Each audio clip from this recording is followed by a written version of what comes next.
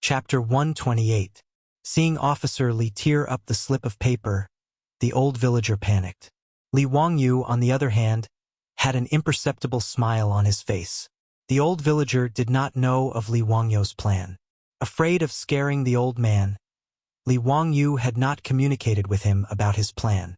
Officer Li, how could you tear up this slip of paper? We really did transport all the grain to Yin province. This is absolutely true. The old villager fell to the ground and desperately tried to gather the pieces of paper. He wanted to piece them back together.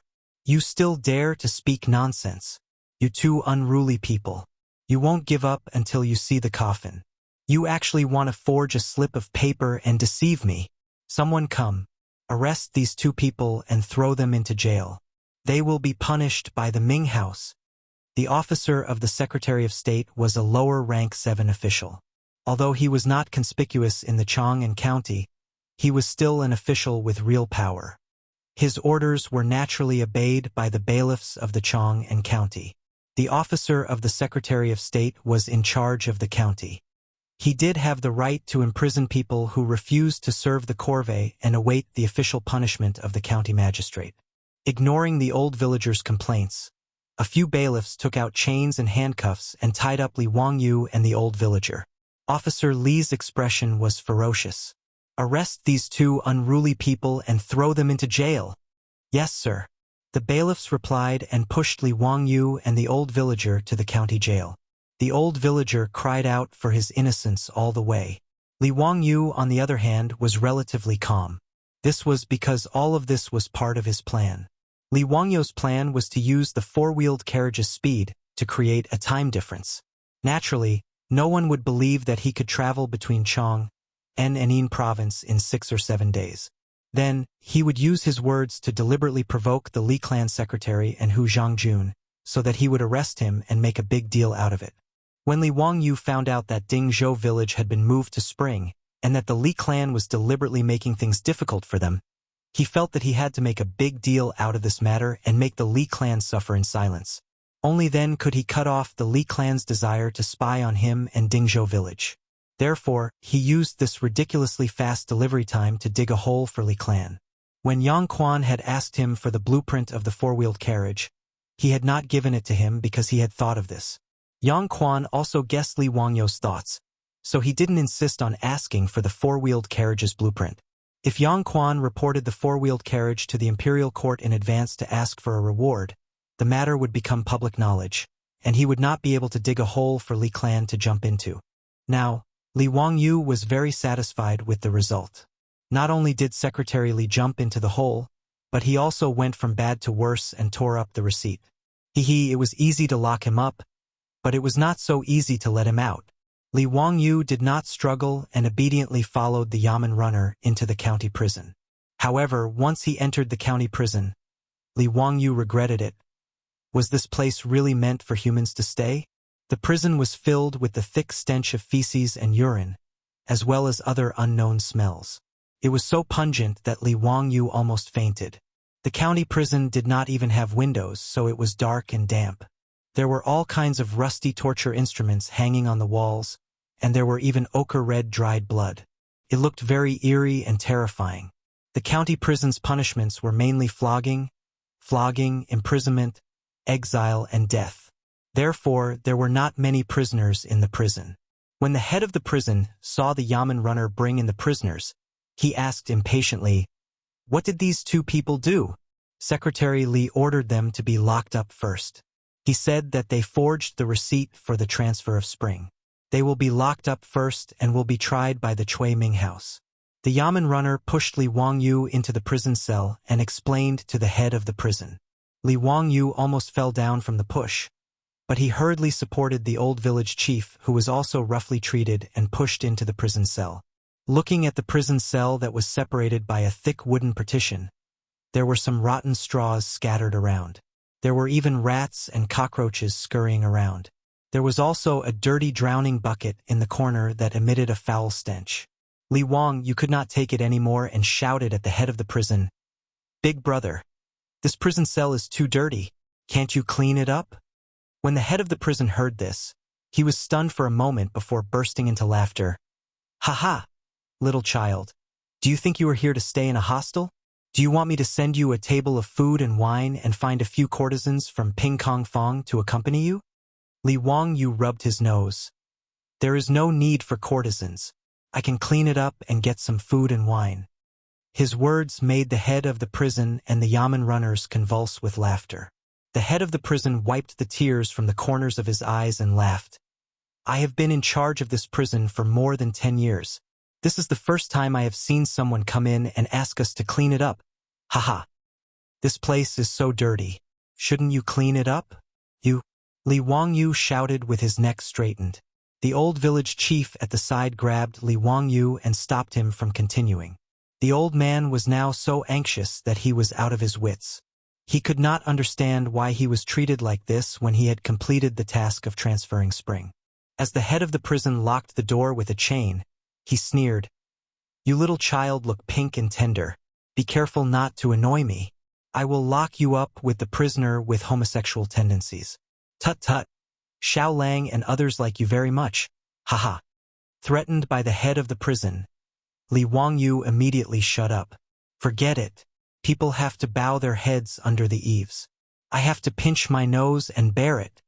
Li Wangyu stared at the head of the prison and thought that when he got out of prison, he must take revenge. The cynical man was thinking about the head of the prison.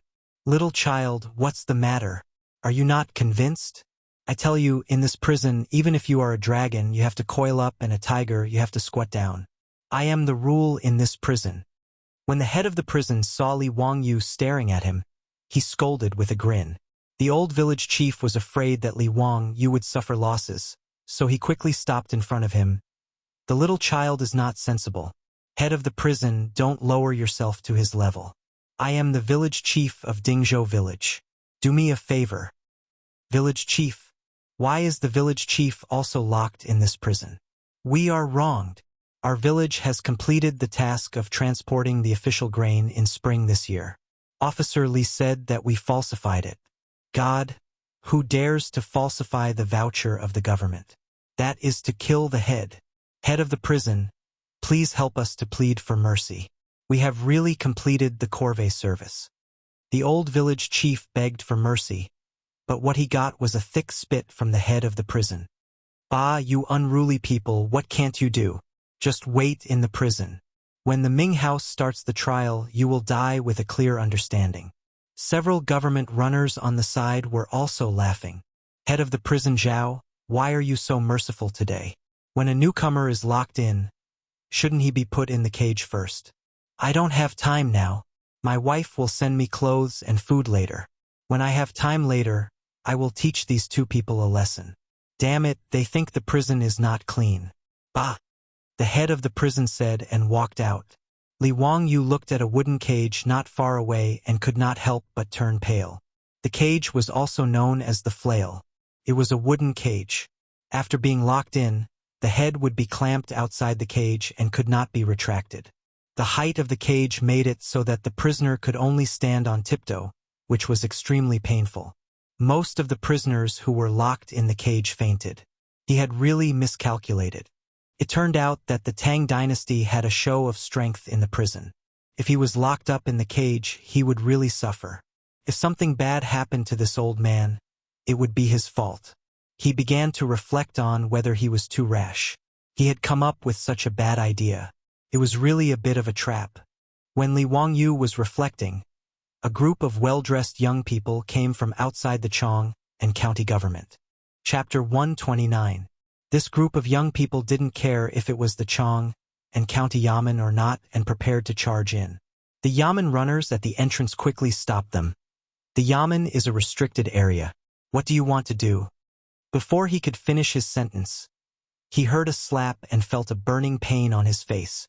This yamen runner was slapped by the young man in front of him. You, what about me? Get out of here. Call that bastard Chui Zhua out. That bastard. How dare he catch my brother? I'll skin him alive. The person who hit him was a burly young man. Beside him were two other young men who looked similar. Brother Chumo, why are you talking nonsense with them? Fight your way in and save Brother Zio. Another young man beside him shouted. Brother Yai, let's wait for Zhuizhua to come out first. After all, this is the Chang and County Yamen. If you fight your way in, aren't you afraid of being beaten by your parents? Another person beside him advised. The entrance of the Chang and County Yamen suddenly became very lively. The three brothers of the Cheng family, Cheng Chumo, his two younger brothers, Fang Juanfang's wife, and a group of children of the Tang dynasty. Du Ruhui's two sons, Du Go and Du He, Wei Zheng's eldest son, Wei Shuyu. Yuqi Jingda's twin sons, Yuqi Baolin and Yuqi Baoqi. Prince Consort Chai Xiao's son, Chai Lingwu. Niu Jinda's son, Niu Zhengping. It could be said that most of the top playboys of the Tang dynasty's Chang'an era were gathered here. Some quick-witted Yamen runners immediately ran to the back hall of the Yamen. There were also Yamen runners who recognized Cheng Chumo and the others and trembled in fear. Anyone would be afraid of such a group of top playboys in Chang'an. The reason why this group of playboys suddenly attacked the Chang and County Yamen was all because of Li Wangyu. Before he left to transport the grain, he roughly calculated the time and asked his beautiful superior to help him send an invitation to Cheng Chumo, his brothers, and Fang Yai to visit the Li family in Dingzhou village. The invitation was sent 3 days ago by Su Chongqing to the Cheng residence and the Fang residence in Chang'an. The reason why invitations had to be sent 3 days in advance was an ancient Chinese custom. 3 days for inviting and 2 days for asking. In order to show respect to the guests, invitations must be sent out at least 3 days in advance. In the invitation, Li Wangyu only said that he had come up with a novel toy and invited them to Dingzhou village to appraise it as guests. Originally, the invitation only invited the Cheng brothers and Fang Yai, because in the Tang dynasty, Li Wangyu only knew these 4 foppish sons. Who would have thought that after Cheng Chumo and his 2 brothers had eaten a pig slaughtering feast at Dingzhou village's Li family, they went around showing off, causing a group of dandy young masters to be very curious. In addition, Li Wangyu was now quite famous among the top nobles in Chang and city of the Tang dynasty. His poems and the incident at Zhang Liang's birthday banquet were all spread among the nobles, which made these playboys very interested in Li Wangyu. When they found out that Li Wangyu had invited the Cheng brothers and Fang Yai to a banquet, this group of dandy young masters didn't care about etiquette and came uninvited. They followed the 4 of them to Dingzhou village in a grandiose manner, preparing to eat the rich. When the group of people arrived at the Li family, they saw Su Chongqing coming out with tears on her face. She told them that Li Wangyu had been arrested by the Chang and County Yamen and was now imprisoned. It was unknown whether he was alive or dead. When Li Wangyu and the old villager went to the County Yamen to report, Niu Wu secretly followed behind them. He knew a bailiff at the County Yamen who had just received the news that Li Wangyu and the old villager had just been imprisoned by Magistrate Li. After Niu Wu confirmed that Li Wangyu had been imprisoned, he immediately rushed back to Dingzhou village on his horse. That was why Su Chongqing had cried and complained. If Li Wangyu hadn't been imprisoned, they would have invited a big banquet as a way to bond. The beautiful superior's complaint was naturally an act. The reason why Li Wangyu had invited the Cheng brothers and Fang Yai was to use the influence of these 4 top dandy young masters of the Tang dynasty to ferment the matter and at the same time protect himself. He and Su Chongqing didn't expect that it wasn't just 4 dandy young masters who came, but a group of people. When the 3 Cheng brothers and Fang Yai heard that Li Wangyu had been imprisoned, they immediately became anxious. They jumped on their horses, turned their horses around, and galloped towards Chang'an. The group of dandy young masters who came to join in the fun immediately followed. This kind of fun was what they liked the most. How could they not join in? When they arrived at the Chang and County Yamen, the previous scene happened. Zhuizhua, who had been informed by the bailiff, didn't even have time to put on his official uniform. He hurriedly ran out from the back hall of the Yamen and bowed to this group of dandy young masters while panting. "Greetings, young masters. May I ask what brings you to the Chang and County Yamen today?" In the Tang dynasty, not everyone could be called young master. Only the young nobles could be called young master. But this group of dandy young masters were all standard young masters. Although Zhuizhua was a county magistrate above the 5th grade, he didn't have any prestige in front of this group of dandy young masters of the Tang dynasty.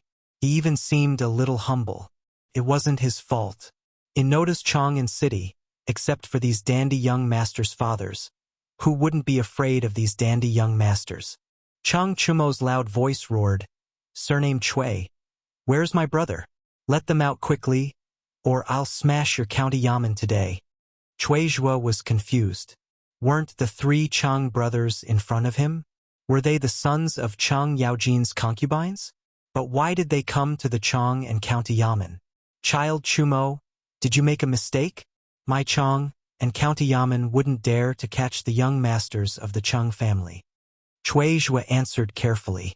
Chang Chumo said angrily, "It's Li Wangyu from Dingzhou village. He's my brother too.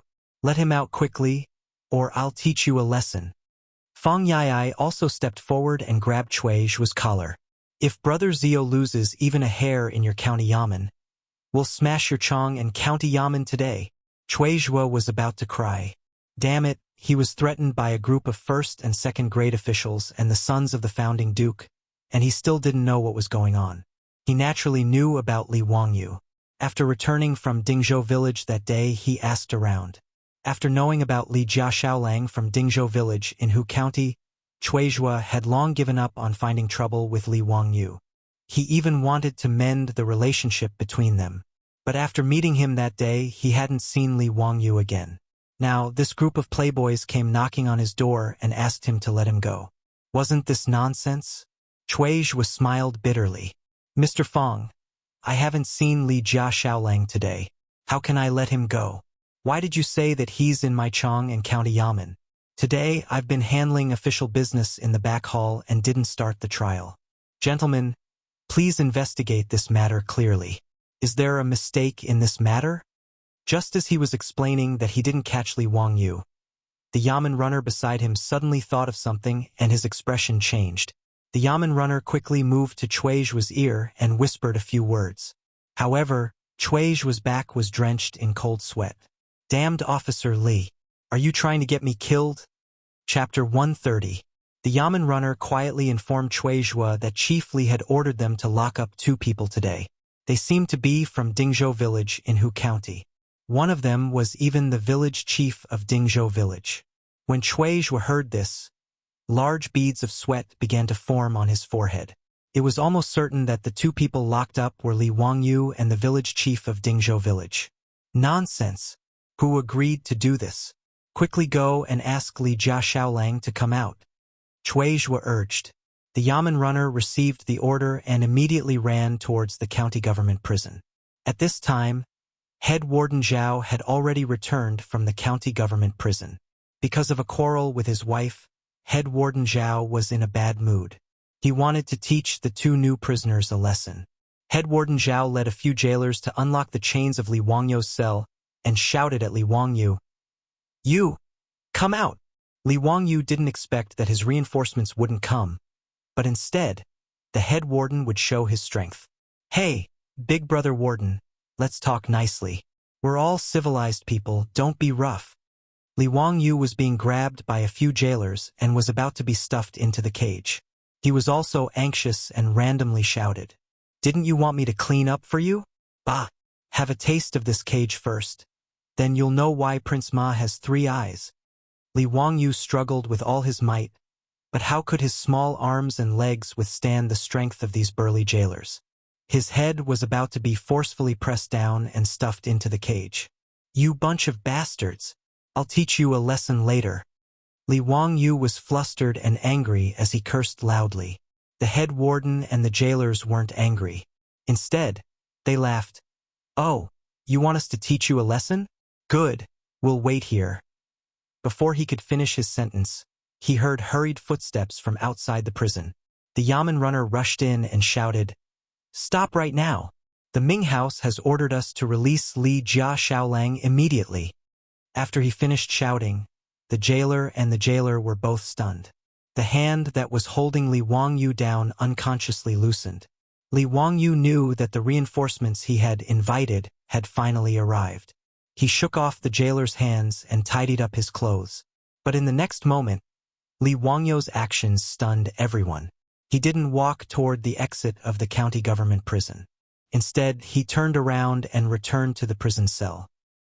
He reached out to help the old village chief up and gently pushed him out of the prison cell. After the old village head left the prison, Li Wangyu didn't leave. He returned to the prison and closed the door behind him. Young Master Li Minghouse, please leave. The bailiff was so shocked by his actions that he could not speak clearly. Li Wangyu calmly blew the floor clean and sat down cross-legged. Go out? Why did he want to go out? Since they can lock me in, they won't let me out so easily. If I don't get an explanation today, I won't get out of this prison. The old village chief was also shocked by Li Wangyu's actions. He repeatedly urged, Xiao Lang, don't make trouble. Since the Ming house let us go, let's go quickly. Old village chief, I won't go. You go back first. I'm fine. They won't dare to do anything to me. Li Wangyu smiled and waved at the old village chief. He already felt very guilty for implicating the old village chief. Now, he naturally wanted the old village chief to go back first, so that the old man wouldn't be frightened. Li Wangyu's actions not only stunned the old village chief, but also the bailiff, jailer, and jailer. Other people who entered the prison were afraid that they wouldn't be able to get out. But this person didn't want to go out. The bailiff cautiously persuaded again. Xiao Lang, come out quickly. The Ming house and your group of friends are waiting for you. When Li Wangyu heard his words, he felt more confident in his heart. Don't talk nonsense. Go back and tell your Chui Ming house that I, Li Wangyu, think the environment of the county government prison in Chang'an and county is good. I'm going to stay here for a few days and enjoy life. His words made the jailer and jailer so angry that their noses were almost crooked. The jailer stared and reprimanded. You little bastard, come out quickly. Believe it or not, I'll whip you to death. As the jailer spoke, he raised the whip in his hand and threatened to whip Li Wangyu. Before Li Wangyu could speak, the bailiff who came to pass the message hugged him. The bailiff urgently whispered in the jailer's ear, Jailer Zhao, if you want to die, don't drag us down with you. What do you mean? The jailer didn't understand. Do you know who are the people outside who are making a ruckus with the Ming residents? Who are they? The bailiff counted with his fingers. The 3 sons of Marquis Lu, the eldest son of Marquis Kai, the eldest son of Marquis Zheng, the second son of Marquis Liang. Before he finished counting, the jailer's legs had turned to jelly and he knelt on the ground. The names of these famous big shots in the imperial court could scare many people to death. Not to mention a jailer like him. Even Chuizhua couldn't afford to offend their sons. But the jailer actually threatened this group of top foppish friends and even wanted to put him in the cage. He was simply tired of living. The head of the prison crawled up from the ground and bowed to Li Wangyu in the cell with a flattering look on his face. Young master, please come out now. Damn it, it's too dirty in here. I don't want to dirty your clothes.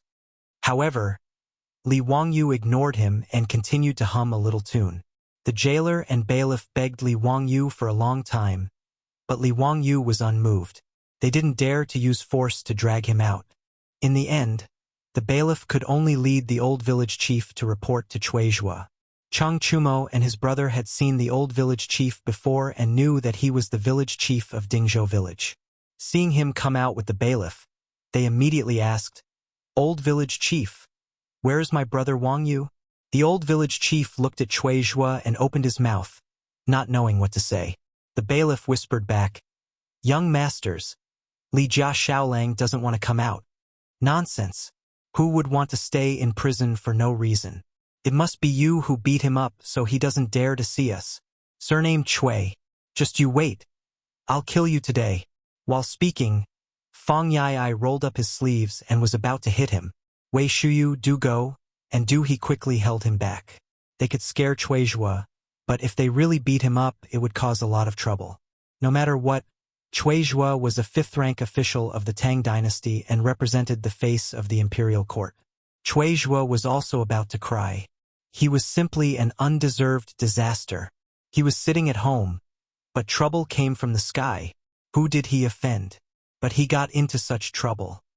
Young masters, it's better for you to persuade the Li family's young master. If he really doesn't want to come out, we don't even dare to touch him.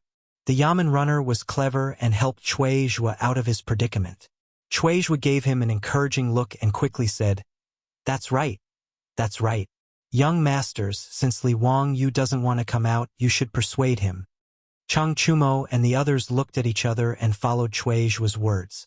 A group of people, led by Cui Zhua, went to the county government prison. In the prison cell, the jailer was still begging Li Wangyu to come out. When he saw Cui Zhua leading a group of playboys, he was so scared that his body trembled. Chapter 131. When Chang Chumo and the others saw that Li Wangyu was really in the cell, they all greeted him. "Brother Zio, we're here to save you. Brother Zio, don't be afraid. We're here. Who bullied you?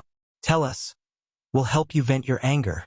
When Li Wangyu saw them, he couldn't help but laugh. He quickly stood up and greeted them in a circle. "Thank you for your concern. I'm fine in this cell and don't plan to go out for the time being." His words made the group of wastrels dumbfounded. That bailiff really didn't lie? Li Wangyu really didn't want to come out? "Zio, don't make a fuss. Come out quickly. We're treating today. Let's go to Drunken Immortal Restaurant and get drunk. Come. Come. Let me introduce you. This is Duke Zheng's eldest son, Wei Shuyu. This is..." Chang Chumo pointed at Yuchi Baolin and the others and introduced them one by one. Li Wangyu was stunned. These were all sons of the top nobles of the Tang dynasty. Du Ruhui, Wei Zheng, Yuchi Jingda, Chai Shao, Niu Jinda, Cheng Yaojin, Fang Xinling. Li Wangyu felt a little dizzy. Did he go too far? Why did he only invite the Cheng brothers and Fang Yai? Why did this group of people come in the end? He quickly greeted these wastrels. Everyone greeted each other courteously. The cell was as lively as a market. Cui Zhua only felt a headache. He carefully said, "Li Jia Shaolang, please come out of the cell. Today was all a misunderstanding." It would have been better if he didn't mention this. Li Wangyu was unhappy. "What misunderstanding? The village chief and I came to the county office to transfer Spring. Why did you lock us up for no reason? If you don't give me an explanation today, I won't go out of this cell." What do you mean by Spring?" Cui Zhua still didn't know why Li Wangyu was locked up in prison by Officer Li. Li Wangyu said, "I, along with more than 60 Dingzhou villages, Dingzhou village, have been conscripted into corvée labor this year to transport 1,000 dan of official grain to Yinzhou. Now that we've delivered the grain, we've come back to report to the Secretary of State's army.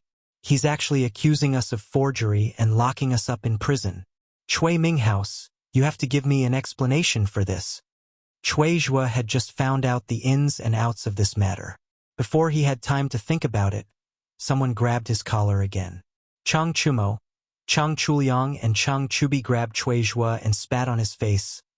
"Our brother, how dare you make him serve the corvée? Surname Cui, how dare you?" I really don't know." Cui Zhua replied with a mournful face. The corvée labor was arranged by the Secretary of the House of Commoners. This lowly official did not give any instructions. Including today's matter, this lowly official did not know about it. It was all done by the Secretary of the Army. "Young masters, please understand. What about that bastard Secretary of the Army?" Hearing Cui Zhua's words, everyone believed him. They had some understanding of the county government's operations. Conscripting corvée labor was indeed the commoners' authority. Cui Zhua hurriedly waved his hand at the Yamen runner. "Quick! Go find Secretary Li." The Yamen runner hurriedly ran out to carry out the order. Not long after, he returned to the prison alone. "Return to the Ming House. Secretary Li is not in the county government. I heard that he went back to Hu County." The reason why Secretary Li was not in the county government was because he was in a hurry to return to Hu County to discuss this matter with the Li clan's elders. Although he had used his authority to throw Li Wangyu and Dingzhou village's village head into the county government's prison, he could not do anything about it. However, as the Secretary of the Army, he had no right to interfere with the punishment. That was the right of the county magistrate, Cui Zhua. Therefore, if he wanted to beat Li Wangyu to death, he had to use the Li clan's influence to do something. In Secretary Li's view, Li Wangyu was a peasant who had no power or influence. As long as the clan put in some effort and bribed Zhuozhua, it would be easy to sentence them to exile or 1,000 li. Like the elders of the Li clan in Hu County, Secretary Li did not see Li Wangyu as a member of the clan. Instead, because the Li clan had lost face several times, he saw Li Wangyu as a mortal enemy. He wanted to break his bones and suck his marrow. Naturally, Secretary Li did not know that after he left, the Chang'an county government had created a storm and trouble. Seeing that they could not find Secretary Li, Chang Chumo, Fang Yai, and the others began to persuade Li Wangyu to come out of the prison. They patted their chests and promised that they would help him vent his anger. But no matter what they said, Li Wangyu shook his head and refused. Brothers, this little brother appreciates your good intentions. However, this little brother was unknowingly imprisoned in the Chang'an county government prison. Naturally, I need an explanation before I can leave.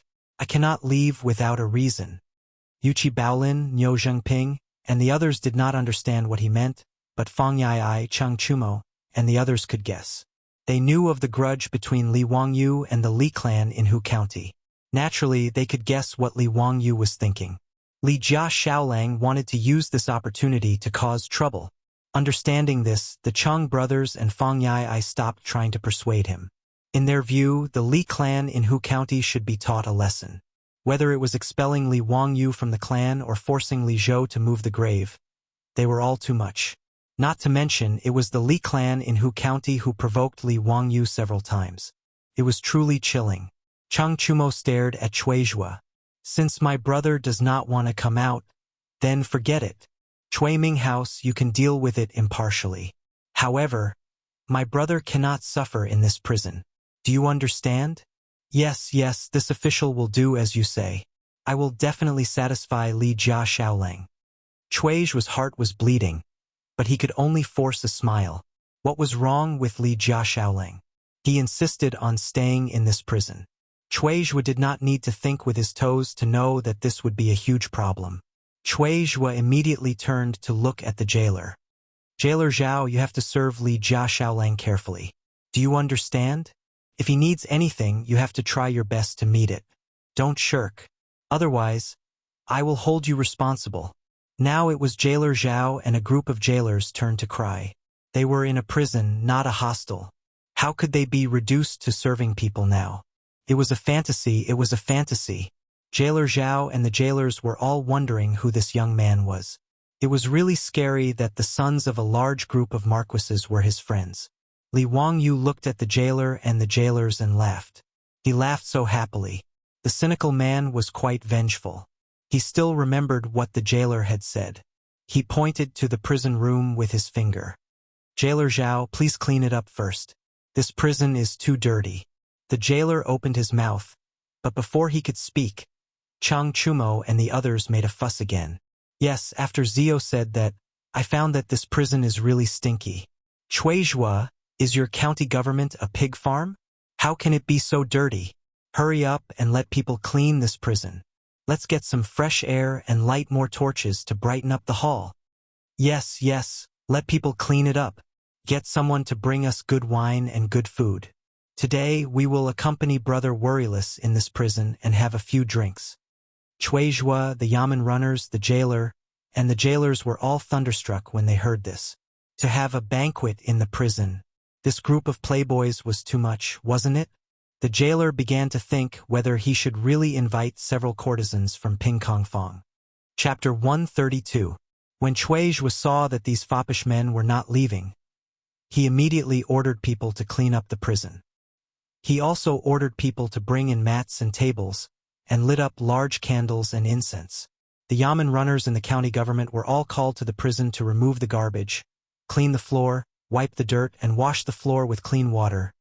In less than 2 hours, the originally filthy prison had changed its appearance. In He Zhao's opinion, this prison was cleaner than his own home. At least there were no candles and incense as thick as an arm in his home. The wine and dishes ordered from the restaurant in the west were carefully sent to the prison by the doctors of the restaurant. There were several large tables, and even more than 10 jars of wine were brought in. Li Wangyu was pulled to the table by the Chang brothers and sat down. A large bowl was directly filled with wine. Brother Wang Yu, come on, let's drink. We won't go home until we're drunk. Wahahaha, this is the first time I've drunk in prison. It's great. Brother Shu Yu, let's drink. Brother Wang Yu, you're really a talent. Haha. Come on, let me toast you. The prison of the county government in Chang'an and county immediately became like a wine shop. A group of foppish men drank a few glasses of wine and made a scene. Cui Zhua had already covered his face with his sleeves and ran away. Head Zhao and a group of jailers were left behind. They forced a smile and poured wine for these foppish men. They directly changed into waiters. Li Wangyu felt that these foppish men of the Tang dynasty were all true men. After a few glasses of wine, he became familiar with them. He did not think that these foppish men were the sons of the Tang dynasty. He just thought that they were his university classmates in the future, drinking and bragging. When the banquet was in full swing, Chang Chumo suddenly began to sing and toast to everyone in the banquet. Li Wangyu was shocked by his behavior. Damn, this guy's singing is killing me. Li Wangyu knew that the Tangs loved to sing. During the Tang dynasty, they digested and integrated the different styles of music and singing from the north and south, and also absorbed the music and singing culture brought by the Western barbarian merchants. Not only did the court music of the Tang dynasty form the famous Ye Yu and Yen Yu 10 songs, but folk music also became colorful and vivid. But while other people enjoyed singing, Chang Chumo's singing was deadly. However, Li Wangyu soon discovered that he was wrong. After Chang Chumo took the lead in singing, everyone at the table also began to sing back. Apart from Wei Shuyu, Dugo, and Du He who were slightly better off, the others like Yuqi Baolin, Niu Jingping, and the others were the ones who were in a tragic state. Li Wangyu's face began to turn pale, and waves of nausea came from his heart. Before he could suppress the nausea caused by the ear-piercing noise, something even more shocking happened. Chai Lingwu was so happy that he pushed the table in front of him away. He stood up and started to twist his body and dance. Damn, not only was there a sound wave attack, there was also a F*King visual attack. Li Wangyu felt that his whole body was not good.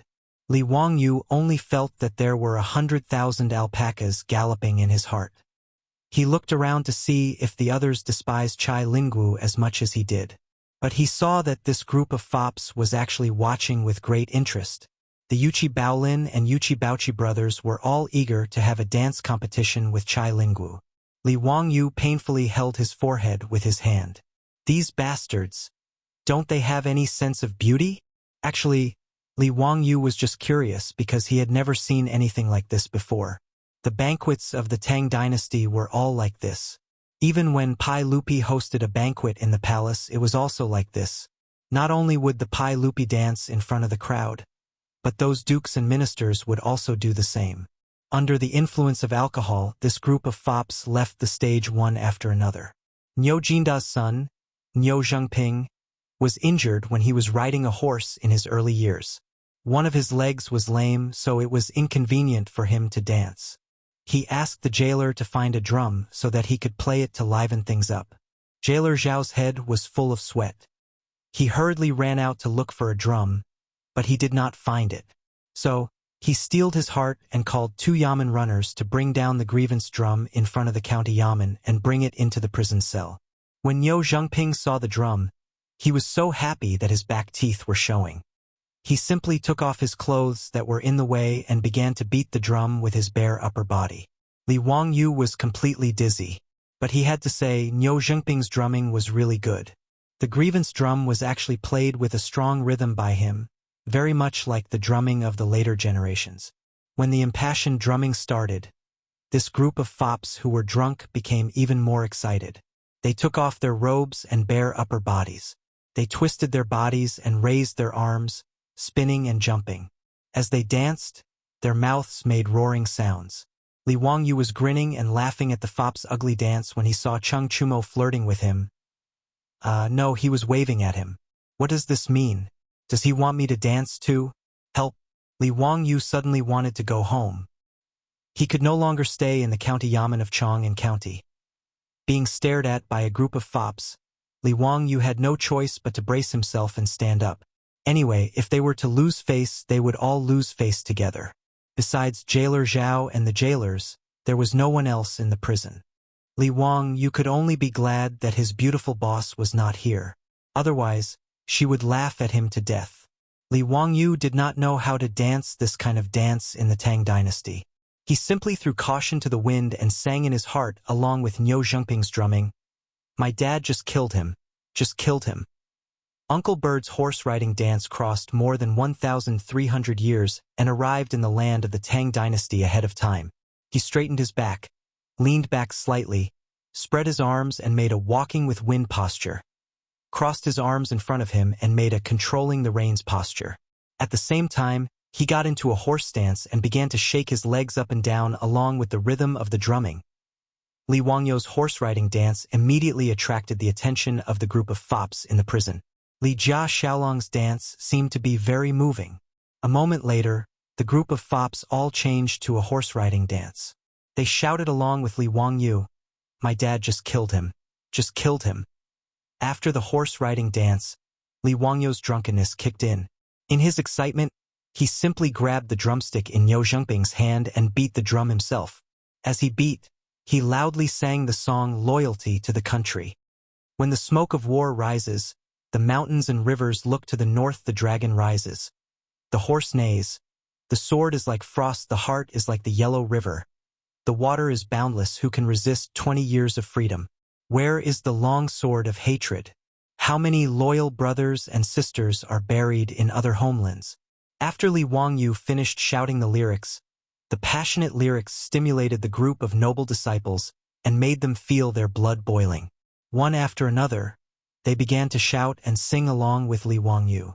Li Wangyu became more and more excited and beat the drum with more and more strength. Finally, under Li Wangyu's heavy hammering, the drum could not bear the burden and broke with a crash. Chapter 133. The banquet in the prison of Chang'an and county finally came to an end. The group of foppish lords were all drunk. They were helped out of the prison by the bailiffs and sent back to their own mansions. Under the care of head warden Zhao and the jailers, Li Wangyu lay down comfortably on the brand new bedding and fell into a deep sleep. In his prison cell, not only did Cui Zhui get someone to bring in new bedding, even the bed was moved in. Mats were even laid out and a few tables were placed on the table. This was comparable to the treatment in a hostel, or even better. At least there would be no guests sleeping in the hostel. There was also a group of jailers standing guard outside. While Li Wangyu was sleeping soundly with the foppish lords, Pai Lupi was discussing state affairs with Zhangsun Wuji, Fang Xianling, Du Ruhui, and a group of important officials in the court. Only a few officials could enter the Yin and Yang Palace to discuss state affairs with Pai Lupi. Therefore, they behaved casually.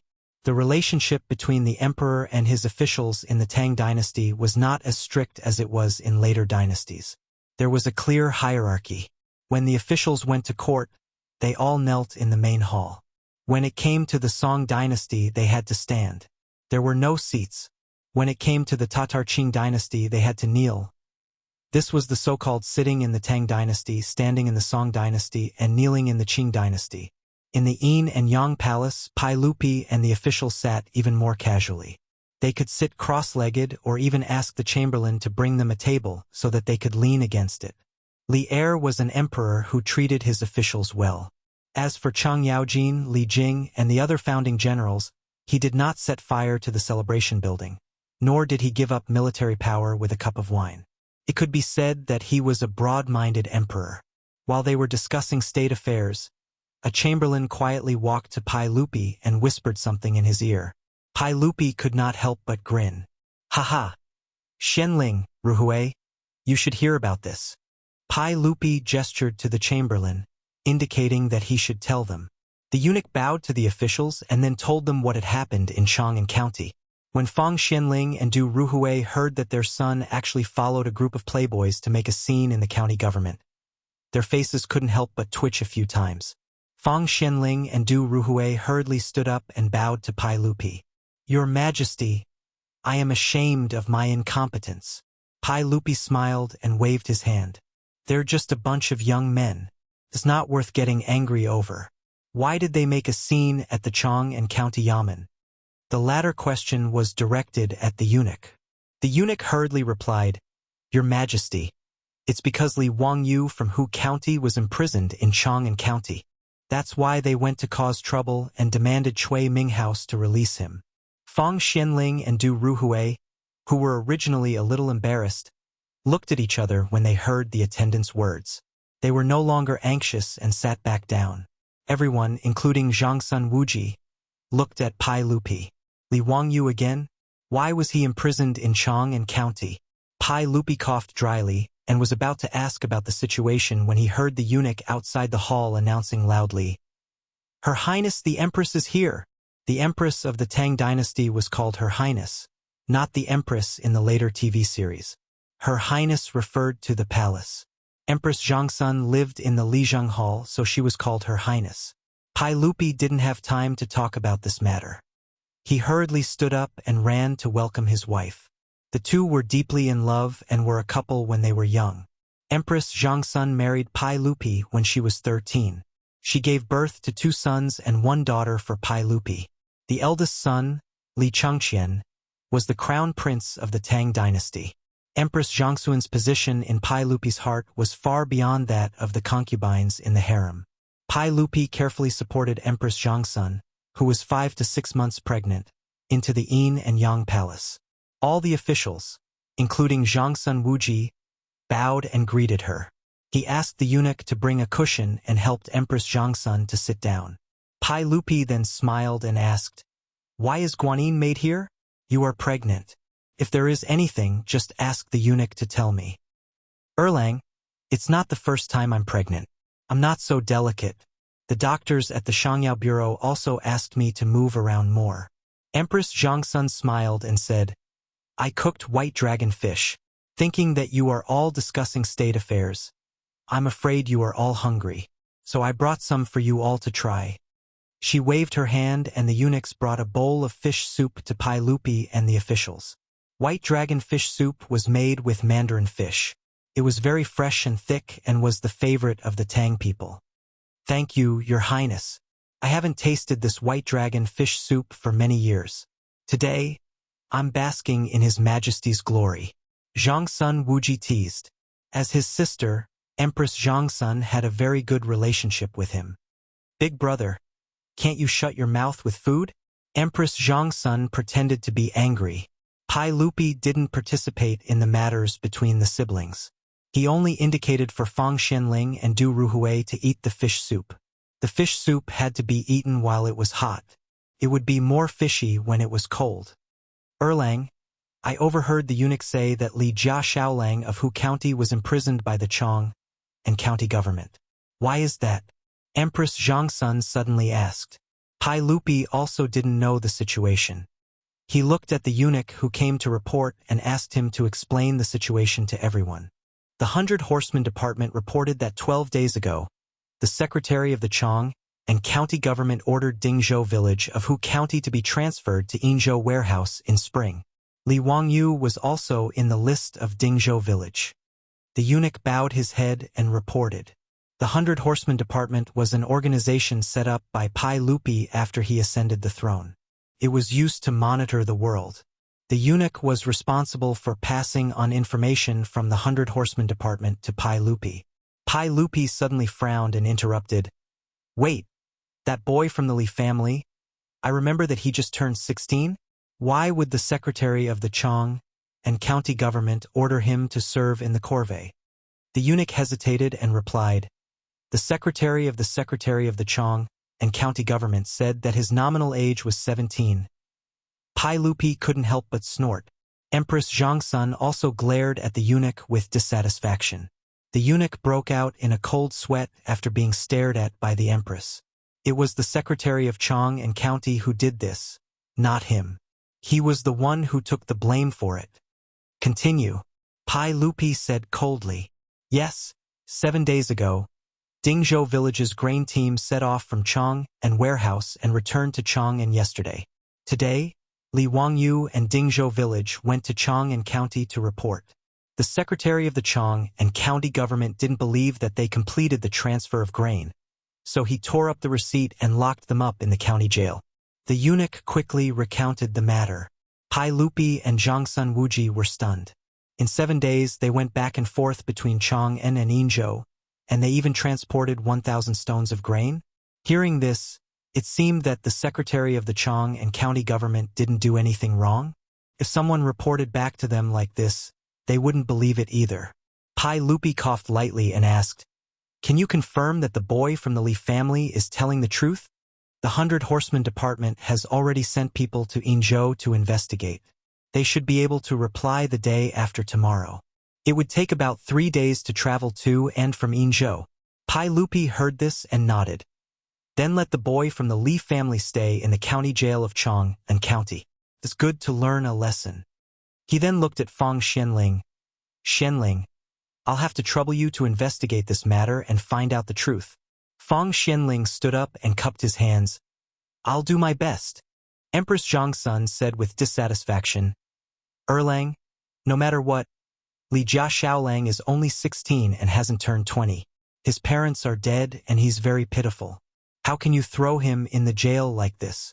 How can he suffer such inhumane torture?" She didn't know that Li Wangyu wasn't suffering in the jail, but was very satisfied. Chapter 134. Pai Lupi couldn't help but roll his eyes at Empress Zhangsun's words. He didn't know that ever since she saw the drunken Li Wangyu at the waterside pavilion, Empress Zhangsun had developed an inexplicable desire to protect him. In addition, eldest Princess Chang'an also felt that Li Wangyu's brother was very interesting. After returning to the palace, she couldn't forget about him. This made Empress Zhangsun even more fond of him. If it wasn't for Li Wangyu's drunken recitation of poems, she would have already summoned Li Wangyu to the palace and taught him a lesson. Okay, I will send someone to tell Chang'an County not to make things difficult for that Li family boy. If that little bastard really lied, I won't forgive him." Pai Lupi felt his teeth itch when he talked about Li Wangyu. Zhangsun Wuji and Fang Xianling looked at each other with smiles in their eyes. In the eyes of this group of court officials, Li Wangyu was pretending to be smart. He wanted to get away with it because he was dissatisfied with the county yamen listing him as a servant. But regardless of whether the Secretary of State of Chang'an County did the right thing or not, it was a big mistake to lie about the grain transportation mission. However, for the sake of Li Er and Empress Zhangsun's face, Fang Xianling only planned to investigate clearly and raise him high before gently putting him down and teaching him a lesson. As for the Secretary of State of Chang'an County, it was obvious from Pai Lupi's snort that he wouldn't be able to get away with it. Pai Lupi didn't even mention that the group of bastards, including his second son, caused a scene at the Chang'an County Yamen. Fang Xianling naturally wouldn't ask for a snub and punish this group of foppish sons. Of course, after returning home, whether Fang Yai would receive intimate care from his father was another matter. While Li Wangyu was still sleeping soundly in the prison, the Chang'an County Yamen received a message from the palace. He told them to keep a close eye on Li Wangyu and not to release him or humiliate him. Once the Duke of Wei, the left servant of the minister of Shangshu, and Fang Xianling found out the truth, they would deal with him separately. Originally, Zhuozhua wished he could send Li Wangyu out as if he were the plague because of the playboys' quarrel. In the end, now that His Majesty had given the verbal order, they could not let him go. Instead, they had to treat him like an ancestor. Zhuozhua was upset, so he could only send the Yamen runner to the prison to pass a message to jailer Zhao, instructing him to serve Li Jia Shaolang well. Listen to these words and serve him well. After prison head Zhao heard the Yamen runner's words, he felt like dying. Even the saint had spoken. How was he supposed to live? He was the head of the prison, not a servant who sold himself. However, even though he was cursing in his mind, his body was very honest. Li Wangyu slept soundly through the night after drinking. When he woke up, prison head Zhao and a group of jailers were already waiting outside the prison cell. Some were holding copper basins and towels to wash his face. Some were holding bronze mirrors. Some were holding food boxes, which contained the exquisite breakfast that Zhuozhua had ordered people to buy. Some were holding teapots for drinking water, and some were even considerately filled with warm water. Li Wangyu stood up and looked at the lineup. He quickly rubbed his eyes to make sure that he was not seeing things and could not help but feel happy. It seemed that Chang Chumo and the others had come to make a big fuss, and it was really effective. He did not know that this matter had already been made known to Pai Lupi. He thought that prison head Zhao and the others were just afraid of Chang Chumo and Fang Yai's despotic power. He accepted the attentive service of the jailers with a clear conscience. After washing up, a jailer immediately took out a comb from his pocket and helped him comb his messy hair. On the side, prison head Zhao was busy putting food on the table and asked him to take a seat. Seeing that the jailer's attitude was so humble, Li Wangyu naturally did not want to bother with them about the unpleasantness when he first entered the prison. After eating breakfast, he was bored, so he simply asked the jailers to find him some books to read to pass the time. However, the ancient books of the Tang dynasty were really obscure and difficult to understand. Moreover, there were no punctuation marks. Just reading the books gave him a headache. Li Wangyu flipped through a few pages of the books and then threw the books aside, thinking about how to pass the time. In his mind, this matter should be solved soon. Since it had already come to this point, Cui Zhuo should not deal with the Li clan's Minister of Civil Affairs, right? He did not know that the matter had already been blown out of proportion, and now Cui Zhuo could not make the decision. Only Fang Xianling could personally handle the case. Feeling bored, Li Wangyu suddenly thought of what he should do. He asked jailer Zhao to find him some cardboard and mulberry paper. He cut them into pieces of paper of suitable size. Then he asked jailer Zhao to find him a map of Chang'an and mark it. He asked for a pen and ink. Then he started to write and draw on the cardboard. Prison head Zhao and the jailers were curious about what Li Jiaxiaolang was doing. They stretched their necks and looked at him for a long time, but they did not understand what he was writing and drawing. They only saw a row of grids on the cardboard, and the names of Shi Market, Dong Market, Pingkong Market, Chongren Market, and so on were written on it. After drawing on the cardboard, Li Wangyu picked up the cut mulberry paper and began to write and draw on it. This made the jailers even more confused. What do you mean by 1 stroke, 10 strokes, and 100 strokes? If the beautiful boss was here, she would immediately cry out, Monopoly! Yes, Li Wangyu was bored and was making a game of Monopoly. When he was a child, there was no computer version of Monopoly. For a long time, the board game of Monopoly was popular. However, Li Wangyu did not have the money to buy it at that time, so he simply borrowed a Monopoly from a classmate and made one himself with cardboard and paper. This left a deep impression on him. But now, in the Tang dynasty, the original names on the Monopoly board were not suitable. Therefore, Li Wangyu simply asked for a map of Chang and market and used the names of the markets to replace the names of the land on the original map. As for the paper money, he replaced it with a pair of copper coins. As for the small houses and hotels in the game, Li Wangyu sent prison head Zhao to find suitable replacements for him. Prison head Zhao was quite a clever person. He actually managed to find a bunch of ceramic huts for them. These ceramic huts were originally toys for peddlers to sell, but he bought them back. Li Wangyu played with the ceramic huts and found them interesting. In fact, during the Tang and Song dynasties, ceramic toys were already very popular. In Li Song and Su Hanshin's peddler painting, there were dozens of types of toys. As for the dice, they were ready-made.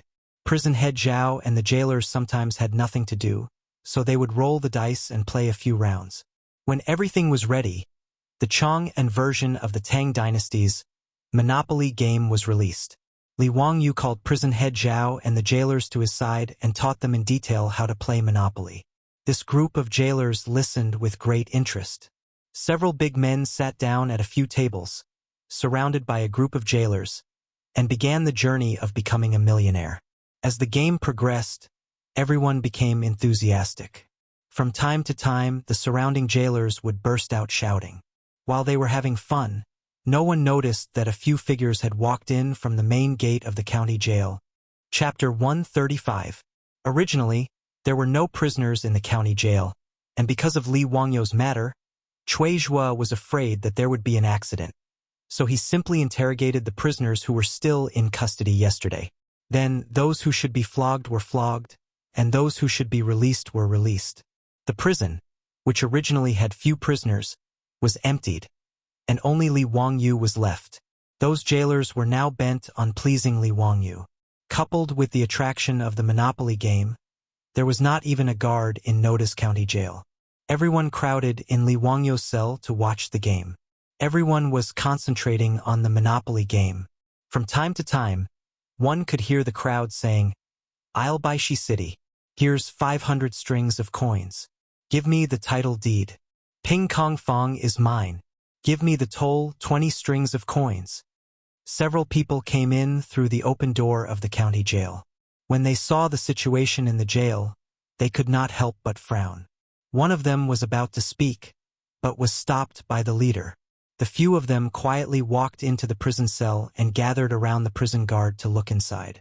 Li Wangyu grabbed the dice in one hand, shook it a few times in his palm, and threw it on the table. Unit 11.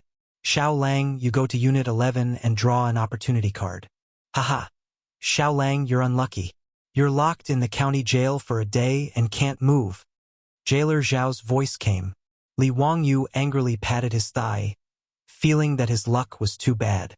Since he could not move in the next round, he stood up to stretch his waist, but was surprised to find that several strangers in fine clothes were standing outside the crowd. Li Wangyu was familiar with the two strangers in the lead. He had seen them at the birthday banquet in Zhang Liang's mansion. The leading man with a curly beard had extorted the sketch Goddess Luo's painting that he had painstakingly drawn for 3 days. Him again? Why do I meet this person everywhere? He's like a ghost. The newcomers were Pai Lupi and Fang Xianling. Today, Fang Xianling came to Chang'an County to inquire about the case. The reason why Pai Lupi appeared here was that the 100 Horsemen Department had already replied to some interesting news. According to the 100 Horsemen Department's report, Dingzhou village had sent 70 villagers, including Li Wangyu, to transport the official grain. The 100 Horsemen Department's private investigation found that the 70 villagers agreed that they did go to Yinzhou within 7 days. Secondly, they used a carriage to transport the grain, and it was a type of four-wheeled carriage that they had never seen before. Then there was the document that had been torn up by the Secretary and Huzhan Army. The 100 Horsemen Department collected the remains and pieced them together. They found that the official seal and stamp of the Yinzhou warehouse on the document were real and not forged. This news immediately piqued Li Er's interest. He was very curious about what had happened. However, the situation in Yinzhou could only be verified tomorrow. Today, Fang Xianling came to Chang'an County to inquire about Li Wangyu, and Pai Lupi came with her. The two of them did not inform Cui Zhua. They only brought a few guards and broke into the prison of Chang'an County. Unexpectedly, there was no one guarding the prison, and the door was wide open. Surprised, the two of them entered the prison and saw that the jailers were all gathered in the cell, shouting and playing something. They heard the crowd constantly saying, 30 strings of cash. Give me 30 strings of cash. And, haha, you're unlucky. Give me 50 strings of cash. Pai Lupi thought that these bastards were gambling, and his face became livid. He stopped the guards from speaking and sneaked behind the crowd with Fang Xianling, intending to catch them in the act. However, the scene that appeared in front of them puzzled the emperor and the prime minister of the Tang dynasty. The words, East Market, West Market, and Ping Kong Fong were written on the paper, and the amount of money was just a toy drawn on the paper. What the hell is this? Pai Lupi and Fang Xianling did not say anything. They stood silently outside the crowd and watched. After watching for a while, the two of them roughly understood that this was a game, and it seemed to be very interesting. The two of them also watched with great interest. At this time, Li Wangyu suddenly stood up and moved his body. He accidentally found Pai Lupi. Li Wangyu stared blankly at Pai Lupi, and Pai Lupi also looked at Li Wangyu. The two of them stared at each other in silence for a long time. Xiao Lang, it's your turn. Prison head Zhao reached out and gently pulled Li Wangyu, which made Li Wangyu come back to his senses. He coughed softly and kicked the prison head, indicating that someone was coming. Prison head Zhao was so excited that he did not notice this. After being kicked several times by Li Wangyu, he came back to his senses and stood up blankly. Then he saw Pai Lupi and Fang Xianling, as well as the guards behind them. Although he did not know Pai Lupi and Fang Xianling, he was quite discerning. When he saw their luxurious clothes and the guards behind them, He knew that these two were important people. Prison head Zhao hurriedly pulled over the jailers who were still staring at the tabletop games and bowed to them. Langjuns, may I ask what business you have in the county prison? Pai Lupi did not know whether to laugh or cry at the scene in front of him.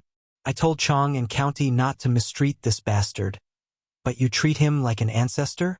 Not only was the cell clean, but the candles and incense were used. There were even beds and mats. Was this still a damn prison? And these jailers, they actually opened the prison door wide and ran in to play games with this bastard. It was ridiculous to the extreme. Fang Xianling coughed softly. We have something to ask Li Jia Xiaolang. You can go out first. Prison head Zhao did not dare to ask more. He hurriedly led a group of jailers out of the cell, leaving Li Wangyu alone. After the jailers ran away, Pai Lupi did not hesitate at all. He directly sat beside the table, picked up the Monopoly cards, and played with them. Fang Xianling did not explain his identity. He just smiled gently and asked Li Wangyu, Li Jia Xiaolang, I have something to ask you. Answer me honestly. Although Li Wangyu was not happy with Pai Lupi, he knew that it was not the time to throw a tantrum. He respectfully bowed and said, Lang Jun, please ask. I will tell you everything I know. Fang Xianling stroked his beard and asked, Let me ask you, how did you transport 1,000 dan of grain from Dingzhou village to Yinzhou within 7 days? Li Wangyu naturally would not hide this question. He smiled and said, It's simple. We used carriages to transport it. You used a total of 30 carriages and borrowed more than 100 horses from Chang'an County. You used them to transport 1,000 dan of grain? One carriage could carry 30 dan of grain? Fang Xianling still did not believe this. Li Wangyu nodded affirmatively. That's right. How do you prove it? Pai Lupi suddenly asked. In fact, it was very easy to prove. Everything would be clear when the people of 100 Horsemen Department came back from Yinzhou tomorrow. However, Pai Lupi still wanted to hear Li Wangyu's answer. How to prove it? Li Wangyu scratched his head. The receipt was torn by Officer Li. He suddenly thought of his client and could not help laughing. Wasn't the Ma family of Yinzhou the best proof? Chapter 136. Li Wangyu scratched his head in embarrassment. Returning to Chang'an from Yinzhou and helping the Ma family to transport goods, was this considered taking advantage of the government? After all, the horses were pulled by the county government, and even the rations for the 70 people were provided by the government. Even the fodder for the horses on the return journey was provided by the post station for free. Li Wangyu laughed mockingly. When we were returning from Yin province because the carriage was empty, I took on a private job. I helped the Ma family of Yin province transport 800 to 900 dendrites of porcelain back to Chang'an. This can't be faked. Lang Jun, you can ask someone to find out. His words made Pai Lupi and Fang Xianling stunned. This bastard, he was serving the corvée, but he was still doing private work. They really didn't know what to say about him. Pai Lupi and Fang Xianling already believed that the Zhou family could go back and forth to Yinzhou within 7 days. But because they believed it, they were shocked. Li Wangyu didn't think much of the four-wheeled carriage, but the two immediately realized the value of it. Fang Xianling immediately reached out and summoned a guard. She whispered a few words and asked him to go to the Ma family in Shi City to verify the truth of Li Wangyu's words. Fang Xianling asked again, Li Jia Xiaolang, is this four-wheeled carriage your work? Li Wangyu nodded embarrassedly and said, Yes. I was forced to do the task of transporting grain by the county government. So I suddenly had the idea to make it. How much weight can this carriage carry? What's the speed? It has 4 horses and 2 coachmen. It can carry 30 stones and run 80 miles per hour. It can run up to 300 miles a day.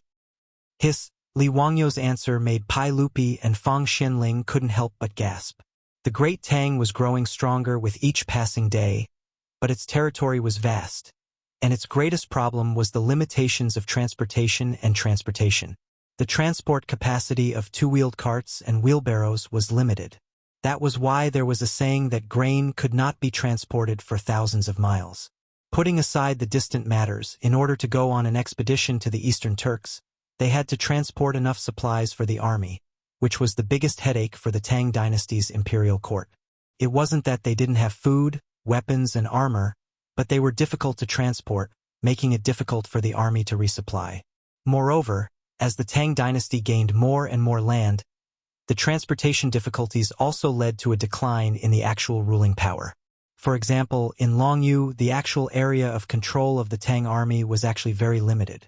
This was caused by the lack of military power.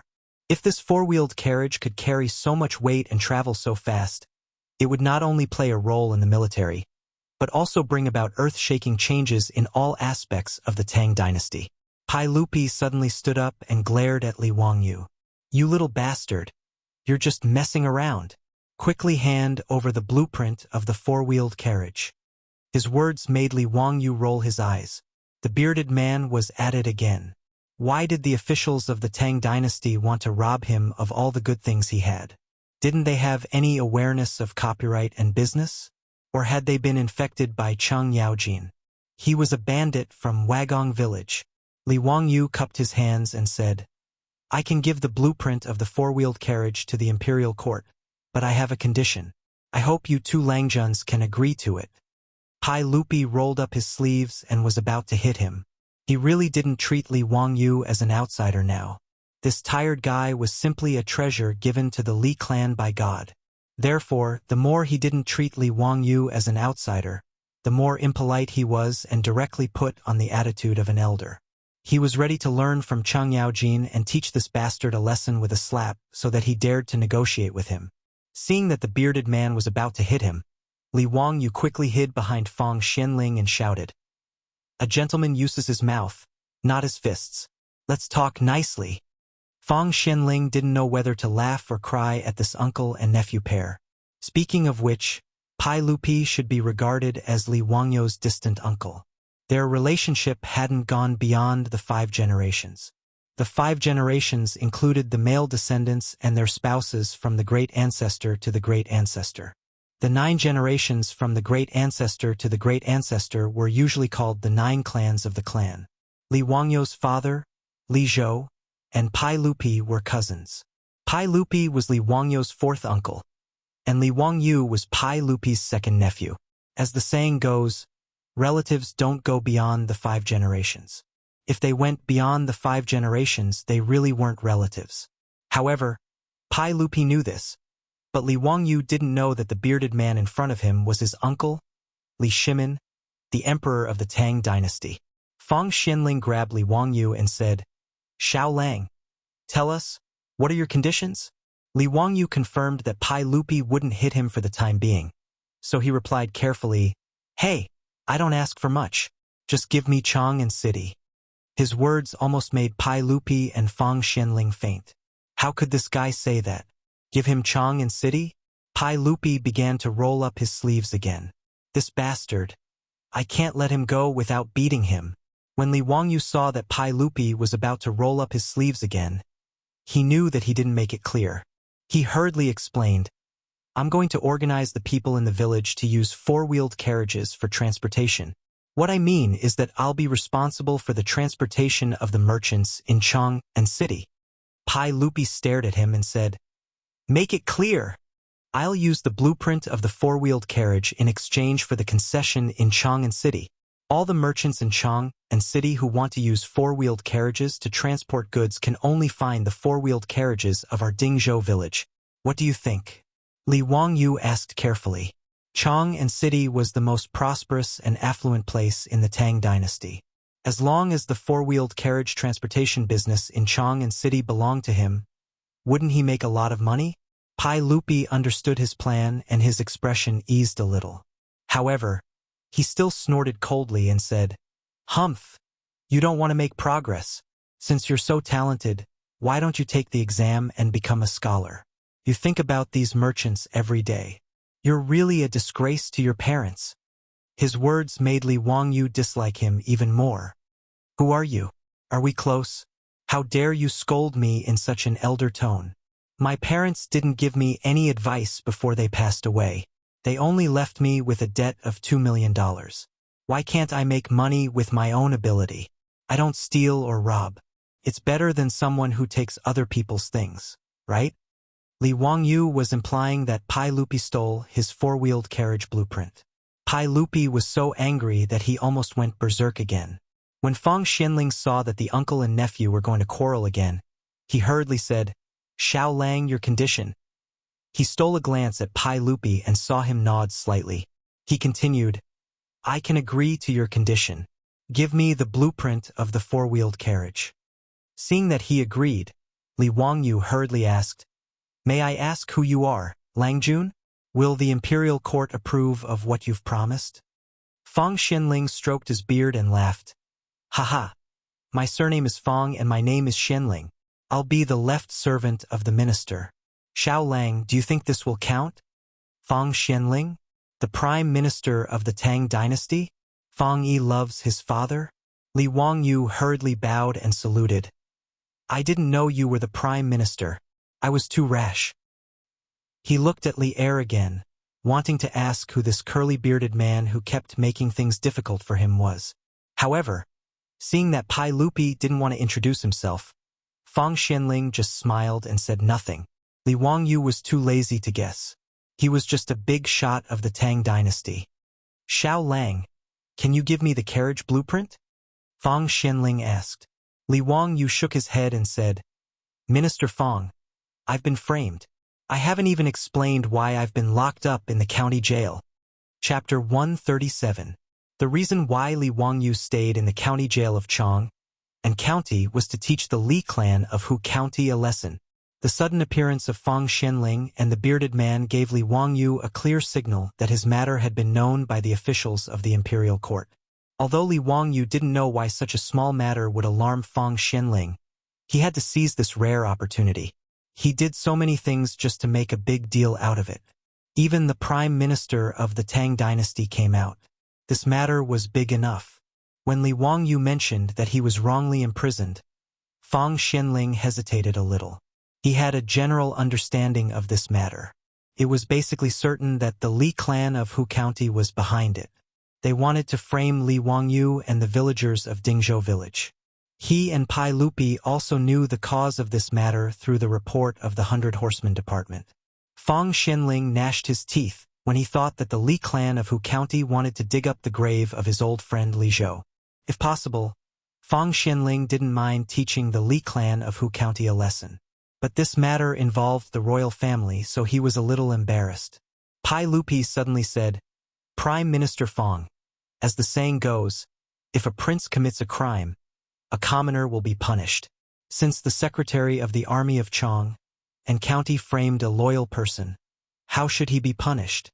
Li Wangyu couldn't help but give Pai Lupi a thumbs up. This bearded man finally said something with conscience. When Fang Xianling heard Li Er's words, how could he not understand his meaning? He smiled and nodded. "That's natural. Since you have made a mistake, you should be punished. This old man will give you justice. Li Jia Xiaolang, can you give me the four-wheeled carriage blueprint now?" Li Wangyu didn't talk nonsense. He took out the blueprint of the four-wheeled carriage and handed it to Fang Xianling with both hands. Fang Xianling couldn't wait to unfold the blueprint. Pai Lupi also stood aside to watch. The four-wheeled carriage's structure wasn't complicated. The key was the steering mechanism. They looked at it for a long time and finally sighed. "Li Wangyu, you are really smart. It's hard for you to think of such a wonderful thing." Li Wangyu blushed. He was a little ashamed that he copied the four-wheeled carriage from the West. But he thought that the West didn't give him a penny for using the four great Wuxia inventions. Thinking of this, Li Wangyu did not feel ashamed. Instead, he felt that it was only natural. Fang Xianling was a bit like Ma Zhou, who wanted to get to the bottom of the matter. She pointed to the drawing and asked, "Xiaolang, why can the carriage's load increase so much with two more wheels?" How to answer this question? It seemed to involve the problem of physical pressure. Four wheels were more uniform than two wheels, so the pressure on the ground was less, so it was easier for the horse to drag it. In addition, the load of the wheels was not borne by the horse. The horse could pull the carriage with all its strength. It seemed to be the truth. Li Wangyu, a second-rate liberal arts student, could only explain it in this way. But how could he explain to Fang Xianling what pressure was? Li Wangyu blinked for a long time and finally said, A horse has 4 legs, and it runs faster than a man with 2 legs. It's the same principle. He was being unreasonable. Why didn't he say that a turtle also had 4 legs? Fortunately, Fang Xianling didn't really want to do scientific research, so she didn't continue to ask this question. All right, Li family's young man, you should go home now. Minister Fang, when will you give me the Chang'an and 4-wheeled carriage franchise? Li Wangyu didn't hurry to leave and asked hesitantly. Pai Lupi's eyes widened again. Fang Xianling quickly replied, Are you still worried that I won't keep my word? Tomorrow I will ask someone to send you the documents. You can rest assured now, right? Thank you, Minister Fang. Hee. I thank you on behalf of the 127 villagers of Zhou village. Li Wangyu bowed deeply again. Well, you exchanged this with the blueprint. There's no need to thank me. I should thank you on behalf of the people of the Tang dynasty. Fang Xianling patted the blueprint in his hand and sighed with emotion. With this 4-wheeled carriage, the Tang dynasty could reduce the number of villagers and save a lot of food and horses. This was a great contribution for 1,000 years. Li Wangyu saw that he had achieved his goal. He was afraid that Su Chongqing would worry about him at home. So he bowed to Fang Xianling and Pai Lupi and left the county jail. Seeing that Li Wangyu was finally leaving, Head Zhao and the jailers almost burst into tears. This ancestor was finally leaving. Head Zhao decided that after today's shift, he would go to the temple to burn incense and thank Buddha for his blessings. Li Wangyu just walked 2 steps out of the county office when he unexpectedly saw Niu Wu squatting in front of the county office. Erlang, why are you here? Li Wangyu asked curiously. Did Niu Wu know that he was going home today? Niu Wu was overjoyed when he saw him coming out of the county office. He quickly ran to him and said, Madam Su was worried about you, so she asked me to wait for you outside the county office. Lang Jun, has everything been settled? Yes, everything is done. This time there was an unexpected gain. Let's go home and talk about it. Niu Wu brought 2 horses from home. They mounted the horses and slowly went to the illustrious Virtue Gate. Pai Lupi and Fang Xianling appeared in front of the county office. Looking at Li Wangyu's back, Fang Xianling suddenly said in a low voice, Your Majesty, we owe this child a lot. The emperor of the Tang dynasty had a complicated look on his face, but he nodded silently and did not say anything. As for Li Wangyu and Niu Wu, after exiting the city gate, they rode their horses and rushed back to Dingzhou village in 2 hours. When they just entered the village, a sharp-eyed villager saw Li Wangyu on horseback and immediately shouted, Li Jia Shaolang is back. Muramesa, come quickly, Li Jia Shaolang is back. More and more villagers gathered around and bowed to Li Wangyu.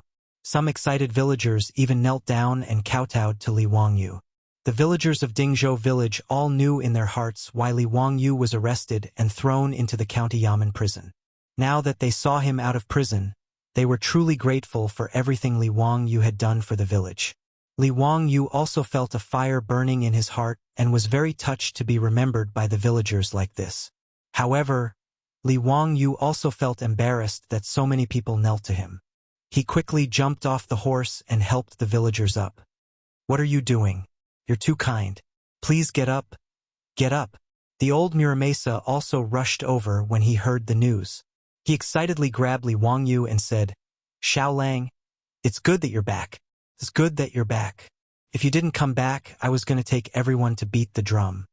The villagers surrounded Li Wangyu for a long time before they finally let him go home. Li Wangyu remembered what Fang Xianling had promised him today. He quickly grabbed the old Muramesa and said, Muramesa, come to my house. I have something to discuss with you. Chapter 138. Li Wangyu's return also made the beautiful boss breathe a sigh of relief. She looked at Li Wangyu with eyes full of joy and nostalgia.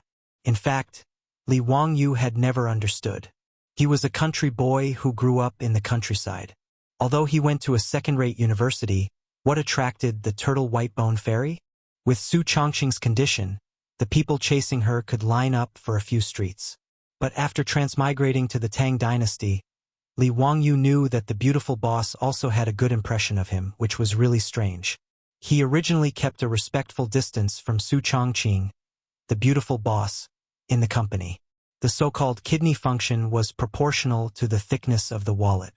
Li Wangyu did not dare to think about marrying a beautiful woman and walking to the peak of life. However, he was too embarrassed to ask Su Changqing about this matter. He could only temporarily suppress the doubts in his heart. As soon as Li Wangyu returned home, Su Changqing drove him to the bathhouse to take a bath. In the hot water that had already been prepared, she also put grapefruit leaves. She wanted him to get rid of the bad luck. He could not help but feel funny, but he could not bear to reject Su Changqing's kindness. This woman, did she really think that he was going to jail? After a comfortable hot bath, he changed into the clean clothes that Perrin had already prepared. In the living room, Su Changqing had already prepared a table of food. Li Wangyu quickly asked the old villager who had been waiting for a long time to sit down together. They chatted while eating. Changqing, old villager. Guess who I saw in the county prison today? Who? He, the Prime Minister, Minister left servant, Fang Xianling. Li Wangyu picked up a chopstick and said while eating. Su Changqing could not help but exclaim softly, "Ah, Fang Xianling? That's a famous person in the Tang dynasty." As soon as she said this, she suddenly felt that something was wrong.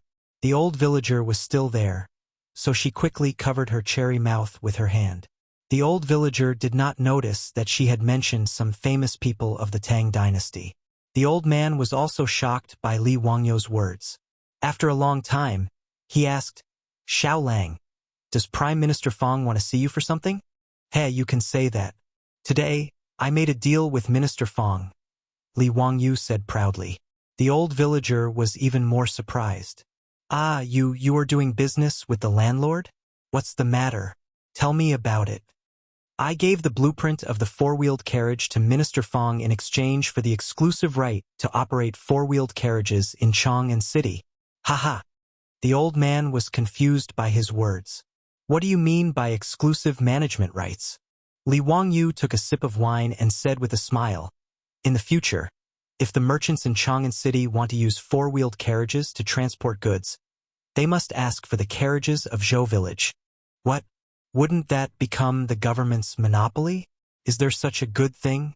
The old villager could not believe his ears. Even though he was just a small villager, he knew that the word monopoly had great benefits. In Chang'an City, there were no less than thousands of merchants' shops.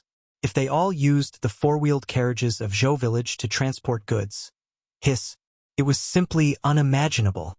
After a long time, the old villager said, "Xiao Lang, there are only more than 100 families in Zhou Village. Even if all of them go to drive carriages, I'm afraid that it won't be enough for the merchants in Chang'an City, right?" "Of course, old villager.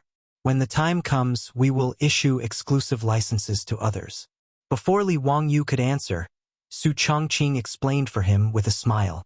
It was like the capital of the future.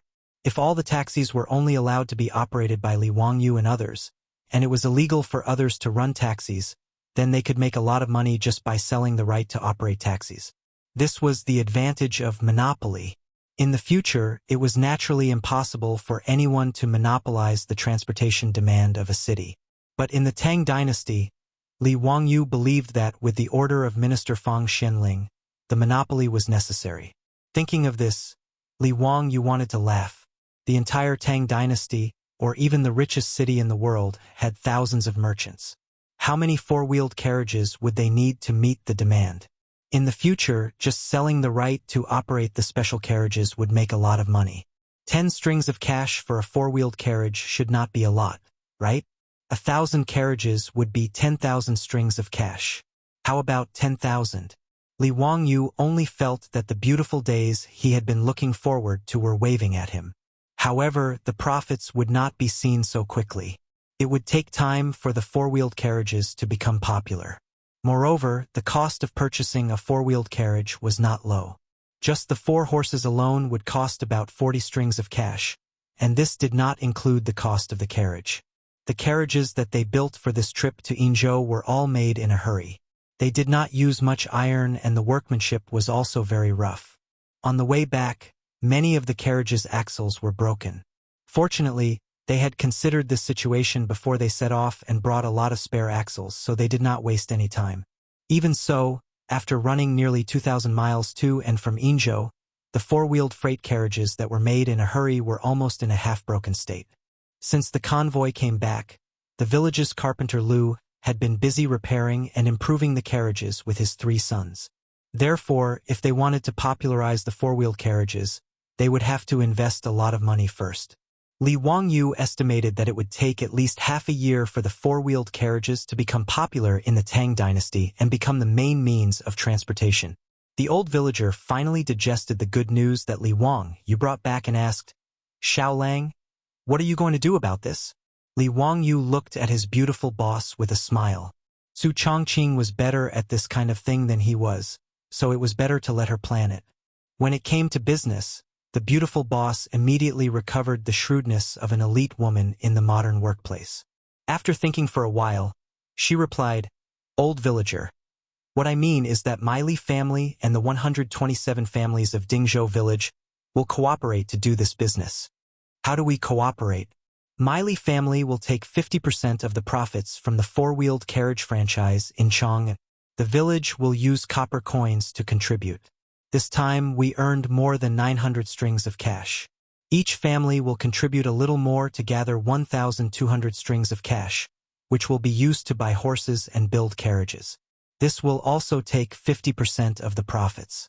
The 50% of the profits in the village will be divided equally between each family.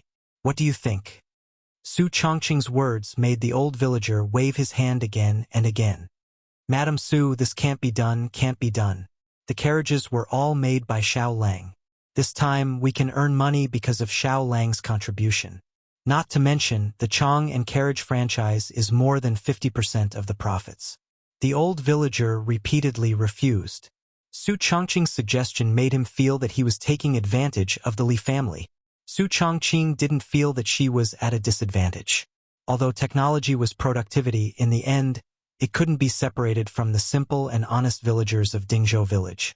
At the same time, Su Chongqing also deliberately wanted to tie the 127 families of Dingzhou village to the Li family. She couldn't be blamed for thinking this way. For her beautiful boss, there was no sense of security in the Tang dynasty. Especially this time, Li Wangyu's imprisonment. Although it was his own plan, it also made Su Chongqing realize that the Tang dynasty, where officials were based on power, wasn't necessarily so beautiful. While the old villager and Su Chongqing were discussing the shares, the Li clan of Wuxia ushered in a storm. Chapter 139. 2 days ago, after the Li clan's secretary and Hu army had Li Wangyu and the village chief locked up in the county jail, he hurriedly rode back to Hu County with his servants. He found the clan elder and the clan elder to discuss how to use this opportunity to kill Li Wangyu. The group of people discussed in the clan leader's house for an entire night. Everyone felt that Li Wangyu would not be able to escape this time, so they ordered people to set up a banquet. They toasted each other and drank to their heart's content. The next day, when Sihu Li woke up, he felt a bit unwell. He was too lazy to go back to the county office for roll call, so he sent his servants back to the county office to ask for leave while he prepared to stay at his home in Hu County for 2 days. After all, County Magistrate Cui Zhuo knew that he was a member of the Li clan, so he was usually very polite to him. In his opinion, if Li Wangyu was locked up in the county jail, he would not be able to call out to the heavens and the earth. He would just let him suffer in the jail for now. After resting for 2 nights, Sihu Li planned to return to the county office to make some connections and kill Li Wangyu. However, an uninvited guest arrived at his home. An 8th-rank supervisory censor of the censorate, dressed in dark green official robes, led a group of bearers and rushed into Li family's residence in Hu County. The censorate of the Tang dynasty did not only hear about reports, but it also had the power to supervise officials. It was similar to the procuratorate of the modern era and the Commission for Discipline Inspection. The censorate of the Zhenguan dynasty not only had a prison, but it also handled special cases. For major cases, the censorate, the Ministry of Justice, and the Supreme Court formed 3 divisions to try them. The Supreme Court was in charge of interrogating criminals and drafting sentences. The Ministry of Justice was in charge of reviewing the cases and reporting them to the censorate. Although these censors were of low ranks, they had the power to supervise hundreds of officials. They were the most feared and unpopular officials of the Tang dynasty. Before Sihu Li could react, he was forcefully taken away from the house of the Li clan by the censor, leaving behind a group of crying women and children. When the Li clan leader and clan elders heard the report, they all felt as if they had been struck by lightning on a sunny day. Everyone was at a loss as to what to do. This time, the imperial censorate's punishment was very fast. The Li clan's 7th-rank official joined the army. Several days later, he was demoted and removed from his post, and sent to exile 3,000 li away, under the pretext of double public service for personal gain. After this incident, no one else from the Li clan of Hu County became an official. After the censorate took Sihu Li away, the Li clan leader and clan elders were still at a loss as they gathered in the ancestral hall to discuss countermeasures. Then, another group of people rushed out of Chang'an and headed straight for the Li clan in Hu County. This time, it was the people of the Zongjing Temple who brought along the reprimand and punishment of temple head Li Shaogong for not caring about the truth for 10,000 years. The Li clan of Wuxia, who does not practice personal morals, is to reflect on his mistakes behind closed doors. He is to be grounded, and his imperial family's salary will be halved. In other words, the Li clan was prohibited from leaving the county where they had opened their accounts. They were not even allowed to go to Chang'an City. Having the imperial family's salary was a heavy blow. The Tang dynasty still treated their relatives well. Even distant relatives like the Li clan of Hu County were not given titles, but they were still given a generous amount of money every year. For the Li clan leader, his annual salary was the same as that of the founding county magistrate, which was equivalent to the salary of a 5th-rank official. Now that half of their salary was deducted, how could they not feel as if they had lost their parents? Deputy Chow, may I ask why this is? The Li clan leader asked the deputy of the Zongjing Temple with a trembling voice, his face full of disbelief. Deputy Chow had a good temper. He just laughed and cupped his hands, saying, "Mr. Li, you have offended someone you should not have offended. Do you still not understand? The Li clan of Hu County has always been law-abiding. When did we offend anyone?" The Li clan leader still did not understand. In his opinion, his clan had never offended the nobles in Chang'an City. "Fool, you have offended a saint." "Saint? What have we done? Please enlighten us, Deputy Chow." The Li clan leader was confused. How did they offend Pai Lupi for no reason? He did not have time to wail. He reached out and grabbed the deputy's sleeve, secretly stuffing a gold ingot into his hand. The deputy weighed the 5 taels of gold ingot and laughed. "Mr. Li, do you know Li Wangyu from Dingzhou village?" The Li clan leader was stunned. "Of course I know him. Why? Does it have something to do with him?" The deputy nodded. "Li Wangyu is now very famous in Chang'an City. He is in the emperor's heart. You actually wanted to dig up Li Zhou's grave. Your Li clan even imprisoned him in the Chang'an County. Aren't you just looking for trouble?" The Li clan leader muttered. How is this possible? He is only a 16-year-old kid. How can he do this?" The deputy glanced at him. He felt that this kind of person who did not have foresight and only cared about small benefits was a disgrace to the imperial court. However, he still patiently told him what he knew. What happened at the poetry gathering in Sujiang Lake and Zhang Liang's birthday banquet spread out through various channels. Although the deputy was an official of the Zongjing Temple, he also had a few good friends who were officials in Chang'an City. Li Wangyu from Wuxia had offended Pai Lupi several times, but nothing had happened. This kind of news had already spread among the nobles of the Tang dynasty. Li Wangyu's poems were loved by the scholars and Confucians in Chang'an City. Even the most popular songs sung by the prostitutes in Pingkong Square were Li Wangyu's poems. Early this morning, the deputy of the Zongjing Temple, Li Shaogong, was summoned to the palace by the sage. After returning to the Zongjing Temple, Li Shaogong angrily called Deputy Chow over and asked him to go to the Li clan in Wuxia to reprimand this group of bastards. Hearing the deputy say these things in a low voice, the Li clan leader was so shocked that his scalp went numb. He could not stand steadily and fell to the ground. I, this child. He couldn't even speak clearly. The deputy saluted him with a slight disdain and left. As far as he was concerned, the Li family of Hu County must have been out of their minds to expel a Qilin like Li Wangyu from the clan. The elders of the Li clan were also stunned. No one would have thought that everything that happened today was because of the young man who was kicked out by them. It was too late to regret. After understanding all of this, the Li clan leader and the other elders seemed to have aged several years in an instant. Their bodies became more bent and they looked senile. Li Gui suddenly ran in from outside and shouted, "Grandfather, that bastard Li Wangyu was released by the Chang'an county government." Before he could finish his words, he heard a crisp slap. Li Gui covered his rapidly swollen cheek with one hand and looked at the clan leader in disbelief. His grandfather had never hit him even once since he was young. "Bastard, you are not allowed to provoke that Li Jia Shaolang in the future. Do you want to kill our entire clan?" The Li clan's patriarch roared at Li Gui with all his might. He used so much force that even his face turned red.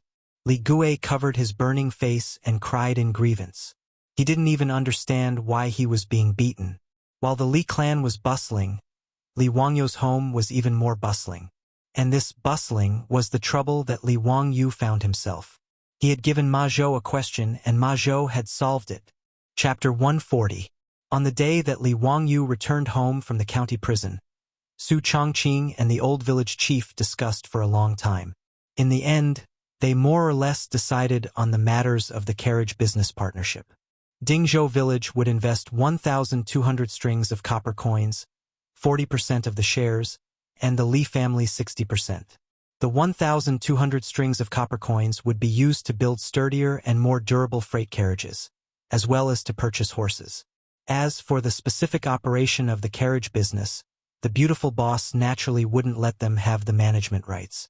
Regarding this, neither the old village chief nor Li Wangyu had any objections. In the old village chief's opinion, Miss Su's business methods were simply like Fan Li's reincarnation. This old farmer, who had been farming for his entire life, was simply amazed by Su Changqing. As for Li Wangyu, there was no need to even mention him. He was originally a subordinate of the beautiful boss in the future. Regarding this woman's business methods, he could only say one word: admiration. Although Li Wangyu didn't want to admit it, the beautiful boss was able to get a 7-figure monthly salary, while he only had a 6-figure annual salary. This was absolutely reasonable. After Su Changqing transmigrated to the Tang dynasty, she had been holed up at home for almost a month. This really made this elite female professional feel suffocated. She wasn't one of those delicate canaries who didn't step out of the house. Instead, she was a modern woman with a strong career spirit. If she didn't do anything and just stayed in the house all day doing housework, washing clothes, cooking, and taking care of the children, it would be more painful than killing her. Now that she finally had a chance to slightly show off her business skills, how could Su Changqing let it go? If Li Wangyu dared to say half a word of no, perhaps a bloody case of the Li family would occur. Seeing that Su Changqing took the initiative to take over the carriage business, the old housekeeper Li Heng and Perrin secretly looked at each other. Both of them secretly let out a sigh of relief. There was no other reason other than the two of them didn't want Li Wangyu to be involved in the business of merchants. Whether it was the old housekeeper Li Heng or the little girl Perrin, they both hoped that their Lang Jun would take the imperial examinations and obtain scholarly honors in the future. Like their old master, he would patrol the heavens and enlighten the people. This was the right path. Merchants, on the other hand, were not allowed to participate in the imperial examination. If Li Wangyu wanted to operate the four-wheeled carriage, these two people would definitely stand out to dissuade him. Perhaps even Li Heng would try to persuade him again. Now that Madame Su was willing to take over this matter, it couldn't be any better. After the matter was settled, the old villager got up and said goodbye. He had to find the old man in the village to discuss this matter again. After respectfully sending the old village chief out, Li Wangyu drank the Medicine King tea in the central room, but he always felt that he seemed to have forgotten something. Li Wangyu looked left and right for a long time, then suddenly slapped his forehead. He had forgotten about Ma Zhou. After returning home from the county yamen, he almost forgot about Ma Zhou's existence. It was really embarrassing. Ever since Ma Zhou was kidnapped by Li Wangyu and brought back to the Li family, he had been holed up in his room, fiddling with the weighing apparatus and copper coins as if he was possessed. Even his meals were brought in by the maidservants. Ma Zhou didn't even know that Li Wangyu had been locked up in the county yamen prison.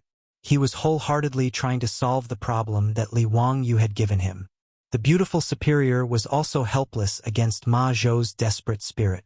She could only instruct the maidservants to take good care of him and let him be. Changqing, is Ma Zhou okay? The beautiful superior was speechless and rolled her eyes. You finally remembered that there is still someone in the family? You are really good. After bringing Ma Zhou back, you didn't care about him at all. He is fine. Every day, he will be in his room calculating the 12 copper coins. You are so wicked. Let's see how you will explain if Ma Zhou gets sick. Li Wangyu smiled sheepishly and said, "Hehe, I was also forced into a corner. Who asked him to suddenly think of taking someone as his master? I..." Before he finished his words, he heard a figure running in from outside the central room. As he ran, he shouted, "Teacher, teacher, I calculated it. Haha, I calculated it." This voice involuntarily caused Li Wangyu's face to turn white. Su Chongqing, who was at the side, lightly covered his red lips with his hand, smiling until his eyes were curved. This person, he really couldn't be nagged. Li Wangyu's face was bitter. He looked at Ma Zhou, whose eyes were red and hair was messy. "Brother Bin Wang, don't worry about that problem. Come, try the Medicine King tea. This is made by the old immortal Sun Simiao himself. It is very rare." He wanted to change the topic, but before he could finish, Ma Zhou rushed to the table, grabbed the teacup and drank it in one gulp. Ma Zhou put the empty teacup on the table and wiped his mouth with his sleeve. He didn't care what he had just drunk and put a piece of paper in front of Li Wangyu. "Teacher, please take a look. You only need to divide the 12 copper coins into 3 groups. Ma Zhou explained the correct answer that he had finally figured out after thinking hard for a few days.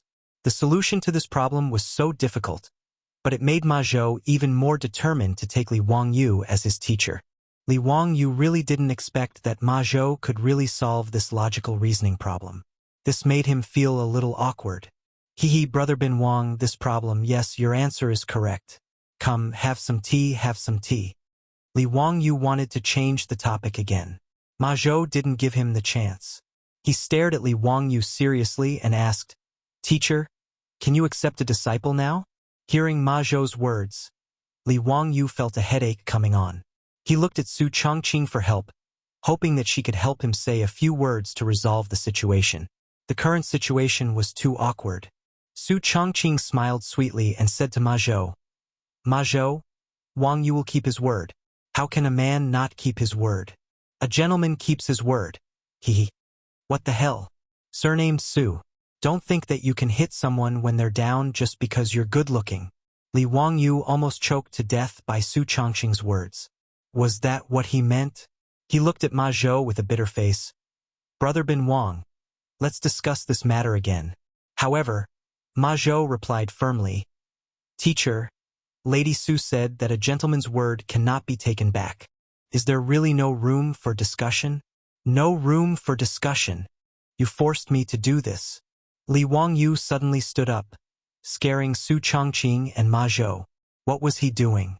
He suddenly touched his stomach with his hand and said with an exaggerated expression, "Ouch! My stomach hurts. Brother Bin Wang, I have to go to the toilet. I'll be back soon." As soon as he finished speaking, Li Wangyu turned around and ran to the backyard.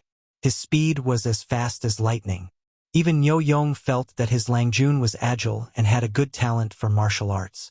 Seeing Li Wangyu shamelessly use the defecation escape, the beautiful superior blushed. It wasn't because she was shy, but because she was angry at this lazy guy. She asked you to accept a disciple, not to commit crimes. Was it so difficult? Su Chongqing said to the dumbstruck Ma Zhou. "Ma Zhou, you wait a moment. I will go and catch him." After saying that, he stood up, his small waist swaying as he walked towards the rear courtyard. Li Wangyu hid in the bathroom in the backyard for a while. He felt that he could hide for a while. Just as he opened the bathroom door sneakily and was about to sneak back to his room, a slender hand reached out from behind the door. Before Li Wangyu could react, the hand grabbed his ear and twisted it gently. Above Dingzhou village, there was a mournful howl that made those who heard it cry and those who heard it cry. Chapter 141. The beautiful boss grabbed Li Wangyu's ear and laughed happily. Chang'an, let go. My ear is going to fall off. Su Chang'an glared at him angrily and let go. Are you going to run or not? No, I'm not going to run. Chang'an, what are you doing? Don't you know what I majored in college? If I become Ma Zhou's teacher, what can I teach him? Li Wangyu rubbed his red ear speechlessly. This little girl really hit him hard.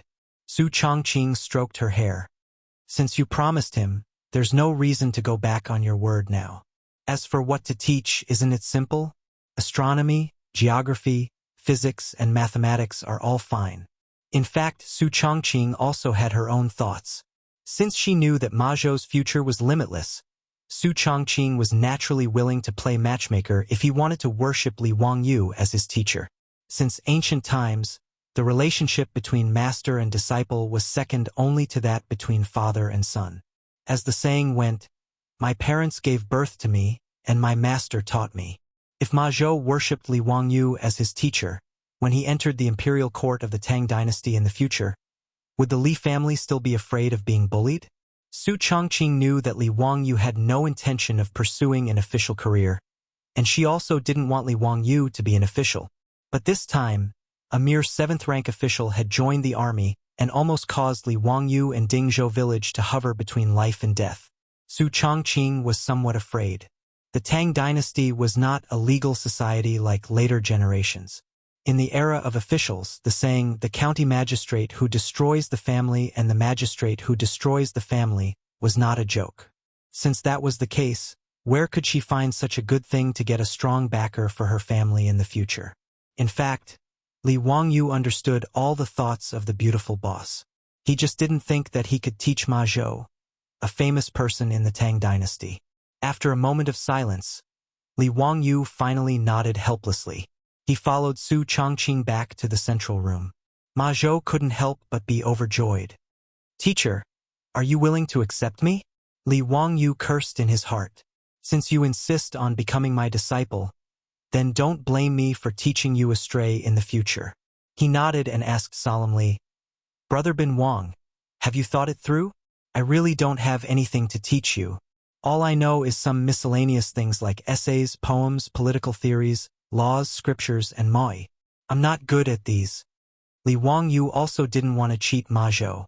The knowledge he had was basically useless in the Tang dynasty. Whether it was to participate in the imperial examination or become an official, it was useless. Ma Zhou didn't hesitate at all. He directly knelt down and kowtowed to Li Wangyu 3 times. I'm willing to learn. It's my honor to be taught by you. Seeing Ma Zhou so determined, Li Wangyu didn't argue. In that case, I'll accept you as my disciple. Get up. Hearing Li Wangyu's words, Ma Zhou couldn't help smiling. He went to the table and poured a cup of tea. He respectfully handed it to Li Wangyu. This was the tea for the apprenticeship ceremony. Li Wangyu took the teacup, took a sip and put it back on the table. It was the completion of the apprenticeship ceremony. Since ancient times in Wuxia, the apprenticeship ceremony was like this. The establishment of the apprenticeship relationship was relatively simple. It was just a ceremony of admiration and cultivation. There was no formal apprenticeship ceremony. Brother Bin Wang. Li Wangyu just opened his mouth but was interrupted by Li Zhou. Teacher, since I've already been apprenticed, you can call me Bin Wang. Li Wangyu smiled and nodded. Bin Wang, I know a little about astronomy, geography, physics, and mathematics. Which aspect do you want to learn? Ma Zhou was stunned. Astronomy, geography, physics, and mathematics? The little teacher he apprenticed to knew a lot. He was excited and deeply bowed. If possible, I want to learn all of them. Li Wangyu nodded and was about to send Ma Zhou back to rest. Suddenly, he remembered that in a TV series, when a master accepted a disciple, he would say something pretentious to teach him a lesson. He thought for a moment and thought of a sentence. Bin Wang, you can stay in my residence and learn slowly. I only have one sentence for you. Constantly strive for self-improvement and be virtuous. I hope Bin Wang will remember it in your heart. Constantly strive for self-improvement and be virtuous. Ma Zhou heard it and couldn't help but murmur. His eyes lit up. Teacher, this is the Qian hexagram and the Kuan hexagram in the Book of Changes.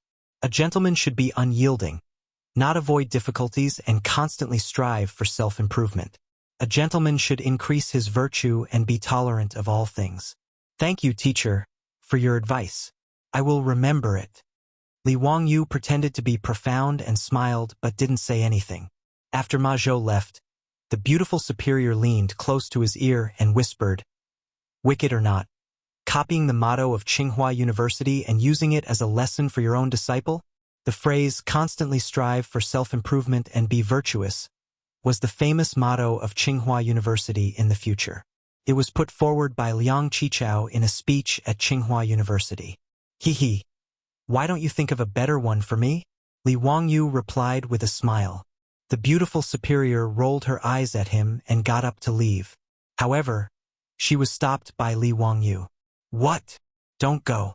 Help me think of what to teach Ma Zhou. How to do the lesson plan. Li Wangyu pulled the beautiful superior's sleeve and said. Su Chongqing wrinkled her small and tall nose and snorted discontentedly. Humph, what does this have to do with me? Li Wangyu said angrily. Why doesn't it have anything to do with you? Just now you forced me to accept Ma Zhou as my disciple. Now you can't run away. Besides, I'm just a second-tier e-commerce major. I can't compare with you, a graduate of the business administration major of the University of Pennsylvania. You can't leave me in the lurch. Su Chongqing had no choice but to agree with him. They went to the study of the inner courtyard and began to recall and record on paper what modern knowledge could be taught to Ma Zhou. Li Wangyu said that he was unwilling to accept a disciple, but in fact, he was so happy in his heart that he almost sang a song. It was really a sense of achievement for a historical celebrity like Ma Zhou to worship him as a teacher. The cynical man had already begun to think about how he should train the prime minister of the Tang dynasty. So he couldn't wait to ask Su Chongqing to write the lesson plan with him. For his disciple, Li Wangyu only had a little worry in his heart. That was, Ma Zhou's life was not long. Li Wangyu remembered that Ma Zhou was originally absurd and unruly for a period of time, and now it was his dormant period. In the 5th year of Zhengguan, Pai Lupi ordered hundreds of officials to write to discuss the gains and losses of the imperial government, and Ma Zhou would soar to the sky. In the 22nd year of Zhengguan, Ma Zhou died of illness at the age of 48. Li Wangyu was a little depressed when he thought of this and wondered if he should find a way. He wanted his disciple to live a longer life. If only he had fooled Sun Simiao at that time. Li Wangyu couldn't help sighing. Su Chongqing looked at him curiously. What are you thinking about? I'm thinking about why I didn't keep the old Taoist Sun Simiao, the king of medicine. What a pity. He didn't know that Sun Simiao, the king of medicine, had walked into the trap and built a Taoist temple on the hillside of his home in Dingzhou village. After returning from transporting official grain from Yinzhou, the beautiful boss forgot to tell him about it. After that, a lot of messy things happened, and he forgot about it. The beautiful boss's beautiful eyes flickered a few times, and she covered her mouth and chuckled. It's simple. Before she finished speaking, she heard the old butler Li Heng gently knocking on the door. Lang Jun, there are guests in Chang'an. Li Wangyu was a little surprised. Why were there guests again? Was it Cheng Chumo and his group of playboys? Who's here? Yan Liben Yan Shaojian is from Jiangsu. Chapter 142. Li Heng's reply made Li Wangyu somewhat stunned. Yan Liben? A famous politician and painter in the early Tang dynasty who was famous for his paintings. Several of his later works were handed down from generation to generation. Li Wangyu was naturally interested in making friends with such a famous person from the Tang dynasty. But why would Yan Liben suddenly come from Chang'an to Dingzhou village to visit him for no reason? He had never met him before, so why did Yan Liben visit him? Even the beautiful boss knew about Yan Liben's reputation. When she was studying in the United States, She once went to the Boston Art Museum and saw Yen Libin's Emperor's painting. Hearing that Yen Libin was visiting, the beautiful boss also got up and followed him out, wanting to see the style of a famous person. In the central room, a young man in a scholar's robe was sitting beside a few tables. Li Wangyu felt that he looked familiar at first sight. After thinking for a while, he recalled that this young man was the one who commented on his sketch Goddess Luo's painting in Zhang Liang's mansion that day. It turned out that he was Yen Libin. So it's Junior Supervisor Yen. Zio didn't go out to meet you. I hope Junior Supervisor Yen can forgive me. Li Wangyu cupped his hands and greeted Yen Libin. After both sides greeted each other, Li Wangyu introduced Su Chongqing to Yen Libin. After some formalities, Li Wangyu curiously asked, Junior Supervisor Yen, what's the matter today? Yen Libin straightened his clothes and directly knelt down to Li Wangyu. Libin came uninvited today. I'm here to take you as my master. His words were like a thunderclap, shocking Li Wangyu and Su Chongqing to the point that they were both stunned.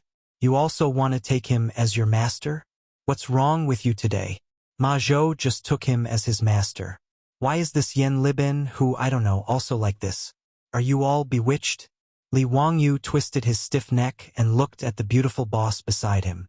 The meaning in his eyes was, did I hear it wrong? Su Chongqing was also speechless. He carefully sized up Li Wangyu. He was still that delicate and pretty 16-year-old youth. He didn't exude any aura of a bastard. Why do you say that, young Master Yen? What can I teach you? Li Wangyu felt a little dizzy. Yen Libin, however, bowed respectfully. Libin wishes to be Xiao Lang's disciple. I wish to learn how to paint. His words stunned Li Wangyu and Su Chongqing even more.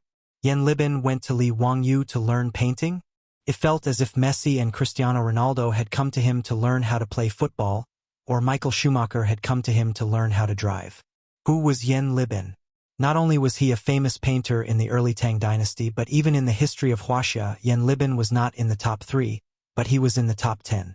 He was like a god of painting. And such a great Yen Libin went to Li Wangyu's house and told him, a 16-year-old youth, that he wanted to learn painting from him. Wasn't this an international joke? For a moment, Li Wangyu had several thoughts in his mind.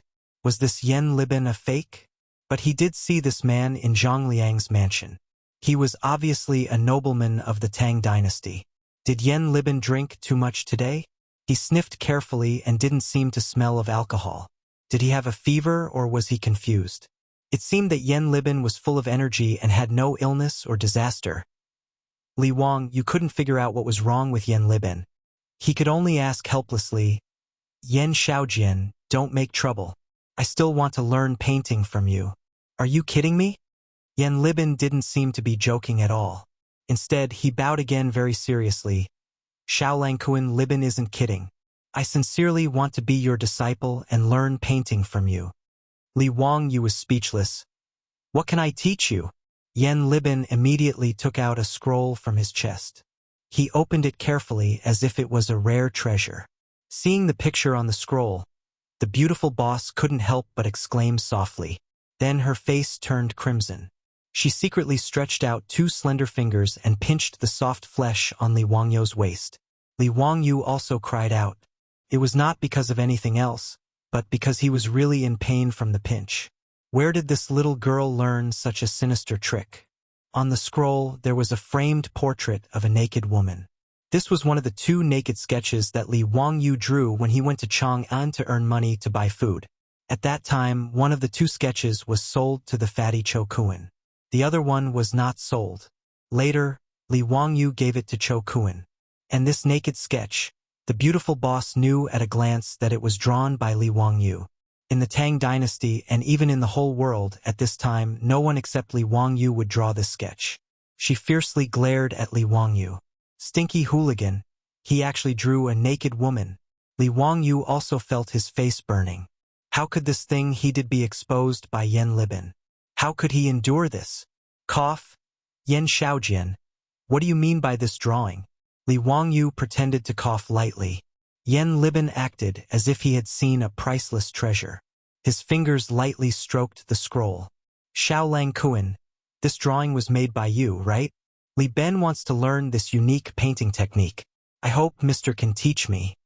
Li Wangyu subconsciously prepared to refuse.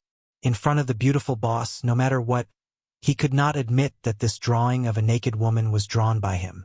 Although everyone was well aware, he did not intend to admit it. Yan Xiaojian, why do you say this? This drawing is very unique. This is also the first time I've seen it. How can I teach you any drawing technique? Yan Libin raised his head in shock and asked in confusion, Xiao Langkuan? At Chongping County Duke's residence. Wasn't it you who presented the goddess of Luo painting? Why do you say this is the first time you've seen it? Li Wangyu was choked by his words. He almost choked to death on his own saliva. F***CK. I forgot about this. Cough, cough, cough. This is the second time I've seen it. But I went to the Chou residence. Duke Chou admitted that this drawing was made by Xiao Langkuan and gave it to me.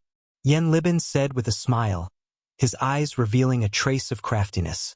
Li Wangyu was speechless. He thought that Yan Libin was an honest person.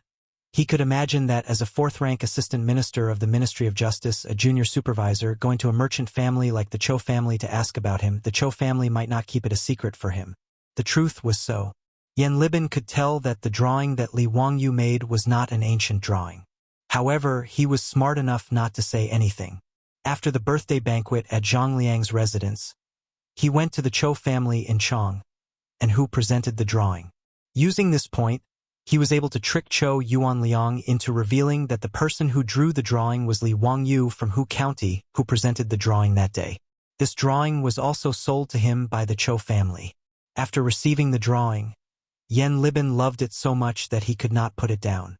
He framed it and studied it every day. He also tried to copy it, but he could not get the hang of it.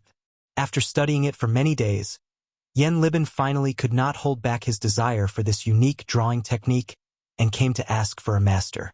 After the beautiful superior came back to her senses, she kept blinking at Li Wangyu. There was only one meaning: quickly accept this disciple. Chapter 143. In the eyes of the beautiful superior, one sheep was the same as herding a flock of sheep. Ma Zhou was just a potential stock, while Yan Libin was a blue chip. A fourth-rank official wanted to be Li Wangyu's disciple. Where else could you find such a good deal? Li Wangyu hesitated. It wasn't that he didn't want to teach him sketching skills, but he suddenly thought of a sentence that Yan Libin once said to his descendants in history. Old Tang Dynasty. The biography of Yan Libin recorded, "When I was young, I was fond of reading. Fortunately, I was spared from facing the wall. But with my insight, there is no greater humiliation than being a servant. You should be warned not to learn this." This was what Yan Libin said himself. He meant that he had read books and poems since he was a child. Whether it was writing or discussing policy, he was definitely not inferior to his colleagues. Now, he also held an important position, but because he was good at drawing, he was called a painter and was ordered around like a lowly servant. He felt deeply humiliated by this, and they should also learn from it. Don't let this small trick bring shame to them. Li Wangyu once saw Yan Libin say this in a history book. He deeply sighed about the low status of painters in the Tang dynasty. Even Yan Libin, who used to be a prime minister, felt that being a painter was a disgrace, let alone other people. So when he heard that Yan Libin wanted to learn sketching skills from him, Li Wangyu was very hesitant. He felt that he should persuade Yan Libin not to be obsessed with this small trick, so that he wouldn't regret it in the future. Young Master Yan, drawing is just a small trick. Why be obsessed with it? It's fine if you're bored. If young Master Yan is really interested, we can exchange ideas. There's no need to be a disciple. In response to Li Wangyu's sincere persuasion, Yan Libin was silent for a moment before he said in a deep voice, "I appreciate Mr. Xiao Lang's kindness. Although drawing is just a small trick, I love it deeply and have never thought of giving it up. So, please accept me as your disciple and teach me drawing skills, Mr. Xiao Lang." "Young Master Yan, I'm just a commoner, and I'm only 16 years old. If you want to take me as your master, it won't be good for your reputation," Li Wangyu persuaded again. "Don't worry about it," Confucius said. "Among the three of us, there is bound to be a teacher. Choose the good one and follow him. Xiaolang Kuan is skilled in martial arts. Since I am your disciple, it has nothing to do with age or official position. Please grant my wish, Xiaolang Kuan. Fine, it's this sentence again. Why is it the same emphasis as Ma Zhou? In the face of such a stubborn artist, Li Wangyu had nothing to say. Gritting his teeth, Zhang Xian nodded in agreement. Damn it, isn't it just accepting a disciple? Since I have already accepted Ma Zhou, I don't mind accepting another Yan Libin. Seeing that Li Wangyu really agreed, Yan Libin couldn't help but be overjoyed. Ignoring his age and official position, he immediately knelt down respectfully and kowtowed to Li Wangyu. Then he poured tea for Yan Libin, completing the ceremony. Within a day, their Langjun had accepted 2 disciples. This made the old housekeeper and the others smile so widely that they couldn't close their mouths. For them, Ma Zhou wasn't a big deal, but Yan Libin was a 4th-rank official. For such a person to become their Longjuan's disciple, Li Hong and the Niu brothers couldn't help but straighten their backs. Especially Niu Wu, his admiration for his elder brother was unparalleled.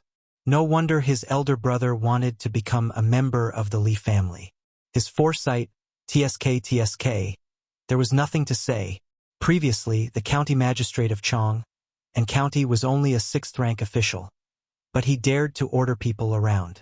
Now that a 4th-rank official had become his Longjuan's disciple, let's see who would dare to cause trouble for the Li family in Dingzhou village. Li Wangyu found Ma Zhou and introduced him to Yan Libin. Hearing that the other party had become Li Wangyu's disciple, Xiaolang's disciple, Ma Zhou and Yan Libin both felt a sense of closeness. Student Ma Zhou, courtesy name Bin Wang, greets brother Libin. Haha. Student Yan Libin greets brother Bin Wang. The 2 of them were the same age and had become Li Wangyu's disciple on the same day. This made the 2 of them feel like they hit it off. However, the way the 2 of them addressed each other made the beautiful superior open her mouth wide and look at Li Wangyu in disbelief. Student, why don't you just say hello? You also transmigrated? What are the 2 of them talking about? Student? Su Chongqing bit Li Wangyu's ear and asked softly. Li Wangyu was stunned for a moment and then laughed loudly. After a long time, he explained in a low voice, Student isn't something that only exists in the future. It's in the Book of Han. People who are under the same teacher can be called students. Su Chongqing knew that she had made a mistake again. Her face turned slightly red and her fingers secretly pinched Li Wangyu's waist. Li Wangyu wanted to slap himself. How could a beautiful woman be made fun of so casually? This was retribution. After Yan Libin became his disciple, Li Wangyu didn't hide anything and introduced him to the basics of sketching. Ma Zhou also listened with great interest. Although he wasn't good at painting, he knew how to play the zither, go, calligraphy and painting. Naturally, he wasn't unfamiliar with painting. After seeing the sketch of a naked woman brought by Yan Libin, Ma Zhou was once again amazed by Li Wangyu. He even asked Yan Libin for the sketch shamelessly, but was mercilessly rejected by Yan Libin. Therefore, Li Wangyu taught Yan Libin the skills of sketching and painting. Ma Zhou also listened and learned from him. He felt more and more that his decision to become Li Wangyu's disciple today was very correct. Sure enough, there were still many things in this little teacher's mind that were worth learning.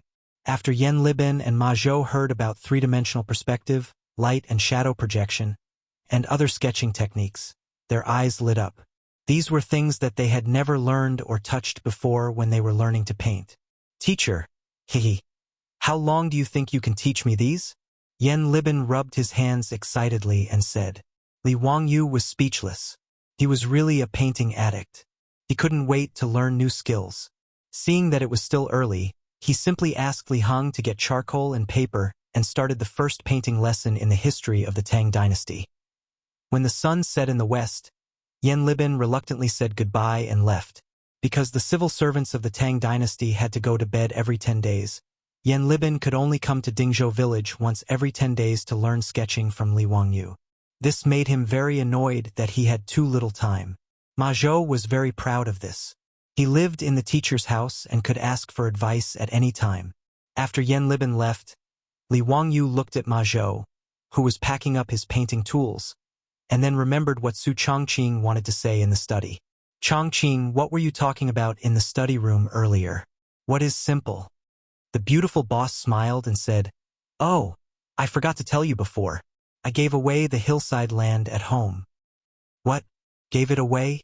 Who did you give it to? Li Wangyu was shocked. This prodigal woman, he couldn't keep it anymore. She actually gave away a piece of land that was worth 1,000 strings of coins. King of Medicine, Sun Simiao. As soon as Su Changqing said this, Li Wangyu immediately froze for a few seconds. Old Taoist Sun Simiao? What does he want that land for? Taoist temple. Li Wangyu immediately understood. He laughed a few times, pulled the beautiful boss and ran out of the door. Let's go. Let's go. Take me to see it. Chapter 144.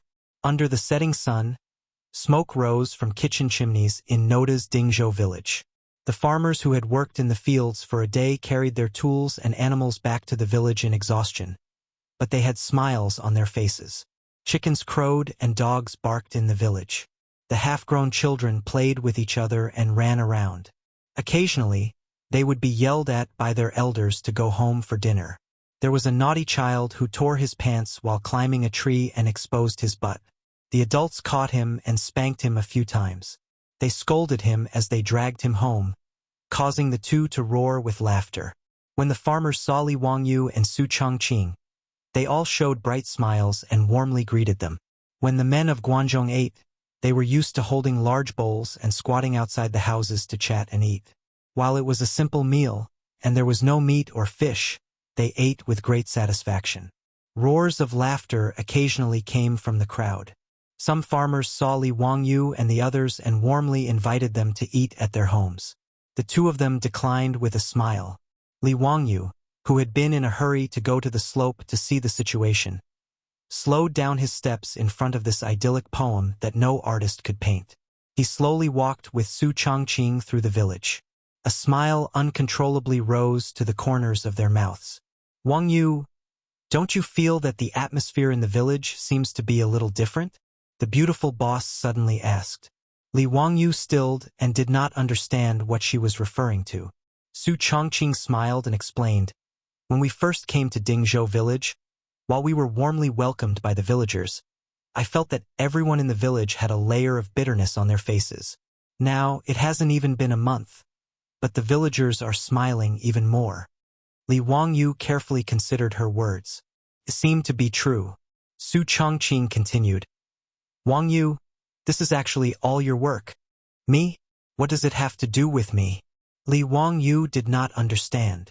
You came up with the water wheel so the farmers didn't have to work so hard to carry water.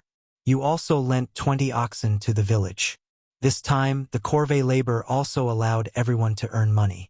Adding all these together, these simple farmers naturally felt that their lives were better. Naturally, I'm in a good mood now that I'm living well. The beautiful boss's words made Li Wangyu somewhat embarrassed. He smiled sheepishly. Actually, I didn't think about that. Su Changqing suddenly said seriously, Wangyu, do you and I have the ability to let everyone in Dingzhou village live a good life? Could these simple and honest villagers live to the end of their lives, be useful to the strong, and be good to the young? Can you turn Dingzhou village into a paradise of the Tang dynasty? Why do you suddenly think so? Li Wangyu was somewhat puzzled. Why would Su Changqing suddenly say this?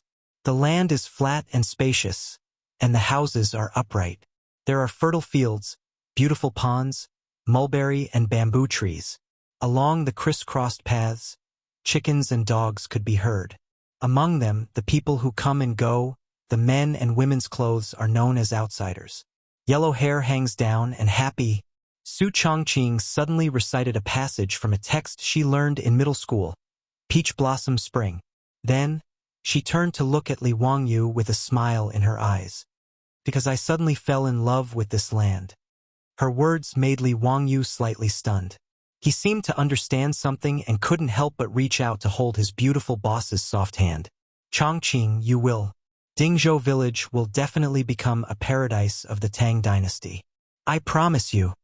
Whether it was Li Wangyu or Su Changqing, They both had their own relatives in the modern world. Li Wangyu's parents were still alive, but they could no longer see each other. It was the same for Su Changqing. Her parents, her friends, and her life had all become impossible to find because of this inexplicable transmigration. Everything had become memories. Li Wangyu heard Perrin whisper to him several times that Sister Su secretly cried alone in bed at night. He knew that his beautiful boss was homesick. She missed the home that she couldn't go back to after more than 1,300 years. Therefore, Su Changqing had always resisted the fact that she had transmigrated to the Tang dynasty. In her heart, this was an unreal dream. Everything was like a game. However, the rural life of Dingzhou village that was full of life finally made her like this place. She fell in love with this place. Therefore, she hoped that this place could become the peach blossom spring in her heart. Su Changqing hoped that Dingzhou village could be turned into a paradise. Wasn't this also a kind of escape from reality? Ask what era it was now, but don't know the Han dynasty, whether it was Wei or Jin. Li Wangyu held Su Changqing's hand. The two silently looked at each other and understood each other's thoughts. The distance between the two was getting closer and closer. It was as if they could feel each other's heartbeat. Ha! Li Jia Shaolang is embarrassed. Li Wangyu and Su Changqing both turned their heads in surprise. They saw a group of small children in the village surrounding them. They were making funny faces and singing nursery rhymes. The beautiful boss immediately realized that her hand was still held by Li Wangyu. She couldn't help but blush and struggle to break free. One must know that this was still the Tang dynasty. It wasn't the era where men and women hugged and kissed on the streets of the modern world. The two of them holding hands in the village could be considered a very out-of-line action. Therefore, these half-grown children in the village all ran over to watch the commotion. Even the villagers who were squatting at the door chatting and eating in the distance occasionally let out kind laughter. This made Su Changqing's face burn even more. He glared at Li Wangyu reproachfully before turning around and running back home. Li Wangyu was thick-skinned. He smiled at the group of children and said, "You little brats? What do you know? Do you know what a wife is?" "I know it's a wife. My father said that he would marry a wife for me in the future." A little brat shouted, causing the surrounding children to start to kick up a fuss. Li Wangyu smiled and patted their heads intimately. Then he turned around and chased after the beautiful boss. In front of a beautiful woman, there was no need to look at the old Taoist's lousy temple. "Changqing, wait for me." Why are you running?" Li Wangyu shouted shamelessly, but it made Su Changqing walk faster. The beautiful boss let go of the knot in her heart, and the relationship between Li Wangyu and her quickly warmed up. When no one was around, Li Wangyu had already touched first base. From time to time, he could hold the beautiful boss's smooth and tender hand. However, it was limited to this. Although Su Changqing studied in the United States, her thoughts were quite traditional. Li Wangyu wanted to go one step further and hit second base, but he didn't succeed. This made him feel very regretful. A home run was far away in the future. Su Changqing began to busy herself with the four-wheeled carriage company of Dingzhou village. She put in a lot of enthusiasm for this matter. The Li family and Dingzhou village's partnership to open a four-wheeled carriage company had been unanimously agreed by the villagers. Many villagers were even grateful for the Li family's decision. They thought that the Li family was benevolent and wanted to make the whole village rich together. Recently, the beautiful boss would lead Niu Yong and the old village to Chang'an city at dawn. They would only come back at sunset. They were very busy. Li Wangyu, on the other hand, was very idle every day. Other than taking some time to teach Mahjong, he would ride around the village on his horse. He also went to the construction site of Sun Simiao's Taoist temple on his own hillside. He also met Lu Shenwei, which made him very surprised. Li Wangyu also patted his chest and promised Lu Shenwei that after the Taoist temple was completed, he would let Yan Liben paint the murals for the temple. This made Lu Shenwei have a good impression of Li Wangyu. The two of them felt like old friends at first sight. They regretted not knowing each other earlier. In his spare time, Li Wangyu either went fishing by the Gan River or played mahjong with Ma Zhou and Lu Shenwei at home. His days were very comfortable. However, after a few days of leisure, a group of troubles came to his door. Chapter 145. They were called a group of troublemakers because they came in groups.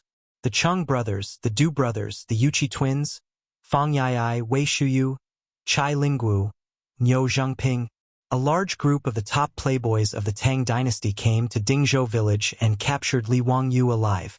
Haha, Zio, you brat. Why didn't you go to Chang and to find your brothers after being released from prison in Chang'an? You deserve a beating. Let's go to Chang'an and drink. We're not going home until we're drunk. Chang Chumo dragged Li Wangyu out of the house and pushed him onto the back of a horse. Li Wangyu saw the situation and knew that he could not escape today, so he resigned himself to his fate. He laughed and greeted the group of playboys, and then the group of them rode towards Chang'an. Li Wangyu was actually very willing to make friends with this group of top playboys of the Tang dynasty. It was not that Li Wangyu was snobbish, but that this group of playboys was to his liking. They were unpretentious, straightforward, just like the group of good friends he had in the university in his previous life. No one despised Li Wangyu because he had nothing to his name.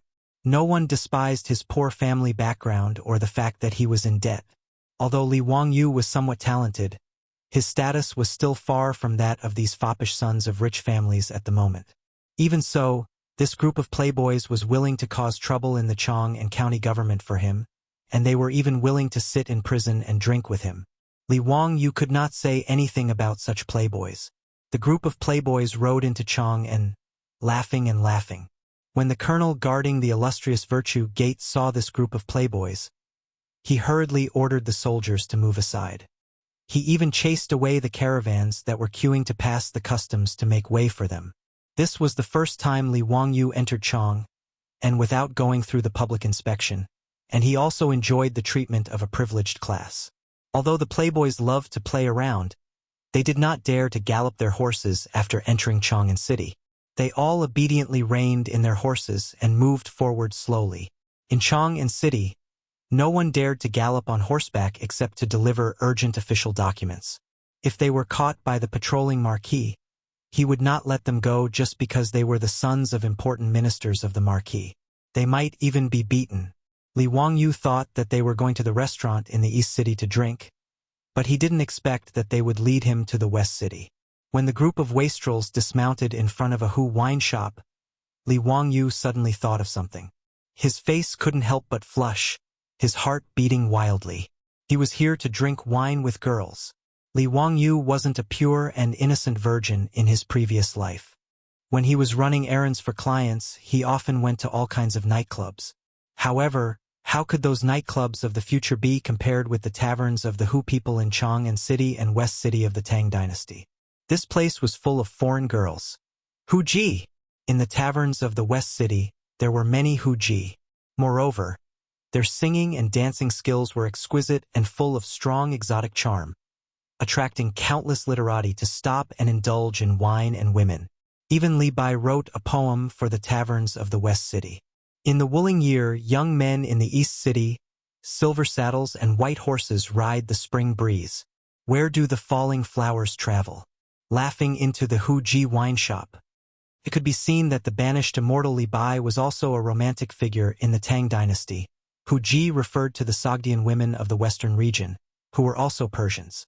However, there were also women from Tokaria, Central Asia, India, and even distant Europe who were called Hu Ji in the Tang dynasty. The Tang dynasty was prosperous, and the Silk Road endlessly transported wealth between the East and the West. Besides spices and gems, the goods transported from the West City to the Tang dynasty were mostly female slaves. The profits were 5 times that of silk, so the profiteering caravans continuously sold all kinds of female slaves from the West City to the Tang dynasty. Hu Ji were very popular in the Tang dynasty. Whether it was merchants or nobles, they didn't mind buying a few beautiful Hu Ji at home. The Hu Ji in the taverns of the Hu people not only had to sell wine as prostitutes, but they were also forced to provide all kinds of services, such as drinking, singing, dancing, and even sexual services. They were not much different from prostitutes. The Silk Road was the nightmare of these young women in the West City. Driven by the huge profits, these beautiful women were given away and played with like goods. In the end, They died in a foreign land, never to return to their homeland. The Tang Dynasty poet Li He once wrote in the Song of the Dragon at night, "The curly-haired Hu Ji has green eyes. The sound seems to come from the sky, and the beauty under the moon cries for home." In this regard, Li Wangyu could only sigh in his heart, but he didn't want to be a savior and save these pitiful Hu Ji from their tragic fate. Seeing Li Wangyu in a daze at the entrance of the tavern, Fang Yai went forward and put his arm around his shoulder. "Brother Zio, why are you in a daze? Come in quickly." "Maybe it's because Li Jia Xiaolang is still a virgin, haha." Chai Linggu teased. The Yuchi twins also chimed in. "Haha, that should be the case. Today we brothers will treat you and find you a beautiful Hu Ji, so you can enjoy what it means to be a man." Li Wangyu was speechless. This group of scum. He gave them the middle finger to express his disdain, but forgot that in the Tang Dynasty, there was no international language like the middle finger. "Wangyu, what do you mean by giving us the middle finger?" Wei Shuyu asked curiously. Li Wangyu was embarrassed and hurriedly explained. "It means to call you brothers. This is called sign language." The group of wastrels didn't suspect anything. They also thought it was fun and gave him the middle finger. Seeing Chang Chumo laughing happily at his two younger brothers' middle fingers, Li Wangyu was sweating like a waterfall. What a sin. Fortunately, Li Wangyu was the youngest in the group, so no one gave him the middle finger, and he escaped a disaster. However, Li Wangyu wasn't completely spouting nonsense. In sign language, the middle finger really did mean that he was an elder brother, and it meant that he would become the pillar of the family. The group of wastrels gave each other the middle finger and clustered around each other as they entered the tavern. The Hu taverns in Shi City were expensive. Those who weren't from influential families or merchant families wouldn't dare to patronize them. As soon as the large group entered the tavern, several young and beautiful Hu Ji girls came out to greet them and led them to an elegant pavilion.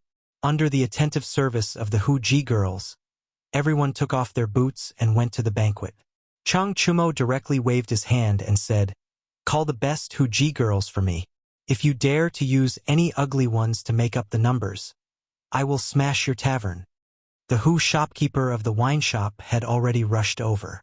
He smiled apologetically and replied in the Great Tang official language with an accent, "Little Duke, what are you saying? Even if I deceive anyone, I would not dare to deceive Little Duke. I will immediately ask the Hu Ji girls to come over and serve you." Chang Chumo and his group of wastrels were all regular customers of Hu taverns. The Hu tavern manager didn't dare to neglect them. "Wait, are there any new Hu Ji girls?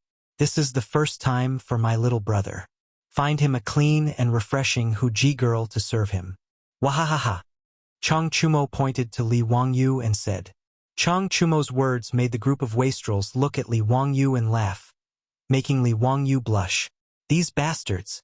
He wished he could pull out his 40-meter-long broadsword and chop them to death. However, Li Wangyu, the cynical man, didn't say anything against it. Instead, he was a little expectant. It was wise not to take Niu Wu out today. No one would tell the beautiful boss, right? Chapter 146. As a healthy man with a normal mind, Li Wangyu would be lying if he said that he was untainted by the mud and that he wanted to learn from Liu Xiaohui. Although there was an ambiguous relationship between him and his beautiful superior, it did not affect the uncontrollable ripples in his heart. Chang Chumo's words made him look forward to it even more, but he heard the Hu shopkeeper reply hesitantly, replying to the young duke, "There is a new Hu concubine in the inn. She is also very beautiful, but her temper is fierce and she has not been trained well. I am afraid that she will spoil the young duke's mood." "Haha, she is just a Hu concubine. How fierce can she be? Just call her over, my little brother can handle her." Chang Chumo waved his hand without a care, indicating for him to call the Hu concubines over. The Hu shopkeeper did not dare to say anything else and turned to leave, arranging for the Hu concubines to accompany them. Not long after, a group of young and beautiful Hu concubines dressed in foreign attire entered the courtyard. They were dressed to the nines, each with a different style. For a moment, the courtyard became enchanting and charming. It was very tempting, The group of debauches each chose a pleasing concubine to accompany them, but did not let the rest go. They had them play music and dance to entertain them. Li Wangyu sat on his seat and saw the debauches and concubines on his left and right, making him feel dry in the mouth. These bastards, they are too indulgent. TSK, Fong Ai. This bastard. Where did your hand go? Yuchi Bao Lin, can you be any more vulgar? This group of concubines, they are too lacking in self-respect. Being taken advantage of like this by this group of debauches, they were just short of doing that kind of thing, yet they were all smiling so seductively. In broad daylight, under the clear sky, they actually did such a thing. It really made Li Wangyu angry. He really wanted to say loudly, I don't want any chicks. Give me a dozen of these unrestrained concubines. However, for the sake of his own face, Li Wangyu could only act like a gentleman. He sat in the pavilion and waited for the arrival of his huji. Suddenly, a commotion could be heard outside the pavilion. Everyone looked over and saw two maids dragging a blonde girl with a Chinese hairstyle walking over. The girl struggled with all her might, but her slender body was no match for the two burly women.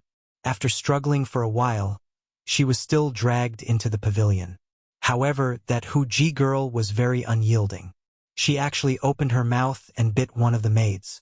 Under the sudden pain, that maid slapped her, causing that huji girl to fall to the ground. The blonde, blue-eyed huji girl was also tenacious. Seeing that she was being hit, she only covered her face and stared at the two maids without saying a word. Enraged, one of the maids raised the whip in her hand and was about to lash out. Li Wangyu's sense of justice rose again. He pushed the table and stood up, shouting, Stop! Seeing that the guest in the pavilion had spoken, the two maids didn't dare to act rashly and quickly retreated to the side. Li Wangyu took a few steps forward, wanting to see if the huji girl was badly beaten. He was almost shocked when he saw it. Oh my god! Angelina Jolie also transmigrated? Is this AF** King movie? The girl in front of him looked younger, at most 14 or 15 years old, but her appearance was almost exactly the same as Angelina Jolie's. One of Li Wangyu's favorite Hollywood actresses was Angelina Jolie, the female lead of the movie Tomb Raider. He would never admit that he was attracted to Angelina because of her devilish figure, although she was indeed very attractive. After a long time, Li Wangyu finally calmed down. He swallowed his saliva and asked the huji girl in a gentle tone, Are you okay? Angelina Jolie. Oh no. The huji girl glared at Li Wangyu with her eyes full of vigilance. She crossed her arms in front of her chest, frightened but stubborn. She just bit her sexy red lips and didn't say a word. Huji's inadvertent action made Li Wangyu's heart beat faster. He couldn't take it. In his previous life, the sexiest thing about Angelina Jolie besides her devilish figure was her alluring red lips, which could make people fall head over heels for her. Her lips had the title of Wild Lips. Her lips gave Angelina Jolie a wild beauty that was hard to tame. It was so beautiful that it was suffocating. Time seemed to have frozen. Li Wangyu stared at the huji girl in a daze and didn't say a word. On the other hand, the maid at the side saw that the huji girl didn't speak and couldn't help but get angry. She yelled at her. The VIP is asking you a question, little hussy. Hurry up and answer. Shut up. Get out. Awakened by the maid's loud voice, Li Wangyu couldn't help but get angry and yell at the maid. After being yelled at by Li Wangyu, the two maids in the tavern didn't know what to do and stood at the side uneasily. Seeing that the commotion was too fierce, the tavern owner rushed over and bowed to everyone. My apologies, my lords. This huji girl hasn't been trained yet. Why don't I get another one? No need, I'll take her. Li Wangyu stopped him. He bent down again and asked the young Angelina Jolie, who was half sitting on the ground gently, Let me help you up, okay? As if sensing that Li Wangyu didn't have any ill intentions, and with the two maids who were always fierce, the young Angelina Jolie didn't object and nodded gently. Li Wangyu was overjoyed. He quickly reached out to help her up and pulled her into the pavilion. Angelina Jolie didn't struggle and was led into the pavilion by him. This scene made the group of fops in the pavilion dumbfounded. After Li Wangyu pulled Huji back to her seat, A few of them had mischievous looks in their eyes. Fang Yai winked at Li Wangyu. Zio, you're a gentleman? But what? Li Wangyu asked curiously. But Zio, your taste isn't very good. Haha, you actually like such an ugly woman. Fang Yai's words made the group of fops convulse with laughter. Chai Lingguo even laughed until tears came out of his eyes. He kept burrowing into Hu Ji's arms. Ugly? Angelina Jolie was actually called ugly by this group of fops? Did they have any sense of beauty? Were they all blind? Before Li Wangyu could speak, he heard Chang Chumo teasing, Zio, this Hu Ji is so tall and so slender, not to mention her mouth that looks like a bloody basin. TSK. The barbarian merchants of this tavern are really despicable. They actually used this kind of thing to fool us. Li Wangyu was almost struck by lightning by this guy's words. Damn! A bunch of country bumpkins. The Hu Ji girl beside him was nearly 7 meters tall. Her 2 long legs were faintly visible under her skirt. She could be said to be of the highest quality. Her figure wasn't inferior to Angelina Jolie's in his previous life. In fact, it was even better. Her skin was fair, unlike the thick pores of ordinary European and American women. Instead, it was as smooth as silk like Wuxia women. When Li Wangyu held her hand just now, he almost couldn't control himself. Not to mention her sexy red lips, which were actually described by Chang Chumo as a bloody basin. Li Wangyu despised this guy's sense of beauty. Chapter 147. The words of the group of playboys made the face of the Hu girl beside Li Wangyu turn gloomy. Although she didn't want to be a slave or a hostess, as a girl who loved to look pretty, who would want to be called ugly in front of others? In the pavilion, not only were the group of silk pants rocking back and forth with laughter, even the Hu courtesans were covering their mouths and snickering. In their eyes, the young Hu courtesan beside Li Wangyu was indeed very ugly. Li Wangyu rolled his eyes speechlessly. He couldn't be bothered to correct the aesthetic standards of these country bumpkins. Thinking about it secretly, Li Wangyu felt a little happy in his heart. Angelina Jolie was such a great beauty, yet no one could recognize her. The feeling of a bright pearl being covered in dust and being able to recognize the pearl with his discerning eyes felt pretty good. Li Wangyu ignored the group of playboys and turned to look at the beautiful teenage version of Angelina Jolie beside him. He subconsciously compared her with his beautiful boss. In the end, they were neck and neck. His beautiful boss had the typical temperament of an Oriental beauty. Whether it was her appearance or figure, she didn't lose to the teenage version of Angelina Jolie at all. Li Wangyu stopped his fantasies and started chatting with the Hu Ji girl in a low voice. Can you tell me your name? Li Wangyu's tone was gentle, like a weird uncle who was about to trick a little loli into looking at goldfish. The girl hesitated for a moment, but still answered, Aphrodite. Her accent was a little strange, but Li Wangyu could still understand it. Hearing her answer, Li Wangyu's eyes lit up. The ancient Greek goddess of love? The girl was stunned. She looked up and stared into Li Wangyu's eyes. You know about the goddess of love? You know about ancient Greek mythology? She had been sold from faraway Europe to the Tang dynasty for a few months. Whether it was the barbarian merchants or the people of the Tang dynasty, she had never seen anyone who knew about ancient Greek mythology. Li Wangyu shrugged. He had only read about ancient Greek myths and was not proficient in them. However, he did remember the names of the goddesses. He was especially impressed by Aphrodite, the goddess of love, whose Roman name was Venus. Back then, Li Wangyu almost licked the screen when he saw the painting, The Birth of Venus, by the Italian painter Botticelli. In the oil painting, the young girl Aphrodite had just jumped out of the water and was standing naked on a lotus leaf-like shell.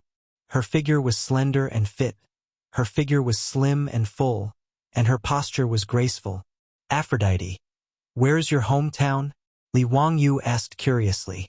This girl was clearly not an ordinary West Asian Yahoo, but a European. Byzantine. I'm from the Byzantine Empire, Aphrodite replied in a low voice, but her tone was obviously depressed. Byzantium? Li Wangyu used his limited knowledge of the history of the world to recall. It seemed to be the Eastern Roman Empire, and the Tang dynasty called them the Great Qin. It was really a long distance. Li Wangyu remembered reading about it in the future.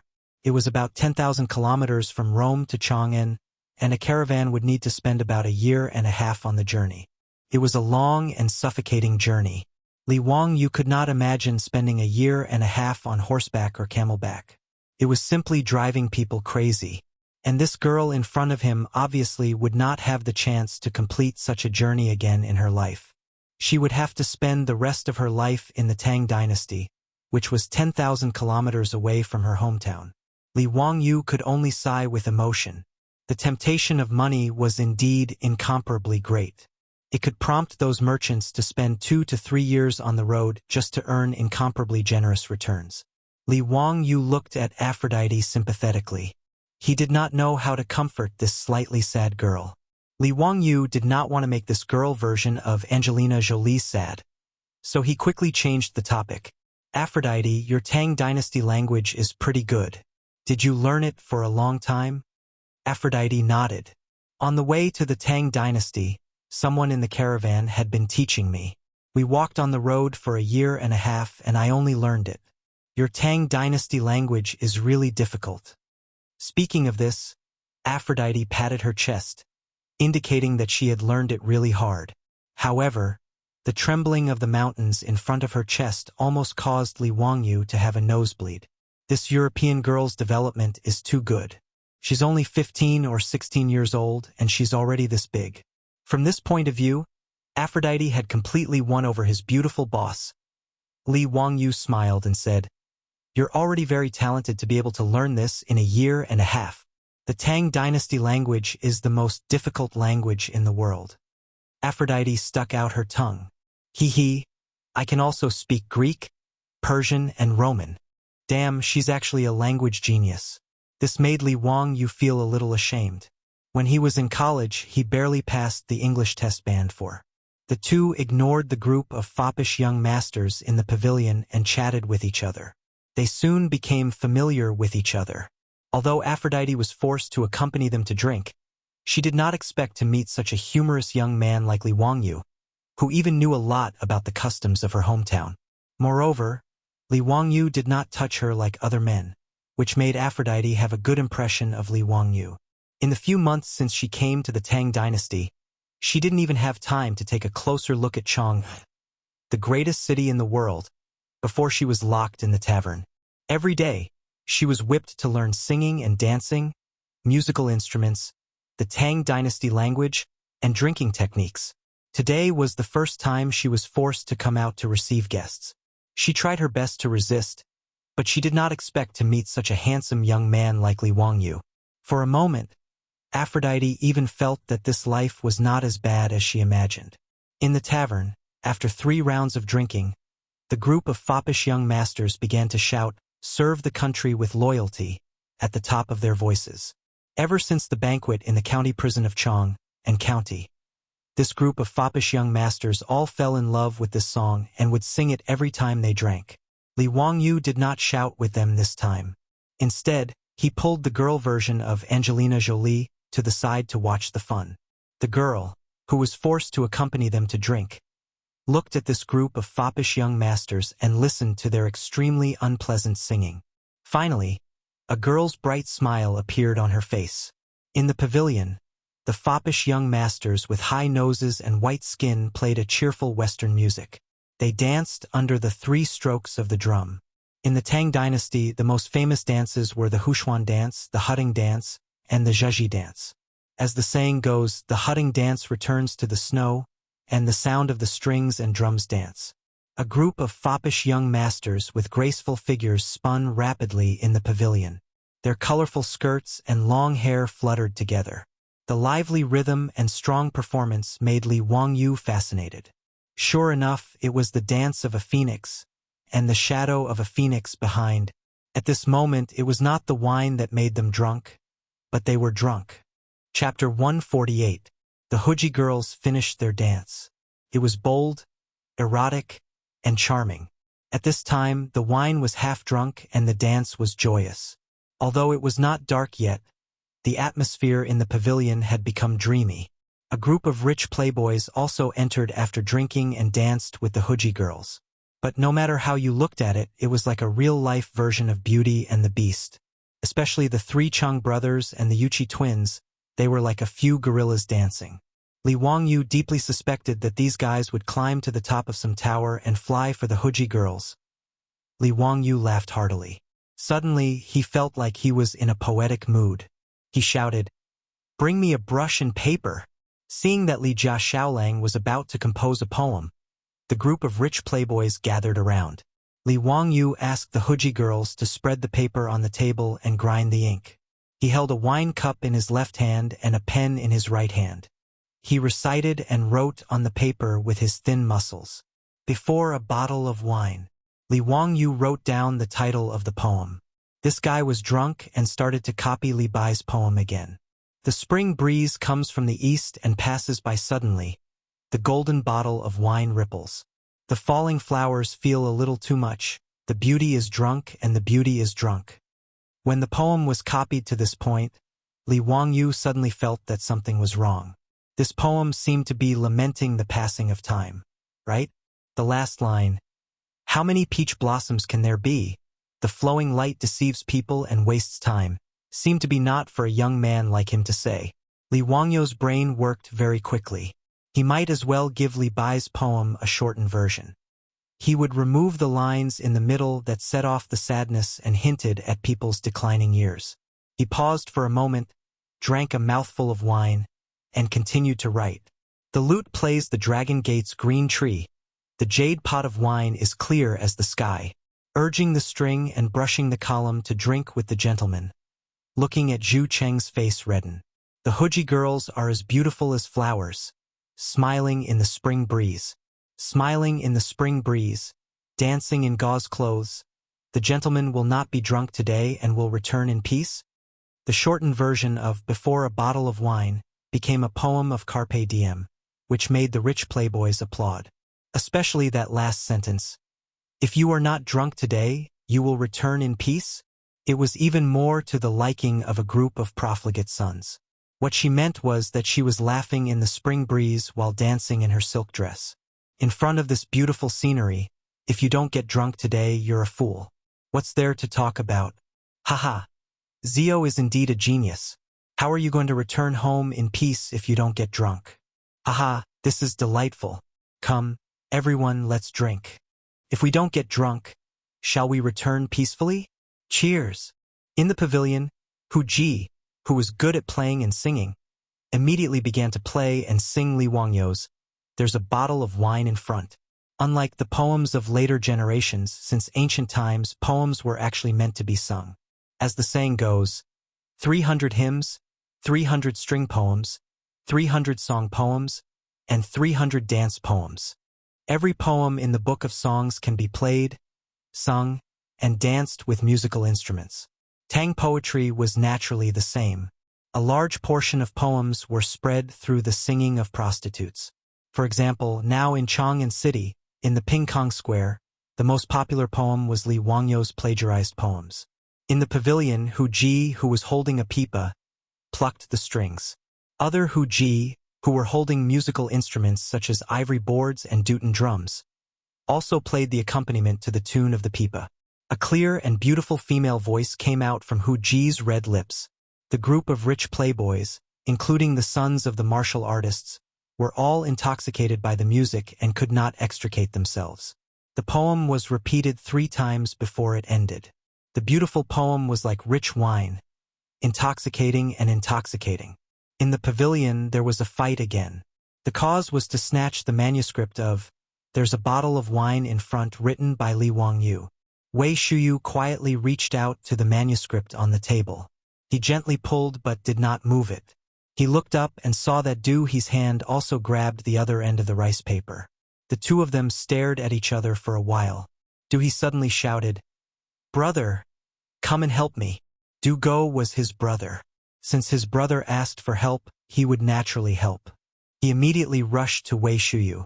Chai Lingwu saw the commotion and also ran up to help. The group of rich playboys fought over Li Wangyu's manuscript and made a mess in the pavilion. Only the three Chang brothers and the Yuchi twins were not interested in the manuscript. In the end, it was the Du brothers who overpowered Wei Shuyu and snatched the manuscript. Wei Shuyu was so angry that he cursed loudly. After the laughter, the atmosphere in the pavilion was even more intense. Wine was poured into everyone's mouths like water. Li Wangyu was already intoxicated by the music and wine. He did not notice that Aphrodite, who was beside him, had left at some point. When she came back, she had already changed into a special dance costume. She wore a tomato hat decorated with golden bells, thin and narrow sleeves, a purple gown embroidered with golden silk, red brocade boots, and a colorful belt around her waist. The teenage version of Angelina Jolie smiled sweetly at Li Wangyu. She began to dance with the beating of the drums. The drumming became more and more urgent. The frequency of Aphrodite's waist also became faster and faster. Her soft and boneless waist danced in a circle. Li Wangyu was so captivated that he could not bear to blink. Her red brocade boots kicked and curled according to the rhythm. When the music ended, Aphrodite gently took off her gown, revealing her beautiful shoulders. She looked at Li Wangyu with her watery eyes. At this moment, she was extremely shy and full of tenderness. Li Wangyu's heart palpitated. This temptress, Aphrodite, had already drunk several cups of wine. Her face was flushed red. At this moment, she seemed to have thought things through. It was difficult to return to her homeland. Perhaps in this life, she could only helplessly stay in this wine shop and become someone's plaything. No matter how much she resisted, she could not resist the whips of the barbarian merchants. In the end, she would fall into a boundless sea of suffering. Since that was the case, she might as well give her first night to a handsome young man like Li Wangyu. The group of wastrels had already seen Aphrodite's soul-stirring gaze. They could not help but kick up a fuss, telling Li Wangyu not to let down the beauty's grace. Although these wastrels felt that this barbarian was ugly, they did not care about that. They only treated it as watching Li Jiaxiaolang make a scene. After the dance, Aphrodite sat back down beside Li Wangyu. She began to raise her cup and urge him to drink. Li Wangyu did not refuse and drank all the wine. The group of wastrels drank from the afternoon until the evening drum sounded and the sun set. However, no one prepared to leave. They stumbled and hugged the barbarians they had chosen and prepared to stay in this wine shop. In the barbarian wine shop, not only did they provide drinking and entertainment, these barbarians also provided special services. Naturally, there were enough rooms for guests to rest and enjoy the night. The wastrels giggled and left with the barbarians in their arms. Aphrodite's face was flushed red. She looked at Li Wangyu, who was already drunk. She bit her sexy red lips and bent down to help him up. Then, they walked towards the room in the backyard of the wine shop. The door of the room slammed shut. The red candles in the room flickered, and the rings on the red gauze gown made light sounds. As the saying goes, drunk in the bosom of a tortoiseshell banquet, what can the hibiscus do to the monarch in the tent? Chapter 149. In the tavern, Aphrodite struggled to help the drunk Li Wangyu onto the bed and put down the red gauze curtain. Her face was flushed red. After hesitating for a long time, she finally made up her mind and began to undress the gauze skirt while trembling. On the ground, the gauze clothes slipped off one by one, revealing Aphrodite's flawless white body that was full of fatal temptation. Her eyes were twinkling, her breasts were bouncing, and her cheeks were flushed red. She was as beautiful as a Diao cicada. At this moment, Aphrodite's beauty could cause the downfall of a country. Her skin was as smooth as milk. Her long blonde hair was scattered on her bare shoulders. Her beautiful face showed a faint sense of confusion. Her pair of innocent eyes were shrouded in melancholy and resentment. It was as if she was blaming the unfair fate that sent her to the distant east to become someone's plaything. If Li Wangyu was not drunk, he would definitely feel that the Italian painters were reliable. The Aphrodite in front of him was far more captivating than Venus in the oil painting. In the tavern, a gentle breeze blew, causing the red candles to flicker. Aphrodite's bare skin was stirred up a series of small bumps. She bit her red lips, climbed onto the bed, and went into Li Wangyu's arms. However, the expected scene did not happen. Li Wangyu was already drunk. After Aphrodite helped him to the bed, he fell into a deep sleep. In those movies or literary works, drunken men and women would wake up without knowing what happened the night before. That was basically nonsense. As a normal man, Li Wangyu did not know that a naked blonde beauty was lying beside him. He also did not have any physiological reaction. Aphrodite was only a virgin. Although she was forced to learn how to please men in the tavern, it was only in theory. She was so busy that she was sweating, but Li Wangyu did not have any reaction. The drunk Li Wangyu turned sideways and pulled the naked Aphrodite into his arms. Then he hugged the beauty and fell asleep. Such an erotic scene. If Li Wangyu woke up and saw it, who knew if he would regret it to the point of slapping himself a few times.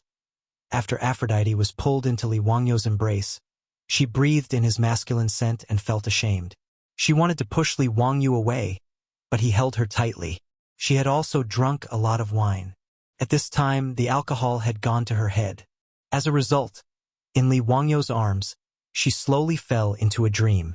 Aphrodite seemed to have returned to her hometown in her dream, but it was still the same unchanging nightmare. Amidst the sound of the Persians' iron hooves, the castle in her hometown was set ablaze. She could still clearly remember the pungent smell of smoke and dust. She suddenly woke up from her sleep. The air was still filled with the smell of smoke and dust. The tavern was bright and orange light was reflected from the window. Before Aphrodite could distinguish whether this was a dream or reality, she heard a terrifying shout from outside. "Fire! Someone come quickly! Fire!" The night watchman and Wu Ho also struck the gong, clanging loudly. Aphrodite suddenly reacted. The smell of smoke and dust was not a dream, but a fire in the tavern. Aphrodite could not help but cry out in alarm. She quickly broke free from Li Wangyu's arms. She hastily grabbed her clothes and put them on while shaking the sleeping Li Wangyu with all her might. "Wake up! Wake up! There's a fire! Wake up!" She did not even know Li Wangyu's name. She only heard those debauches call him Ziyu at the banquet. But at this time, Li Wangyu was drunk and was sleeping soundly. No matter how Aphrodite pushed and shouted, she could not wake him up. Aphrodite rushed out of the room in panic, wanting to call someone to take Li Wangyu away. But as soon as she opened the door, a thick smoke hit her face and almost suffocated her. She hurriedly covered her mouth and nose with her hand and looked up. The tavern in the backyard of the tavern was already ablaze with smoke everywhere. There were disheveled and panicked figures running around everywhere. The flames emitted crackling sounds of explosions, and the momentum was terrifying. She tried to shout a few times, but not only did she not attract the rescue personnel, she was choked by the smoke and coughed. The buildings of the Tang dynasty were all made of wood. In addition, the tavern's backyard was covered with flammable gauze curtains. The fire spread even faster.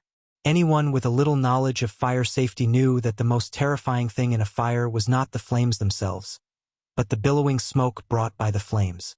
Most of the people who died in the fire were suffocated by the thick smoke instead of being burned to death. Aphrodite panicked and almost rushed out of the door to avoid the fire. But just as she stepped out of the door, she suddenly stopped and turned to look at Li Wangyu, who was still unconscious on the bed. This Tang dynasty youth looked very handsome and warm when he smiled at her. If Aphrodite left, Li Wangyu, who was still unconscious in the red gauze tent, would undoubtedly die. She hesitated for a moment, but in the end, she retracted her foot. Aphrodite ran to the bed and used all her strength to pull up Li Wangyu, who was in a drunken stupor. Fortunately, although Li Wangyu was a man, he was only 16 years old and his body was thin and weak. He was less than 1.65 meters tall, half a head shorter than Aphrodite's 1.70 meters long legs. Aphrodite barely managed to lift Li Wangyu up and dragged him out with great effort. In the billowing smoke, she covered her mouth and nose with one hand, coughing while dragging the man beside her. The flames roared and jumped on the roof not far away, destroying everything with tyrannical power. Dark red sparks floated in the air, even burning a few strands of Aphrodite's golden hair. Her originally gorgeous clothes had long been splashed with holes by the sparks. The raging fire seemed to have gone crazy, flying everywhere with the wind, and scrupulously swallowing everything. The red flames were like a tyrannical king, destroying all obstacles in front of it. Aphrodite used all her strength to drag Li Wangyu, but the smoke was everywhere, and she almost couldn't tell the direction of escape. After all, she was only a 15 or 16-year-old girl, and her strength was not that great. Soon, under the roasting of the flames, her body was sore and weak, and she fell to the ground. But even so, she still hugged Li Wangyu's body tightly, lying on top of him, trying to resist the coming erosion of the flames for him. At this moment, Aphrodite didn't know why she couldn't let go of this man. Perhaps it was because she gave up resisting the tragic fate, or perhaps it was because of Li Wangyu's unforgettable smile, or perhaps it was because this Eastern man knew that her name was the goddess of love. But it didn't matter. Aphrodite didn't regret her decision, and she was vaguely proud that she didn't escape alone. She no longer had the strength to drag this young Eastern man to heaven with her, so why not just leave it like this? Ascending to heaven with a man she didn't hate. Perhaps this was her final destination. Aphrodite's breathing became more and more difficult. She slowly closed her eyes and quietly lay on top of Li Wangyu. Chapter 150. When Aphrodite had already given up on her desire to live, a few water pillars fell from the sky and drenched her and Li Wangyu's bodies. The two of them, who had been roasted by the fire, finally regained their vitality after being doused by the cold water. Li Wangyu, who had been unconscious due to his drunken stupor, finally woke up under the stimulation of the cold water. He opened his eyes in a daze and saw Aphrodite's alluring face, which was covered in soot. At this moment, Aphrodite was still lying on Li Wangyu's body, the two of them hugging each other tightly. What happened? Li Wangyu's throat was hoarse and painful as if it was on fire. Aphrodite's face was full of water droplets. It was unknown whether it was from the water droplets or tears of joy. There's a fire. You didn't wake up. I wanted to drag you and run. Li Wangyu struggled to sit up. He had a splitting headache. Looking up, half of the originally exquisite Hu wine shop's backyard had been engulfed by the fire. But at this moment, water pillars continued to spray out from the sky. Streams of water began to suppress the fiercely burning house. The fire was quickly brought under control. Li Wangyu then noticed that not far behind the two of them, many people were holding thick bamboo tubes to extinguish the fire. The water pillars were spraying out from those bamboo tubes. Water bags. He immediately knew what those bamboo tubes were. They were the fire-extinguishing tools of the Tang Dynasty water bags. The Tongdian recorded, "If the enemy sets fire to the building, use thick bamboo tubes that are 10 feet long and cut off the joints. Use thin skin to make a bag that can hold 3 to 4 stones of water. Place the tubes in the bag and tie them to the bag like a splashing tube. Order 3 to 5 strong men to fill the holes and put out the fire in an emergency." It meant that a leather bag made of animal skin was connected to a 10 feet long bamboo tube. When the fire needs to be put out, 3 to 4 stones of water would be poured into the leather bag and the bag would be squeezed with human strength. Under the effect of pressure, water would be sprayed out from the bamboo tube. Its function was the same as the fire hose of the modern era. In Chang'an City, every marquee shop in the market had the responsibility of being the fire brigade. After the fire broke out in the back courtyard of the Hu wine shop, the marquee shops in the West City took action. They brought water bags and other fire-extinguishing tools and quickly extinguished this sudden fire. In the end, due to the speed of Wu Ho's arrival, the fire did not spread. It only burned down 6 or 7 rooms in the back courtyard of the Hu wine shop. The losses were not too severe. It was only at this moment that the group of drunkards came to look for Li Wangyu. It wasn't that this group of debauches were afraid of death and disloyal, but they weren't much better than Li Wangyu. They were all drunk and awakened by the fire, so they pulled Hu Ji and fled in a panic. At that time, the situation was too chaotic. Coupled with the thick smoke everywhere, there was no way to confirm who had escaped and who had not. It was not until the fire was under control that the group of rich playboys gathered together. Only then did they discover that Li Jia Shaolang had disappeared. They hurriedly ran into the fire to look for him. Seeing that Li Wangyu was safe and sound, and holding the extremely ugly Hu Ji in his arms, the group of rich playboys finally relaxed. This group of top-notch scions of the Great Tang were usually dressed in bright clothes. But at this moment, not only were they covered in smoke and dust, their faces and hands were also covered in black marks. Their clothes were not even neatly worn, and were dirty and filthy. There were also many holes burned by the sparks. The group of rich playboys looked at each other. They couldn't help but point at each other's sorry state and laugh. Li Wangyu asked in a hoarse voice, "Brothers, what's going on? Why did it suddenly catch fire?" When he mentioned this matter, the group of rich playboys also became angry. It wasn't easy to invite the Li family's young master to this Hu wine shop to indulge in sensual pleasures, but something like this actually happened. Chang Chumo roared, "Where's the shopkeeper? Get out here." Following his shout, the Hu shopkeeper ran out from the crowd in fear and trepidation. He repeatedly bowed to them, Young Gongye, please forgive me. Why did the shop suddenly catch fire? This slave really doesn't know." Among the martial marquises of the West Market who came to put out the fire, an official wearing an 8th-grade military uniform stepped forward to greet the rich playboys. "I am the colonel of the marquises of the West Market. Greetings, young duke." The marquises of the Tang dynasty's Chang'an and city had both public security and firefighting functions. It was similar to the combination of the local police, urban management, and firefighting of the future. The marquises of the West Market had 100 people at the West Market, 30 at the West Market, 20 at the West Market, and 5 at the West Market. They were under the jurisdiction of the left and right Jinwu subordinates, the left and right E-manners. The East and West Market were special cases. They had the same organization as the West Market and had 100 marquises. Because of the large number of people, this sudden fire was extinguished very quickly. The military system of the Tang dynasty was that every 100 people formed a brigade, and there was a colonel. Each brigade had 2 teams, each team had 50 people, and each team had a squad leader. Each team was divided into 5 fires, each fire had 10 people, and each fire had a squad leader. The managers of the marquises of the East and West Market were all colonels. They were 8th-grade military officers. Chang Chumo glared at him. "Don't talk nonsense. Tell me, why did it suddenly catch fire today? Have you investigated clearly?" The colonel carefully looked at the group of rich playboys and then looked at the Hu shopkeeper of the wine shop standing to the side. He hesitated and did not speak. Yuchi Baolin was impatient and shouted at him, "Why are you being so wishy-washy? If you have something to say, hurry up and say it. Why did it catch fire? Did someone deliberately set the fire?" The colonel was forced into a corner and could only point at the unrecognizable tavern.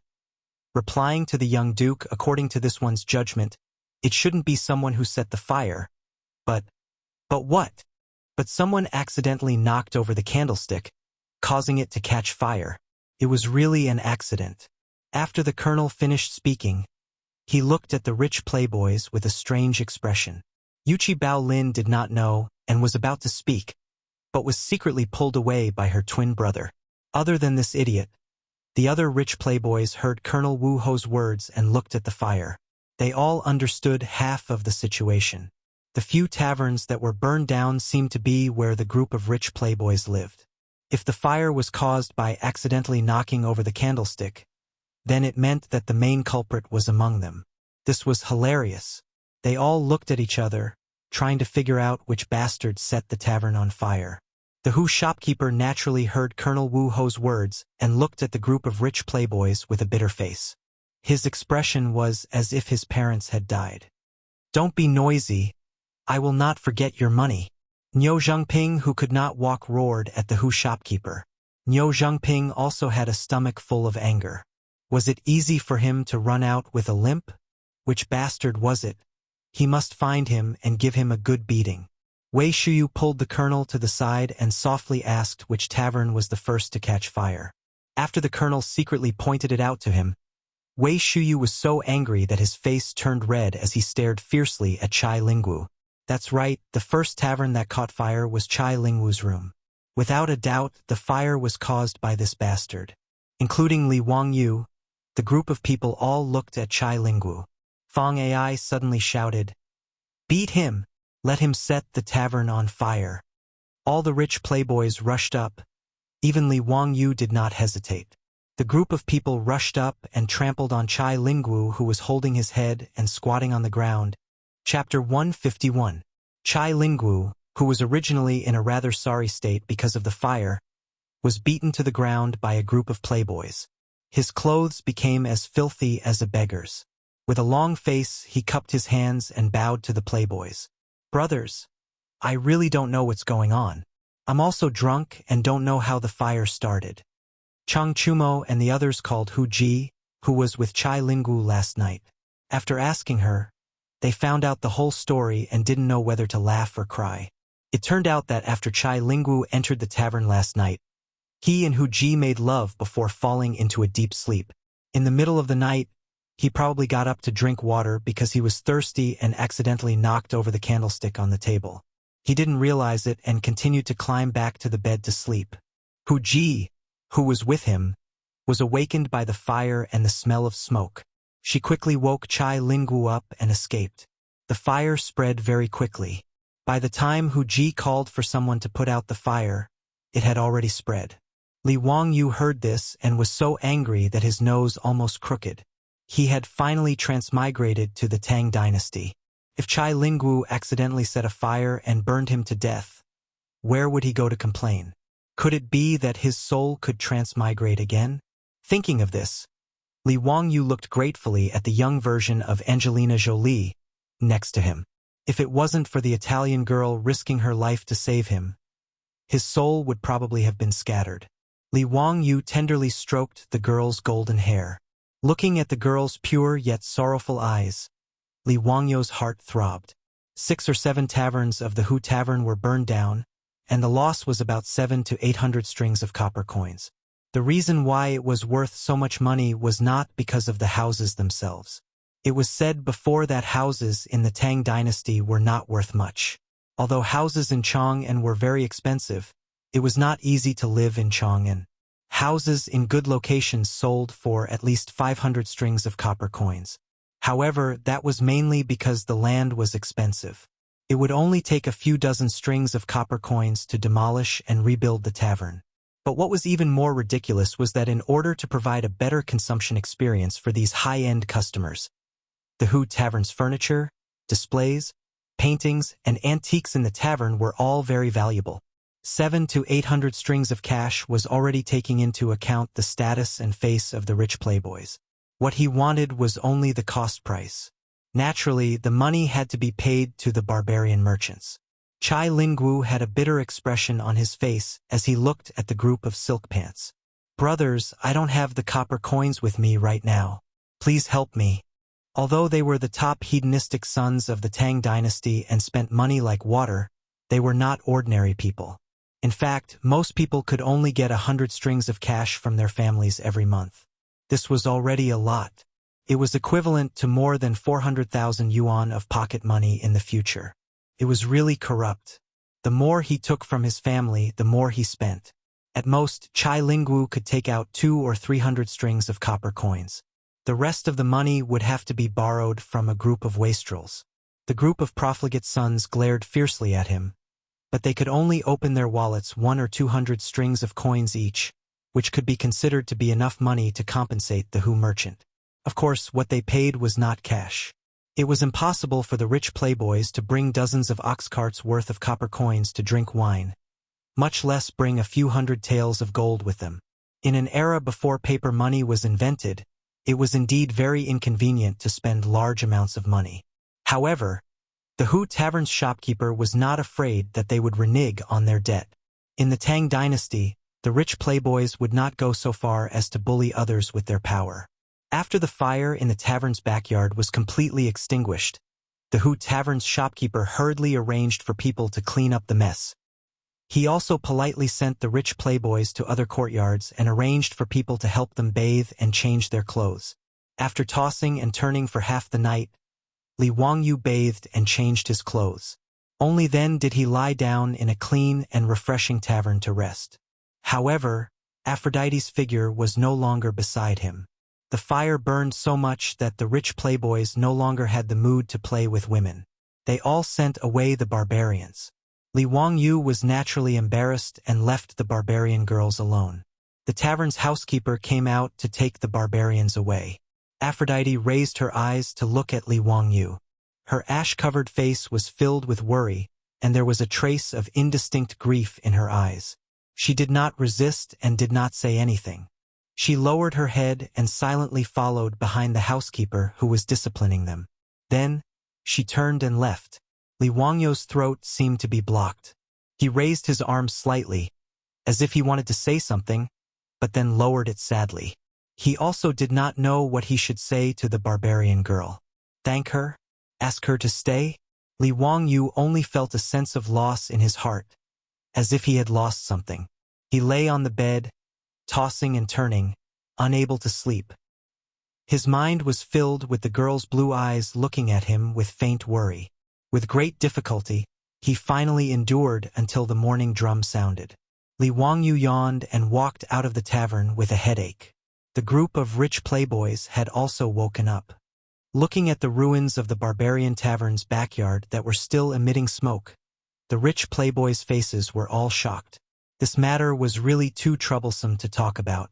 If this matter were to spread back to their families, these rich playboys' days would not be easy. Especially Chai Lingwu, his expression was even uglier. Chang Chumo listlessly called out to everyone and prepared to go home. Li Wangyu muddle-headedly mounted his horse and followed everyone out of the market. But what lingered in his mind was Aphrodite's aggrieved eyes when she was taken away by the housekeeper. When he thought about how this girl who he met by chance but saved his life last night would become a prostitute in this barbarian tavern, drinking and dancing with those strange men, and even being pressed down by those strange men to vent their bestial desires, Li Wangyu felt a stab of pain in his heart. Finally, Li Wangyu made up his mind. He pulled on the reins and shouted, "Brother Chang brothers, can you lend me some money?" The group of dispirited playboys was stunned and looked at him in confusion. "Zio, why do you want to borrow money? Ransom." Li Wangyu cupped his hands towards everyone. "I want to go back to the barbarian tavern and ransom that Hu concubine. I am embarrassingly short of money, so I can only shamelessly ask for help from my brothers." He really did not have the money. The price of a beautiful female servant of the Tang dynasty could be hundreds of thousands or even millions. Although the young version of Angelina Jolie was ugly in the eyes of the Tang people, she was still a Hu concubine. The price of a Hu concubine was much higher than that of an ordinary female servant. Li Wangyu estimated that if he wanted to buy Aphrodite from the barbarian tavern, he would have to spend at least 100 or 200 strings of copper coins or even more. The group of playboys was slightly stunned by Li Wangyu's words.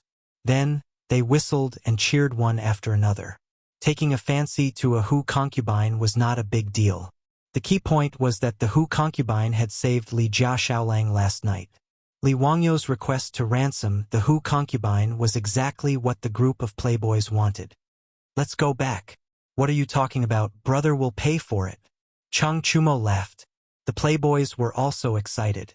They laughed and turned their horses around, escorting Li Wangyu back to the barbarian tavern.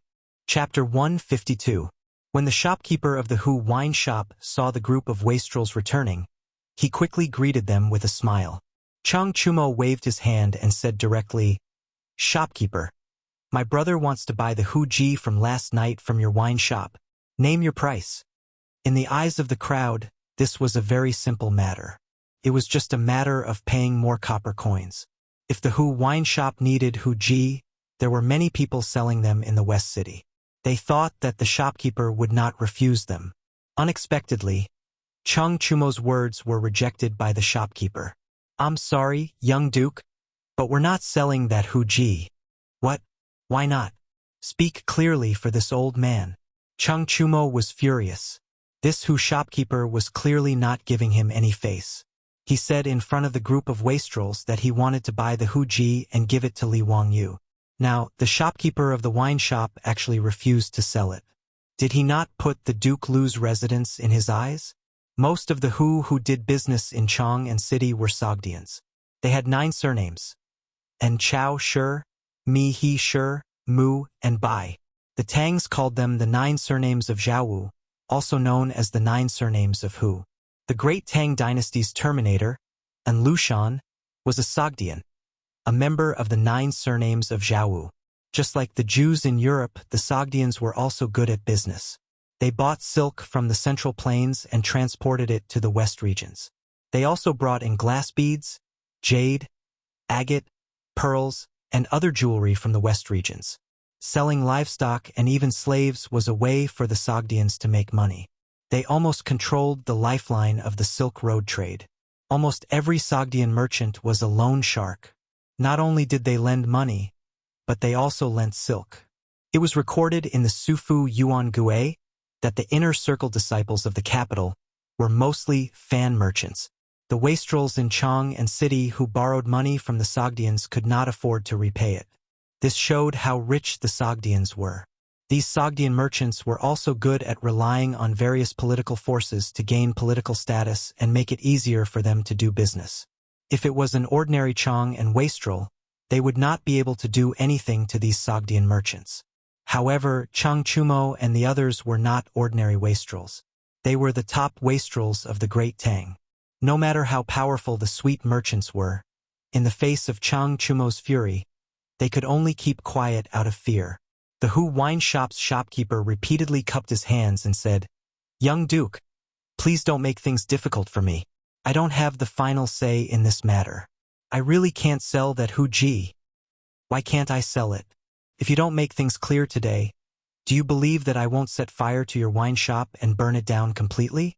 Chang Chumo was not the only one who was angered by the Hu shopkeeper's evasiveness. The group of silk pants also surrounded the shopkeeper furiously. They were all prepared to take action to teach this Hu shopkeeper who did not know the rules a lesson. He wanted to let him know who the Tang dynasty belonged to. How dare a man with a surname of Hu mess with them in Chang'an? He was really out of his mind. The Hu shopkeeper was on the verge of tears, as he was surrounded by a group of hedonistic sons from the founding families of the Tang dynasty. If he had known earlier, he wouldn't have agreed to such a task. He even regretted summoning that Hu Ji girl to accompany the guests yesterday. Otherwise, such a thing wouldn't have happened. Seeing that there was no way to avoid it, the Hu shopkeeper had no choice but to invite everyone into the wine shop. He found a quiet room and respectfully invited everyone to take a seat. Then, he ordered someone to bring wine. After sending all the servants away, the Hu shopkeeper lowered his voice and explained to Li Wangyu and the others why he couldn't sell the Hu concubine. After hearing the Hu shopkeeper's explanation, Li Wangyu and the group of silk pants looked at each other in shock. No one would have thought that there was such a hidden story. Chang Chumo silently scratched his head and said to Li Wangyu with a bitter face, "Brother Zio, there are plenty of Hu Ji girls. Why don't we change to another one? How about I go to the West Market and buy you another 2 beautiful Hu Ji girls?" Fang Yai, Wei Shuyu, and the others also persuaded, "That's right. Zio, Hu Ji girls are all the same. We will buy you a few other beauties." Li Wangyu only shook his head. He wasn't after beauties. He just wanted to save Aphrodite from her misery. What the Hu shopkeeper said didn't make him give up on his plan. Instead, it made him even more determined. "Brothers, if I don't buy that Hu Ji girl back home and let her become a lowly prostitute in this wine shop, I'm afraid I won't be able to rest easy. Last night, that Hu Ji girl risked her life to drag me out of the fire. How can I just walk away now? If I really do that, will you still be willing to be friends with me?" Li Wangyu's words were sincere and sincere. Fang Yai and the others were speechless. Everyone said that prostitutes were heartless and actors were unloyal. However, they saw how the Hu Ji girl saved Li Wangyu last night. But as Li Wangyu said, if he just walked away, even they would despise Li Wangyu. Chang Chumo slammed his palm on the table and said, "Bastard! I don't believe that the Zoroastrianism can go against the heavens. They don't have the final say in Chang'an. That's right. Let's go back to the residence and play the Qi troops. Today we are going to cause a ruckus at the Zoroastrianism temple. Let's see if my spear is better or that Zoroastrianism's sabao is stubborn." The Yuchi twins also shouted. The Zoroastrianism temple was the place where the Zoroastrianism worshipped. The Zoroastrianism, also known as the fire worship sect, was the religion that the Persian Empire and the Sogdians believed in. Sabao was the leader of the Zoroastrianism region and the leader of the Sogdians. Once he heard that the wastrels were going to cause a ruckus at the Zoroastrianism temple, the Hu shopkeeper knew that he was in trouble.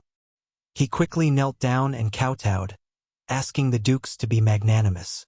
If Sabao knew that it was because of him that these wastrels were going to cause a ruckus at the Zoroastrianism temple, he would lose his head. Li Wang, you also quickly got up and stopped the agitated crowd. Brothers, don't be rash. If we really cause a ruckus at the Zoroastrianism temple, it won't end well. Why don't we discuss it with Sabao? If he agrees, then it's fine, but if he doesn't, then we'll think of another way. The wastrels calmed down a little and nodded in agreement. The Sogdians controlled the Silk Road trade. Even the big shots of the imperial court were not willing to offend them. If this group of wastrels really went to cause a ruckus at the Zoroastrianism temple, they might really cause a lot of trouble. Li Wangyu then looked at the Hu shopkeeper. Shopkeeper, we won't make things difficult for you. We'll settle this matter ourselves and won't tell anyone. You're the one who told us this. However, you have to promise me that you won't let Aphrodite come out to meet customers until we settle this matter. Is that okay? The Hu shopkeeper quickly nodded and promised to take good care of the Hu girl. Seeing that he had promised, Li Wangyu and the others left the wine shop and prepared to go to the Zoroastrianism temple to negotiate with Sabao. Chapter 153. In Chang'an City, the Zoroastrian temple of the Sogdians was located in the Lichuan Square in the north of the West Market. It was only separated from the West Market by a 100-meter-wide Golden Gate Avenue. Everyone rode on horseback and soon arrived at the entrance of the Jia Temple. The Zoroastrianism's Zoroastrianism temple was different from Taoism or Buddhism. There was a fire altar inside the Zoroastrian temple. Bronze cauldrons of different sizes were placed on the altar. Inside the cauldrons were burning with raging flames. This was the sacred fire that the Zoroastrian religion worshipped. The holy flame of Zoroastrianism was a flame extracted from the consecrated flames of the Sogdians who were pure in their beliefs and words.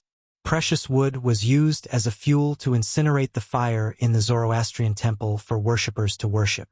They went to the Zoroastrian priests in the Zoroastrian temple and asked to see Sabao and to speak with him. The Sabao in Chang'an City was called Milamon. He was the political and religious leader of the Sogdian people in Chang'an and had a high status. Although he did not have an official position in the Tang dynasty, because the Sogdians controlled the Silk Road trade, Pai Lupi had met him many times and bestowed him with gifts in order to win over the Sogdians. When Milamon learned that a group of Grand Dukes of the Tang dynasty had come to visit, he did not think much of it and asked the priests to invite them into the Zhuang temple. Young dukes, excuse me for not going out to meet you. What business do you have with me? Milamon was a middle-aged man who looked like a Persian. When he saw the silk pants, his attitude was amiable, and he exchanged greetings with everyone. Seeing Zoroastrianism's Sabao's attitude, the group of silk pants relaxed. They felt that with their reputation, it would be easy for them to ask Zoroastrianism for an insignificant female slave. Li Wangyu bowed to Milman. Sabo, we have a request. Please do us a favor. Oh, what is it? I heard that your sect has a female slave from the Great Qin Empire, and I would like to buy this female slave from your sect. Would that be convenient? Li Wangyu chuckled as he made his request. However, as soon as he said this, Milman's expression changed. Lord Xiaolang, I'm afraid you're mistaken. Our Zoroastrianism doesn't have any female slaves from the Great Qin. Where did Xiaolang Kuan hear this from? Seeing Milman immediately stop smiling after hearing about Great Qin's female slaves, the other profligates felt quite startled. Was Milman really not going to give them any face? Li Wangyu smiled and said, I'm very curious about Great Qin's women and I've been looking for them everywhere. Su Li of Chang and County told me that your Zoroastrianism has female slaves in the hands of the Great Qin. That's why I'm here to sincerely purchase them. Sabao, please do us a favor. The price is negotiable. We will definitely not let Sabao suffer a loss. Although there were all kinds of huji for sale in Chang and Shi City, there were very few European women. The main reason was that the Tang dynasty was too far away. It was not cost-effective to sell women from faraway Europe to the Tang dynasty. Most of the prostitutes in Chang and Shi City came from Central Asia, West Asia, and even South Asia. As for these concubines who entered the Tang dynasty, they had to apply for permission to enter the border and provide coupons. When entering Chang'an, they had to register at the county government. Therefore, when Aphrodite was brought into Chang and by the Sut caravan, it was registered at the Chang and county government. The Suli of Chang and county knew about this matter. However, Milamon still shook his head and said with a hint of impatience, "My Zoroastrianism did have a female slave from the Great Qin. However, a few days ago she died of a sudden illness." "You?" Hearing Milamon deny it, Chu Chuliang became anxious. Just as he was about to accuse Milamon of lying, he was pulled back by his brother. Only then did he remember that they had promised the Hu wine shop owner that they would not reveal the truth. If he questioned Milliman's lie, it would be the same as betraying the Hu wine shop owner. Seeing Sa Bao Milamon deny it and even use the excuse of a sudden death, Li Wangyu was speechless. Facing the head of the Sut religion, even the wastrels could only beg. However, no matter how much Li Wangyu and the other wastrels begged and expressed that they were willing to pay, Milamon used the excuse of the female slave's death to send them away. The wastrels had never been treated like this before. If they were not worried about the influence of the Zoroastrianism, they would have already made a ruckus. Seeing this, Li Wangyu could only say a few perfunctory words and helplessly bid farewell to the wastrels and left the Zoroastrianism temple. Bastard! This Milamon won't cry until he sees the coffin. He's full of nonsense. As soon as they left the Zoroastrianism temple, Chang Chumo whipped the wall and said angrily. Fang Yai was also angry. "Ziyu, what do you plan to do now? This Sa Bao Milamon is stubborn. He's a bastard. If it were up to me, why don't we just take that Hu Ji away? Would they dare to report it to the authorities?" Yuchi Baolin's words made the wastrels nod their heads. This was what they thought. However, Li Wangyu shook his head. "If we do that, I'm afraid the matter will get out of hand. It's hard to guarantee that the Sut people won't report it to the court. That would implicate my brothers. How can I make things difficult for my brothers for myself?" What he said was the truth. Using force to take someone away would cause endless trouble. Not to mention that after taking back Aphrodite, it would be difficult to solve the problem of her identity. After the Zoroastrianism temple suffered a loss, they would definitely cause trouble for the Sut people and ask the court to deal with the wastrels. At that time, Chang Chumo and the others would definitely be affected. Chang Chumo angrily cursed. "This group of damn profiteers, the 9 surnamed who are not good people. The imperial court should issue a decree to arrest all of these who surnamed Jiu. Left is wrong, right is wrong. Ziyu, what do you think we should do? Are we just going to let it go?" The wastrels were now unable to restrain their anger. Now it was not just the problem of Li Jia Shaolang wanting to buy a female slave, but they felt that their face had been swept to the ground by Milamon. If they just let it go, this group of wastrels would not be able to calm down and would lose face in front of the Zoroastrianism temple. For these wastrels, the world was big, but their face was the most important. If the Zoroastrianism temple did not take them seriously, how would they be able to establish themselves in Chang'an City in the future? Li Wangyu was also speechless. He silently looked at the fire in the bronze cauldron on the Zoroastrianism temple not far away and carefully thought about how to resolve this situation. The reason why the situation became so complicated was because of Aphrodite's identity. According to the information that the owner of the tavern learned, this female slave named Aphrodite was not an ordinary person, but the daughter of a noble in the Byzantine Empire. The Byzantine Empire and the Persian Empire had fought several wars in the past 100 years. A few years ago, the Persian Empire once again sent troops to attack the Byzantine Empire, and the Fifth Persian-Byzantine War broke out. At the beginning of the war, the Persians were unstoppable. They broke into the Byzantine Empire, took over Kharsadan city, and started to besiege Constantinople. This noble girl named Aphrodite was captured when Kharsadan city was conquered by the Persians. She was only 12 or 13 years old at that time. However, the war that followed ended with the defeat of the Persians. The Persians lost. They needed to return the Byzantine Empire's territories, release the prisoners of war, return the Holy Cross that they took from Jerusalem, return all the treasures that they took from the Byzantine Empire, and pay back the military expenses for the past few years. The Persian flew into a rage out of humiliation and vented his anger on Aphrodite. They lied to the Byzantine Empire that she died in the war and secretly sold her to the Sogdians. They let the Sogdians sell her to the distant Eastern Empire. They also asked the Sogdians to demote her to a prostitute to humiliate the Byzantine Empire and vent the anger in the hearts of the losers. The Persians and the Sogdians followed the same religion, so the Zoroastrians naturally followed the Persians' request. Therefore, the poor Aphrodite became a sacrifice in the war between the two sides. She was forced to follow the Sogdian caravans for more than 10,000 kilometers and spent a year and a half to travel from the distant Europe to the Tang dynasty. The Zoroastrians of Chang'an and handed the girl to the owner of the tavern and asked him to train the girl well and send her out to serve customers as a prostitute. Of course, the owner of the tavern didn't dare to disobey. Therefore, when Chang'an proposed to buy the girl, he immediately refused. This wasn't up to him to decide, and he was only following the orders of Zoroastrians. In order to save Aphrodite, other than taking her away like what Yuchi Baolin said, the only way was to force Zoroastrians to give in. Li Wangyu looked at the burning holy fire in the Zoroastrians' temple and suddenly asked without thinking, "What do you guys think will happen if the holy fire in the Zoroastrians' temple goes out? If it goes out, then let it go out. We can just light it up again with a lighter." Chai Linggu replied in a bad mood. Wei Shuyu was so angry that he slapped his head and said, "Do you think this is the fire in your kitchen? If the holy fire in the Zoroastrians' temple goes out, I'm afraid the Sogdians will go crazy." He knew a little about the religion of Zoroastrians, and he knew that the holy fire in the Zoroastrians' temple was the lifeblood of the Sogdians. Once it went out, the consequences would be unimaginable.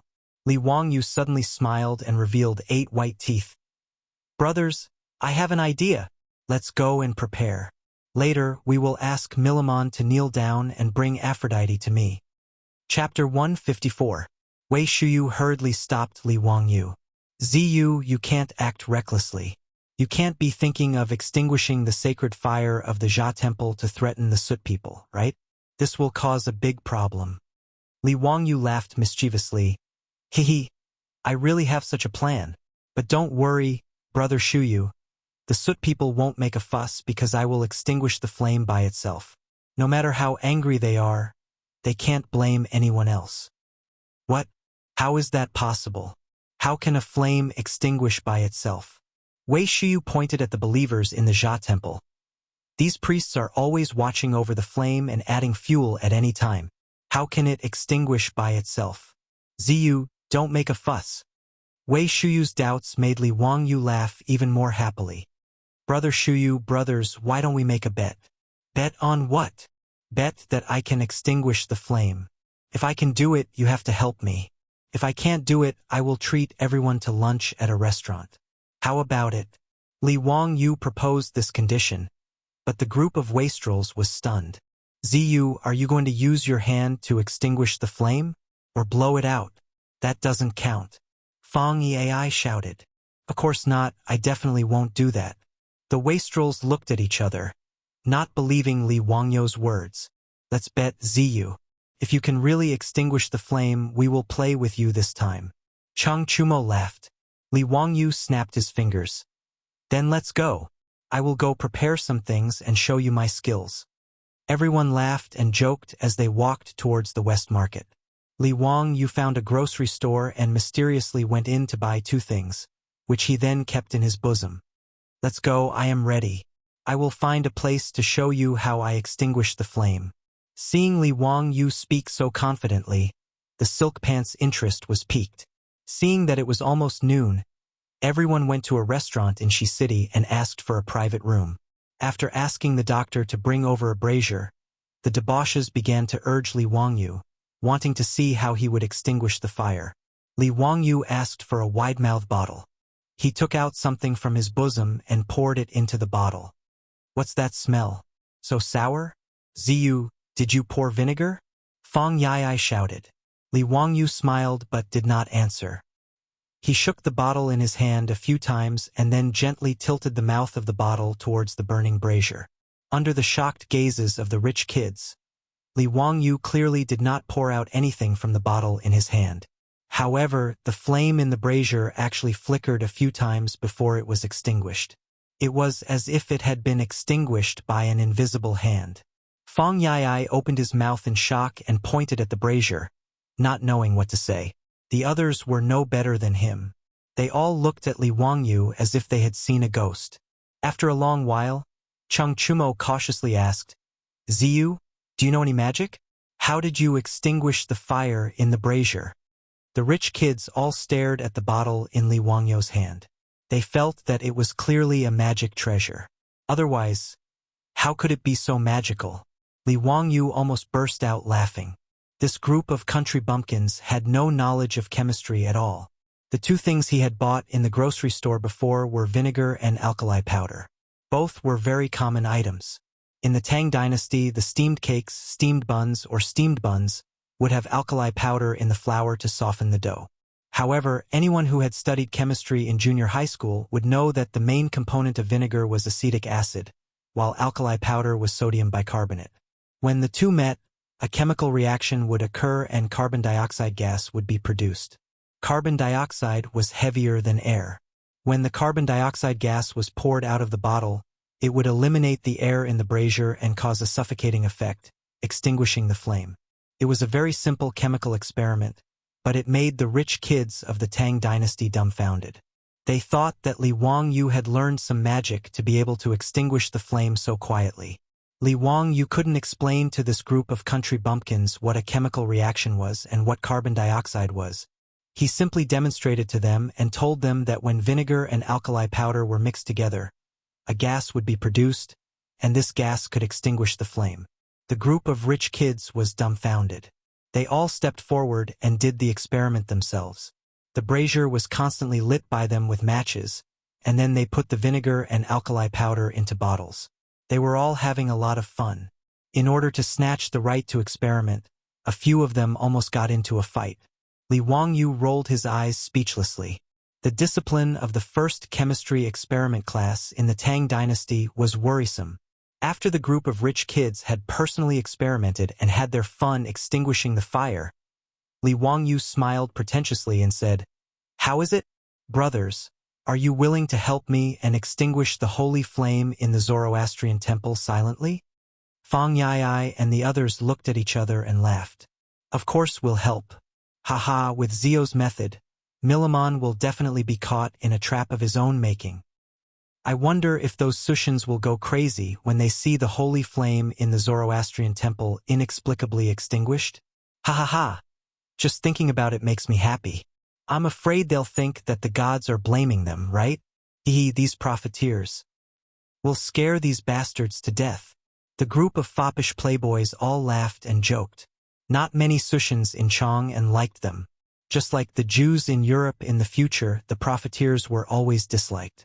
They asked the restaurant's doctor to send them food. The group of people ate and drank while discussing in low voices what to do later. It had to be said that this group of rich kids had the potential to cause trouble and destroy. As for Li Wangyu's plan, they gave various opinions and soon perfected the extinguishing plan. After eating and drinking to their heart's content, everyone began to split up. Chai Linggu, Wei Shuyu, and the Du brothers accompanied Li Wangyu to the Zoroastrian temple in Liquanfang to visit Sabeo Milamon. The Chang brothers, the Yuchi twins, Fang Yai, and Niu Zhengping went to prepare other things. In the Zoroastrian temple in Liquanfang, Sabeo Milamon reluctantly received Li Wangyu and the others when they visited again. "What's the matter, young lords? If it's about the female slaves of the great Qin, there's no need to talk about it." Milamon spoke in a tone that said there was no room for discussion. Li Wangyu shook his head and smiled. "That's not the case. We came to visit Sabeo to save you." Milamon was stunned and looked unhappy. "What nonsense are you talking about, Xiao Lang? Why do I need you to save me?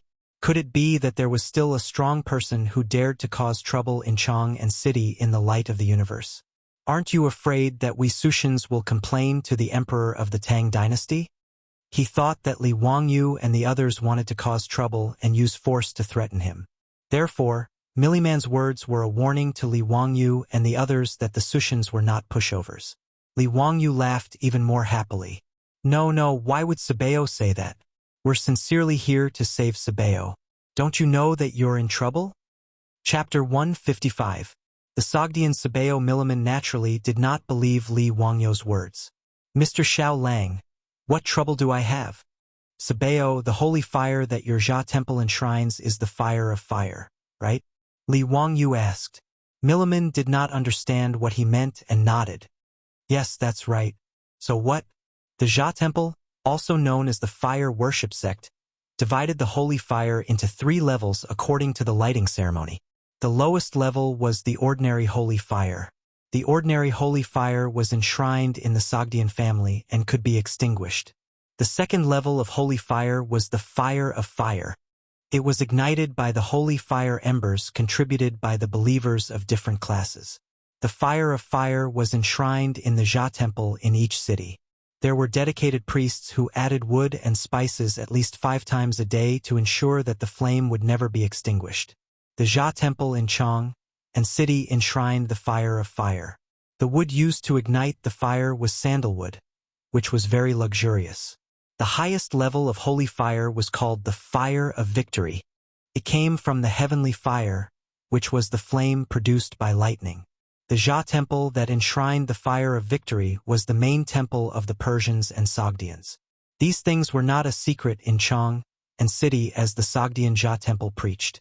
For his plan, Li Wangyu had specially asked someone to inquire about the teachings of the Jia temple. He was more confident in his heart.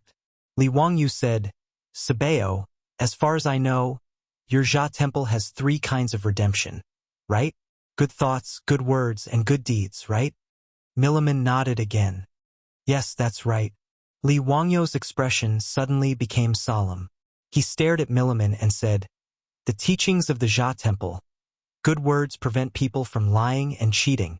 Sabeo, can you tell me if you were lying and cheating when you said that the female slaves of the Great Qin Empire were infected? Milliman did not expect Li Wangyu to suddenly change the topic and could not help but be speechless for a moment. Li Wangyu did not wait for him to answer and continued, Sabeo, as the leader of the Jia temple, how can you lie? You will be punished by your gods. Be careful that the holy fire of your Zhan temple is extinguished because of this. Milliman was like a dragon whose reverse scale had been touched. He was instantly enraged. He pointed at Li Wangyu and shouted, What nonsense are you talking about? You dare to curse our holy flame to be extinguished? If the holy fire of your Sabeo temple is extinguished, then it can only be caused by you, Sabeo, not abiding by the teachings. What does it have to do with us? I'm warning you, don't talk nonsense. Otherwise, the consequences will be severe. A few of the silk pants immediately became spirited and began to spit at Milliman. As long as they did not smash the Zoda temple of the Sogdians, the top playboys of the Tang dynasty did not take Milliman's words to heart. Milliman was angered to death by this group of debauches, but he couldn't do anything to them. He flung his robe and prepared to send them off. A Zoroastrian priest stumbled into the room and shouted, Sabo, something's wrong. For some unknown reason, the sacred fire enshrined in the Zhuang temple suddenly extinguished. Sabao, go take a look. When Milliman heard this, it was as if a thunderbolt had exploded in the clear sky, causing him to feel dizzy. After a long while, Milliman finally regained his senses. He glared fiercely at Li Wangyu and the others. His expression was fierce and ferocious, like a ferocious beast that was about to choose a person to devour. It's you. It must be you who did this. Do you want to become enemies with all of us Sogdians? You will suffer retribution. Just as Li Wangyu and the others said that the sacred fire was extinguished, the sacred fire in the Zhuang temple was extinguished. If this matter had nothing to do with this group of debauches, Milliman would not believe that there was such a coincidence in the world. Sabeo, you can eat whatever you want, but you can't say whatever you want. We are standing right in front of you. Which eye of yours saw us extinguishing the sacred fire in your Zhuang temple? If you falsely accuse us, you will be punished. Chai Lingwu sneered disdainfully. Wei Shuyu also ridiculed. Sabeo Mafe, do you think we are immortals? When we are talking to you here, can we extinguish the sacred fire in your Zhuang temple?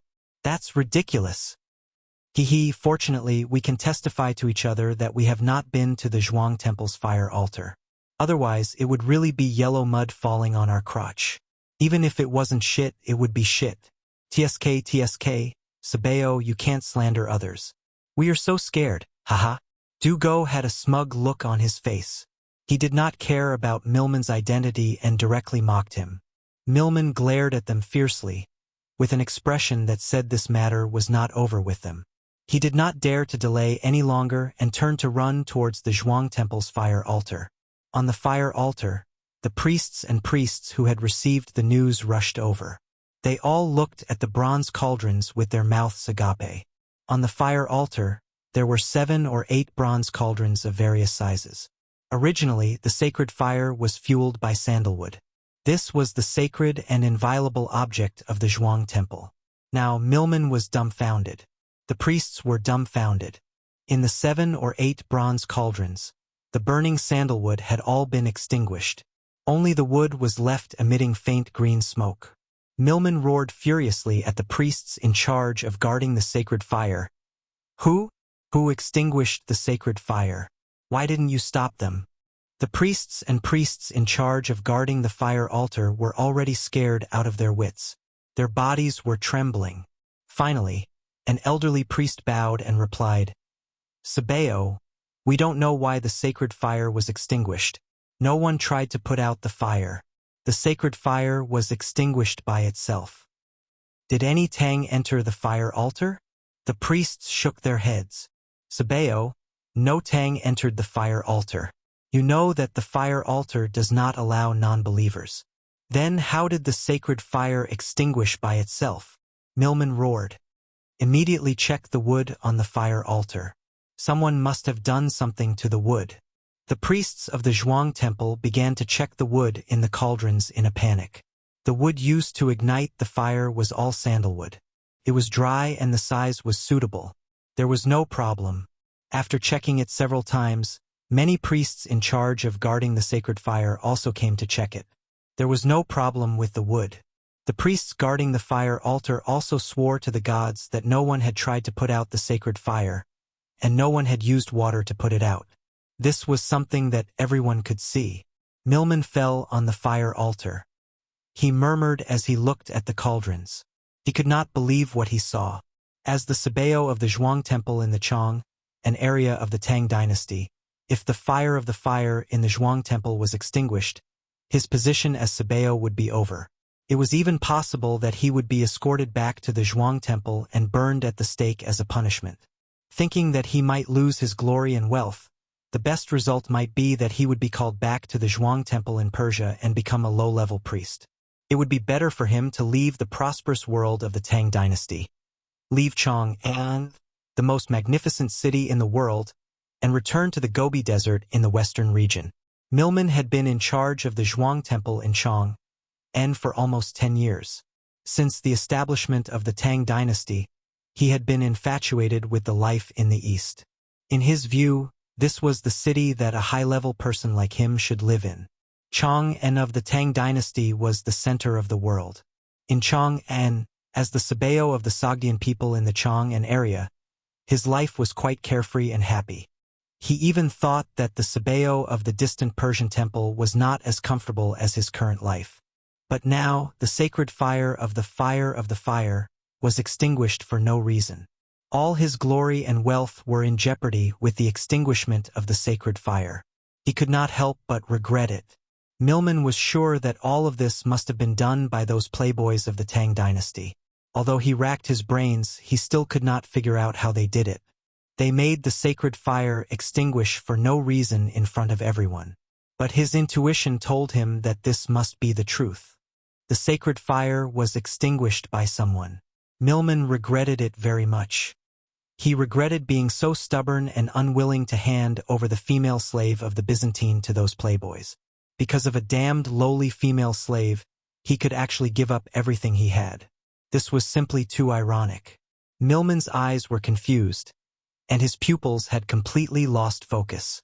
More and more Sogdians came from all over Chang, and when they heard the news that the sacred fire in the Zhuang temple had been extinguished, more and more people gathered around the fire altar.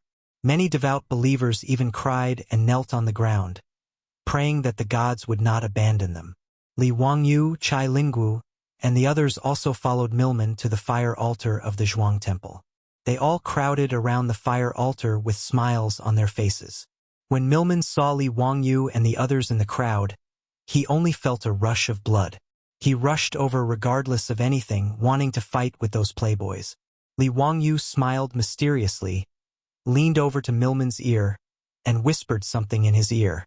His words shocked Milman, and he looked at Li Wangyu with a complicated expression. Chapter 156. Li Wangyu whispered into Milliman's ear, "Do you want the flame of victory? I can help you get the best sacred flame." To Milliman, this was a fatal temptation. He stared at the Tang youth in front of him in disbelief. He said that he could help him get the best sacred flame. How was this possible? The so-called flame of victory was not just the heavenly fire. More importantly, it was formed by gathering all the sacred flames of different levels and adding the heavenly fire. When the Persians fought, they would even send the flame of victory to the battlefield to boost morale. However, Milliman was like a drowning man at this moment. Even if it was a straw, he wanted to hold on tightly to it. Milliman looked at Li Wangyu expectantly, waiting for his explanation. Li Wangyu smiled and said, "Sa Bao, why don't we find a suitable place to talk? You won't be talking about this in front of everyone, right?" Milliman stared at Li Wangyu silently for a few seconds, as if trying to figure out whether he was telling the truth or not. Finally, the hope in his heart won out. He extended his hand and made a gesture of invitation. He turned around and led Li Wangyu and the other playboys into the Jia temple. The sacred flame in the Jia temple fire altar in Lichuan Square had inexplicably extinguished itself because of the Chang brothers, the Yuqi twins, and Fang Yai.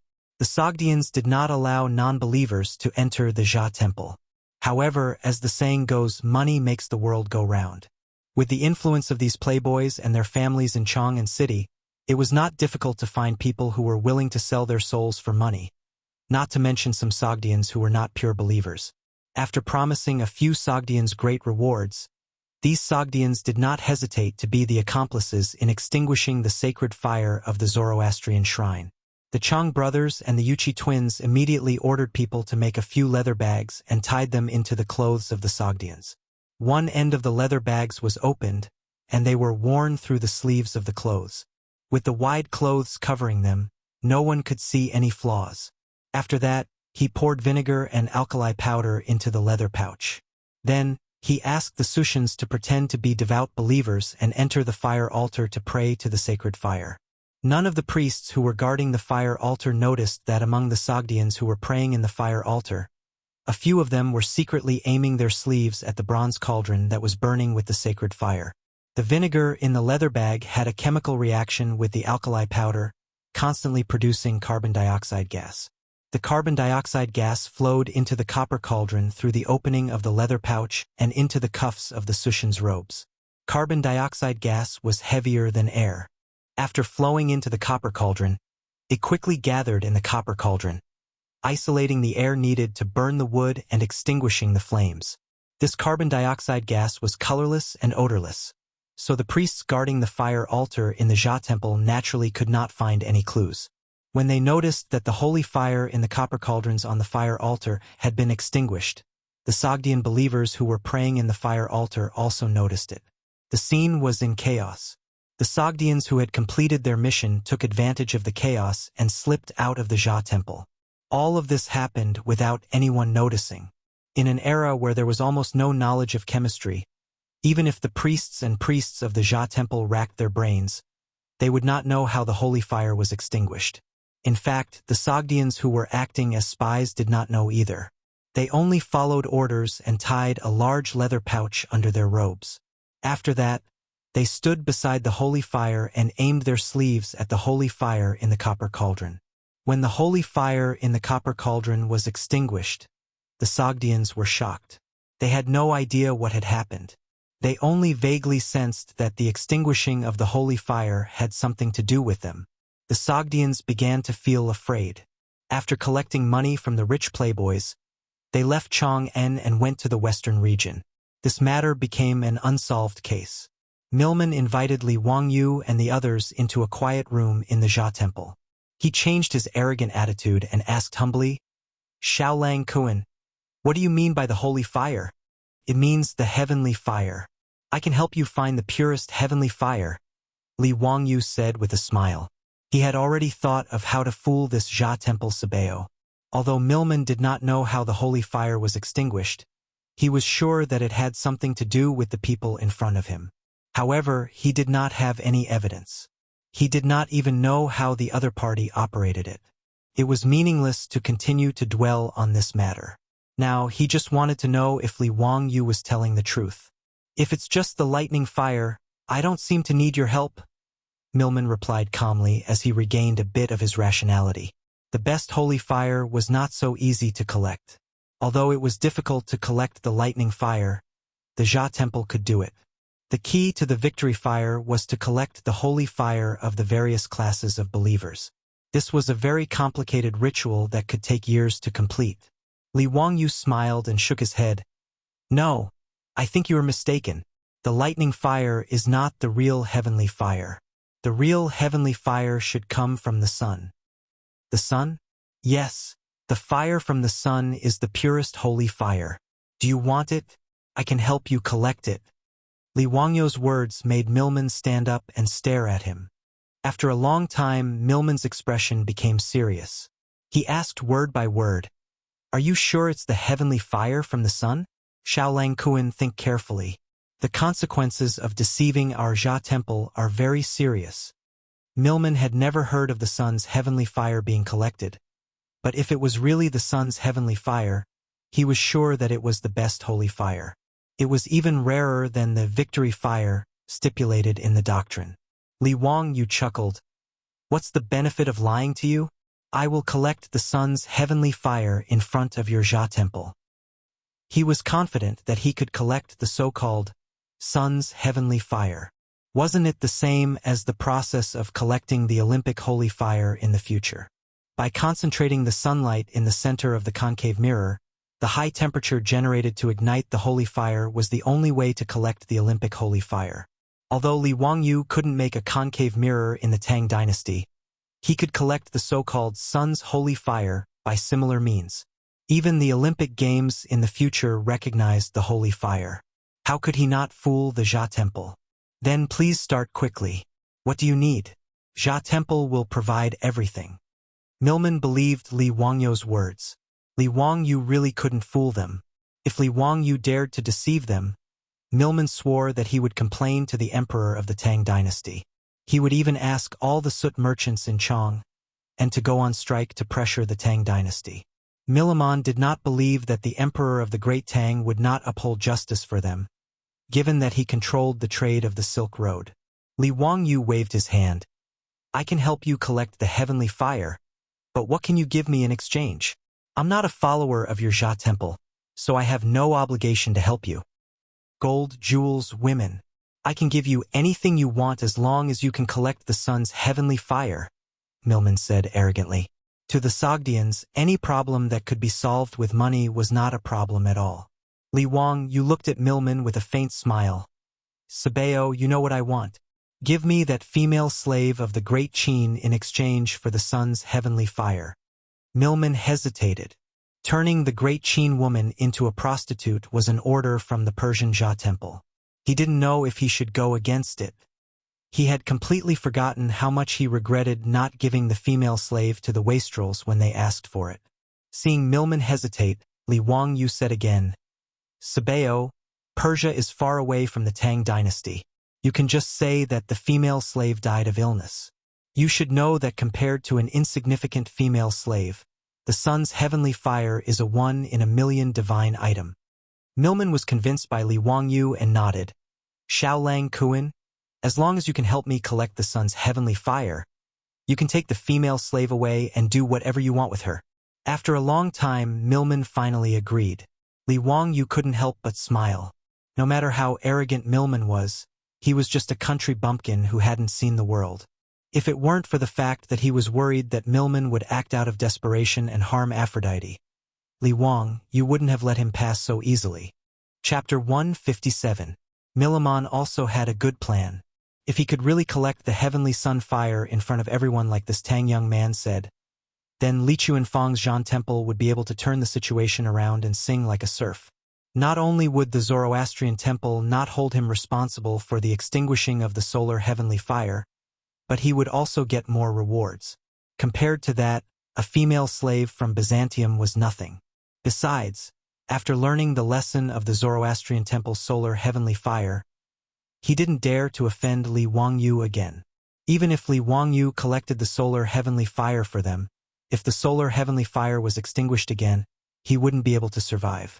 Maybe the easiest thing he could think of was to kill himself on the cauldron of the Zoroastrian temple's solar heavenly fire. Mr. Xiaolang, how long will it take for you to collect the solar heavenly fire for us? Milman asked anxiously. Any time. As long as the sun is shining, noon would be the best. Milman lowered his head and thought for a while. How about 3 days later at noon? You have to collect the pure solar heavenly fire in front of all the priests and priests of the Zoroastrian temple. Li Wangyu nodded and said, Okay, but you have to let me take the female slave away first. Since Milman had already agreed to this deal, he didn't reject it and nodded. If Li Wangyu could collect the solar heavenly fire in front of all the priests and priests of the Zoroastrian temple in Chang'an city, then everyone would be happy. If Li Wangyu was lying to them, the Zoroastrian temple wouldn't let him off easily. Milman summoned a priest and asked him to go to the tavern with Li Wangyu and ask the tavern owner to release the slave. Li Wangyu and the others left, and Milman went to prepare for the solar heavenly fire ceremony in 3 days. It was a tedious job. At the same time, he had to comfort the believers and tell them that the solar heavenly fire was extinguished for no reason because the Zoroastrian temple was about to collect the pure solar heavenly fire. In front of the purest and noblest solar heavenly fire, the solar heavenly fire would naturally extinguish. This was their respect for the solar heavenly fire. These words, coupled with the fact that the sacred fire on the Zoroastrian temple's fire altar had automatically extinguished for no reason, made the Zoroastrian believers believe them.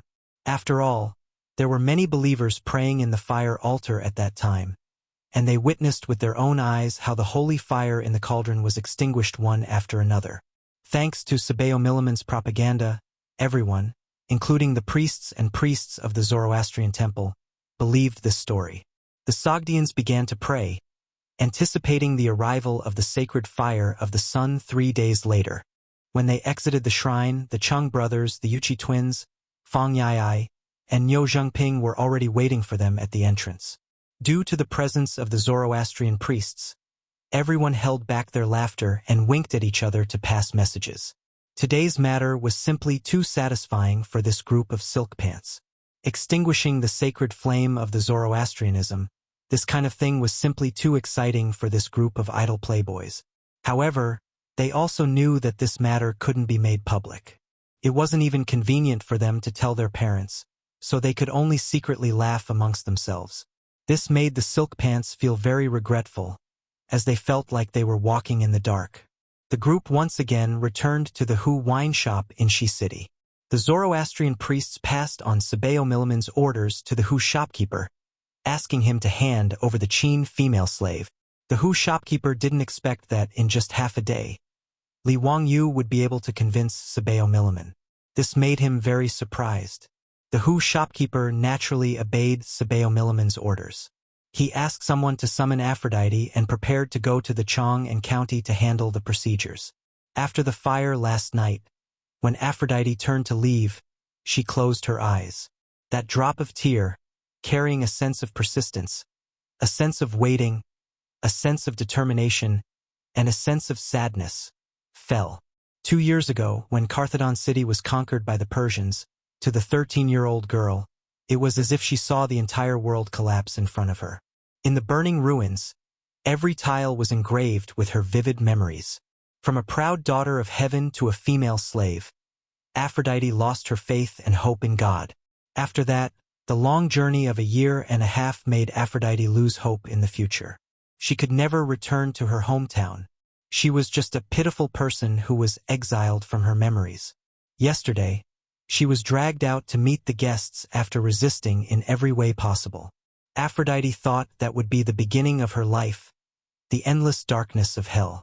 She didn't expect that the handsome young man from the Tang dynasty would squat beside her gently and ask her in a gentle tone, "Are you okay?"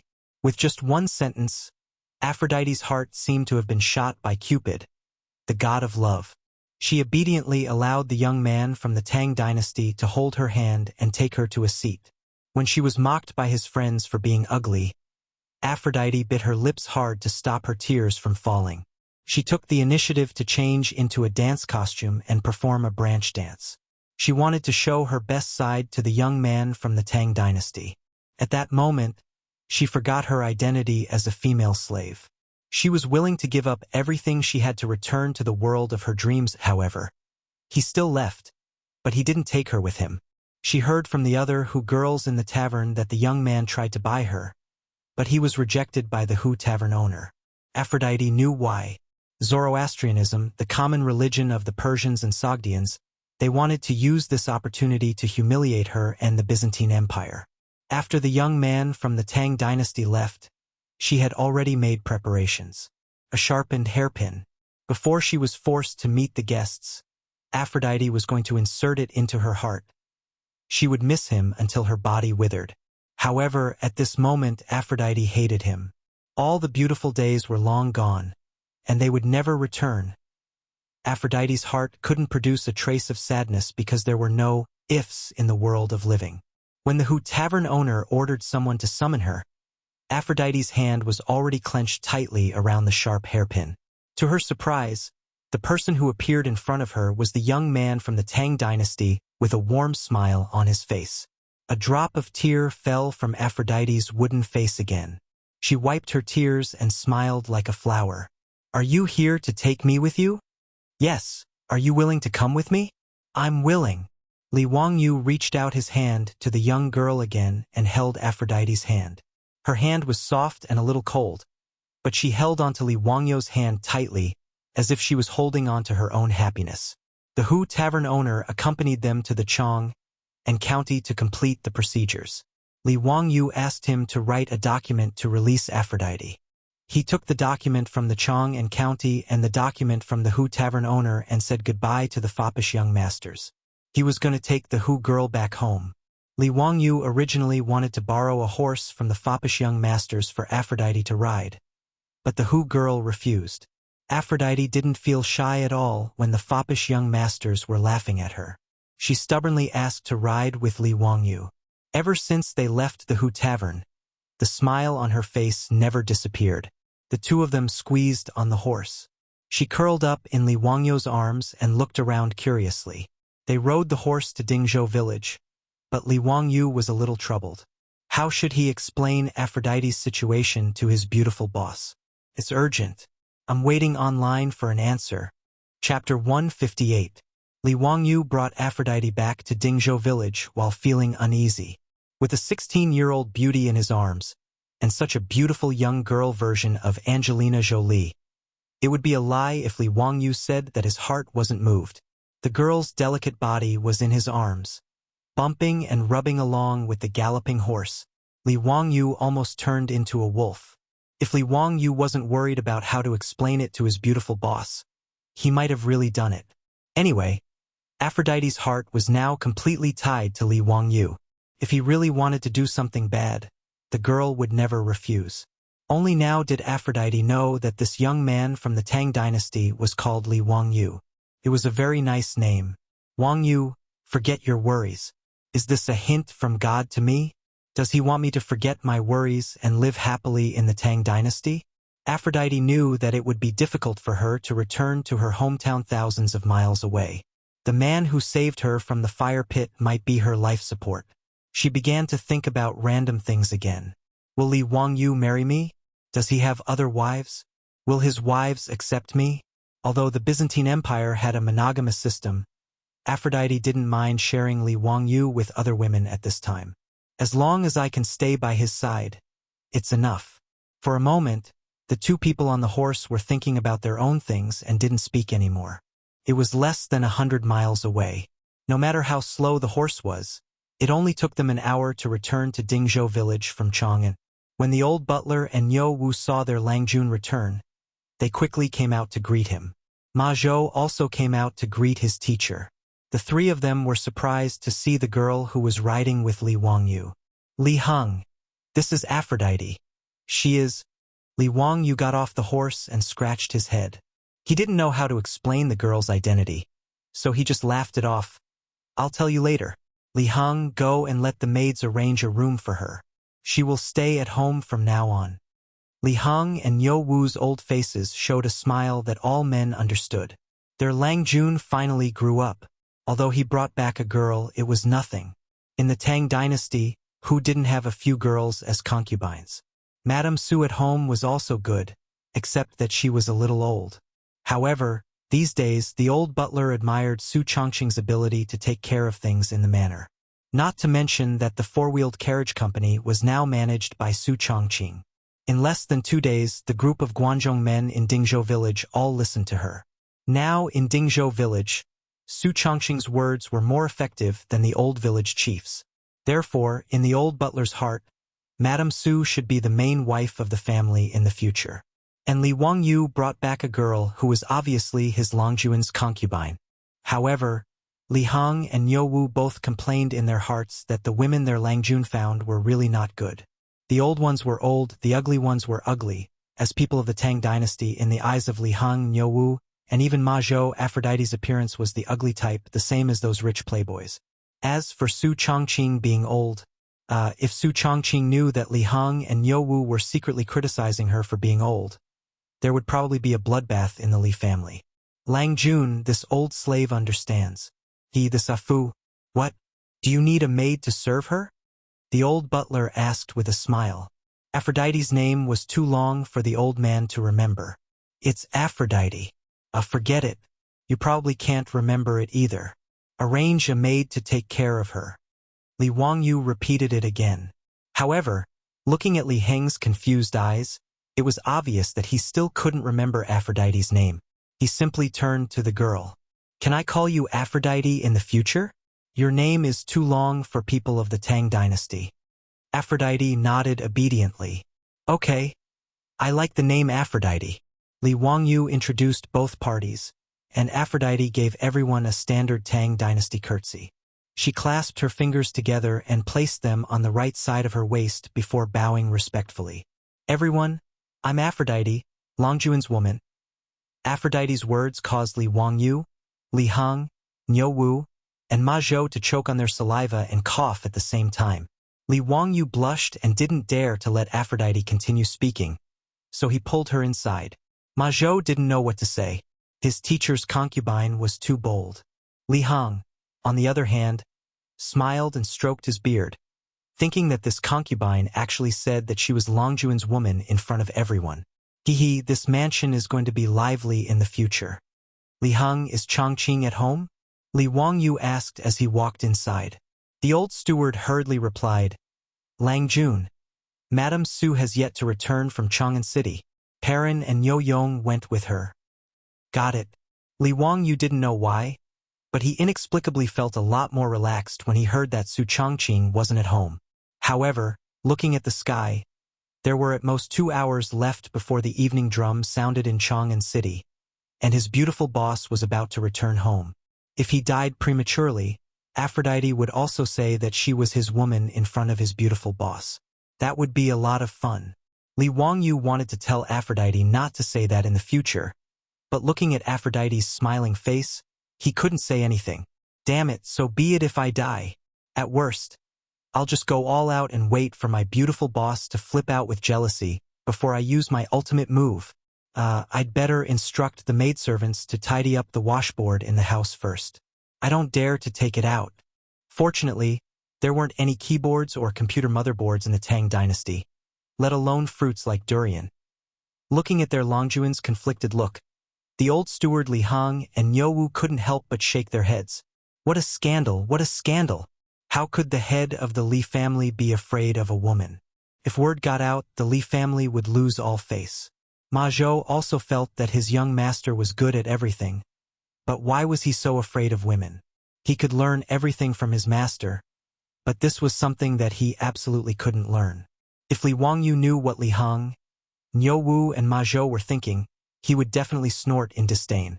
In the future, a goddess like his beautiful boss was in existence that could instantly kill a group of men with a single look. Sai, let's not talk about it anymore. The more I talk about it, the more I'll cry. Women's rights are rampant, Li Wangyu thought with grief and indignation.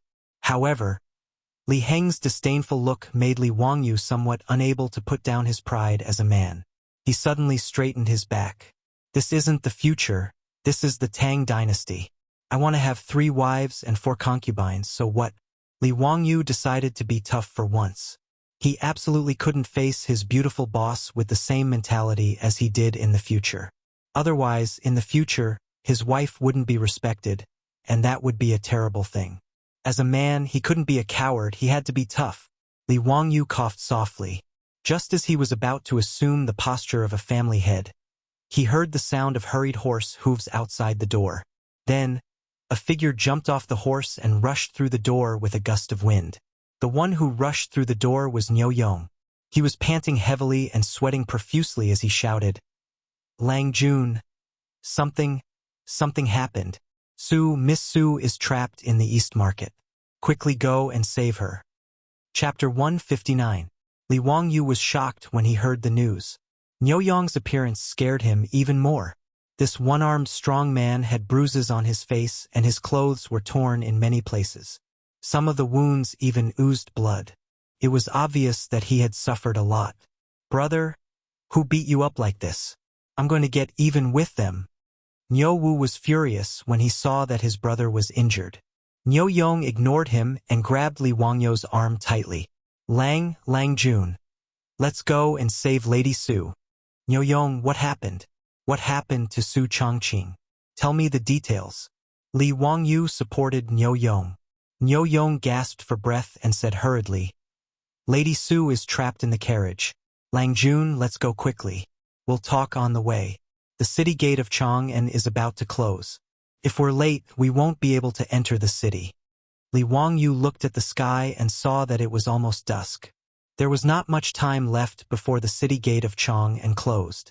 He was also anxious and shouted at Niu Wu, "Niu Wu, go and prepare the horse. We're going to Chang'an." Niu Wu agreed and was about to run outside. Li Heng grabbed him and said, "Wait, let's go find the village chief first. Go quickly." Niu Wu was stunned for a moment and immediately understood. He jumped onto the date-red horse that Li Wangyu rode back and ran towards the village chief's house. Although Niu Wu didn't know what had happened, he knew that he and his elder brother might not be able to break into Chang'an City to save Madame Su just by relying on the two of them. They might have to rely on the villagers of Dingzhou village to help out.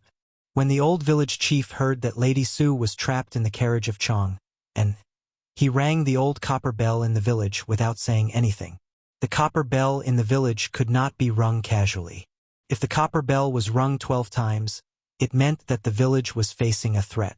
After the old village chief rang the copper bell, the men who were originally squatting in front of their house holding big bowls and chatting with others were suddenly startled and rushed back into the house. In less than a quarter of an hour, hundreds of strong men with all kinds of weapons had gathered on the grain-sunning ground in the village. They were led by 12 middle-aged strong men who were wearing leather armor and holding weapons, but their bodies were all handicapped. These 12 strong men were the comrades of the Niu brothers who had survived the bloody battle with the Turks at Yanmen Pass. Back then, 60 former Sui soldiers from Dingzhou village went to war. Those who were able to survive all had their own abilities. Although their bodies were disabled, their battle prowess was not to be underestimated. Almost all of the youths in the village were trained by these 12 people and the Niu brothers according to the military methods. No one would have expected that a small village like Dingzhou would have the military strength of 2 brigades hidden within it. If they were equipped with armor and long weapons, their combat effectiveness would not be inferior to that of the Imperial Army in Chang'an at all. When the village had conflicts with the surrounding villages, they had never lost a fight. Even in the village, there had never been any blind thieves who came looking for trouble. Of course, this also had to do with the fact that Dingzhou village was too poor. For a village that was so poor that it only lacked pants, naturally, no thieves would be stupid enough to come here and steal. Village chief, why are you ringing the bell? Are there any blind thieves? One of the 12 handicapped soldiers asked in a low, muffled voice. He held an old long spear in his hand. The body of the spear was covered with all kinds of scratches. It was obvious that this weapon had been used for a long time. This long spear was a prohibited weapon among the people, but no one in the village cared. Almost all of them had such prohibited weapons in their homes. Seeing that most of the people had arrived, the old village chief did not have time to talk nonsense. He raised his voice and shouted, "Lady Su of the Li family is in trouble. She is trapped in the East Market of Chang'an. Good people, come with me. Let's go and save Lady Su." Ever since Su Changqing took over the four-wheeled carriage business, the carriage business had already begun to take shape in just a few days. Many of the villagers of Dingzhou village had already started driving carriages to help the merchants in the East Market and West Market transport goods. However, due to the insufficient number of carriages in the early stages and the poor quality of the carriages, Su Changqing limited the carriage's transport distance to 300 miles around Chang'an City, which was the distance that a four-wheeled carriage could travel in a day. Su Changqing also contacted many merchants in the East Market and West Market and recommended the four-wheeled carriage business of Dingzhou village to them. Dingzhou village and the Li family jointly opened the four-wheeled carriage business. Li Wangyu shamelessly named it the Shunfeng Express four-wheeled carriage business. His beautiful superior just rolled her eyes speechlessly. She did not object to this. The Shunfeng Express four-wheeled carriage business charged 2 copper coins for each carriage of goods for a distance of 100 miles. Su Changqing had formulated a detailed distribution plan for the transportation of these 2 copper coins. The first was to pay taxes. However, the business tax in the Tang dynasty was frighteningly low. Each copper coin was 20 copper coins. The tax rate of 2% was almost nothing. In the Tang dynasty, only high-end goods such as silk, bamboo, tea, and lacquer had a business tax of 10%. After deducting 40 copper coins from the business tax, the remaining 1,960 copper coins would be 200 copper coins for each carriage and 2 coachmen. 30% of the carriage business's income would be added to the public account of the carriage business. It would be used to purchase horses, expand the scale of the carriage business, and pay for its operating expenses. The Li family would take 60% of the remaining money, while Dingzhou village would take 40%. The old village chief would distribute the remaining money equally according to the number of households. In this way, each carriage of the Shunfeng Express could bring the Li family more than 700 copper coins for every 100 miles of transportation. Dingzhou village could get about 500 copper coins. It might not seem like much, but the carriage business now had nearly 30 carriages. Could bring in an almost endless stream of cash flow every day. In just a few days, not to mention the villagers who had taken up the post as coachmen, even the ordinary villagers could get a few hundred copper coins out of thin air. It had only been a few days, and there were not many carriages in the village at present. The villagers of Dingzhou village now walked with the wind and felt that their backs were much straighter. Carpenter Lu's family was even busier. Every day, with the help of the villagers, they were busy forging and repairing carriages. They even selected a few clever young men from the village to be their apprentices. Therefore, in the eyes of the villagers of Dingzhou village, the Li family was the Buddha of all families. Madame Su was the goddess of wealth and the lifeblood of the entire village. Now that they heard from the old village chief that Madame Su was trapped in Chang, an East city, more than 100 young men were furious. Motherf ****, who dares to touch Madame Su? I'll chop him up alive. Village chief, stop talking. Tell us, should we attack Chang'an City now? Motherf ****, how dare they touch Madame Su of the Li family? We'll fight them to the death. Nearly 200 young men, under the leadership of the 12 disabled soldiers, wanted to immediately attack Chang'an City and fight the Southern Yamen Imperial Army to the death. Li Wangyu, who had just arrived at the grain-sunning field in the village, saw this scene. Large beads of sweat dripped down from his forehead. Are you going to start another rebellion like what happened at the Black Tortoise Gate? Chapter 160. Li Wangyu hurriedly stepped forward and stopped the furious old Muramasa. He had already communicated with Niu Yong. Su Changqing was not in danger for now, but he was trapped in the SF express carriage and could not leave. If he really led 200 people and farmers with all kinds of weapons to Chang'an, the guards at the city gate would be mobilized. With great difficulty, Li Wangyu managed to calm down the agitated village chief and the villagers.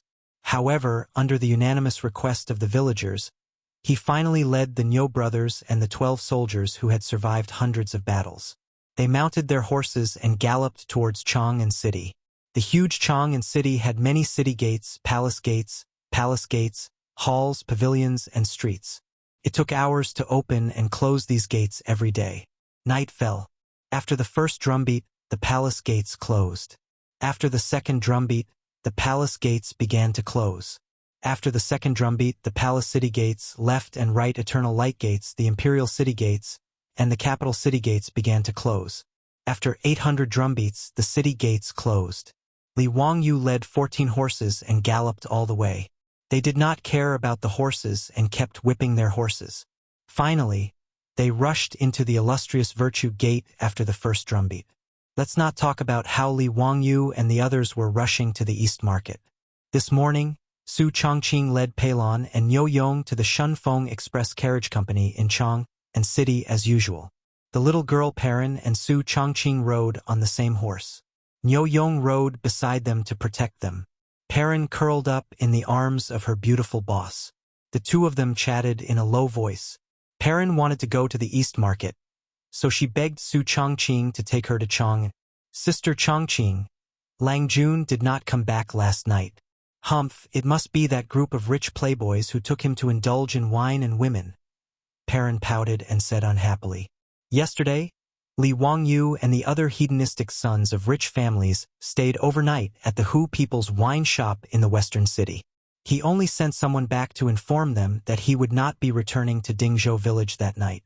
Regarding this, the little girl Perrin had a rather strong opinion.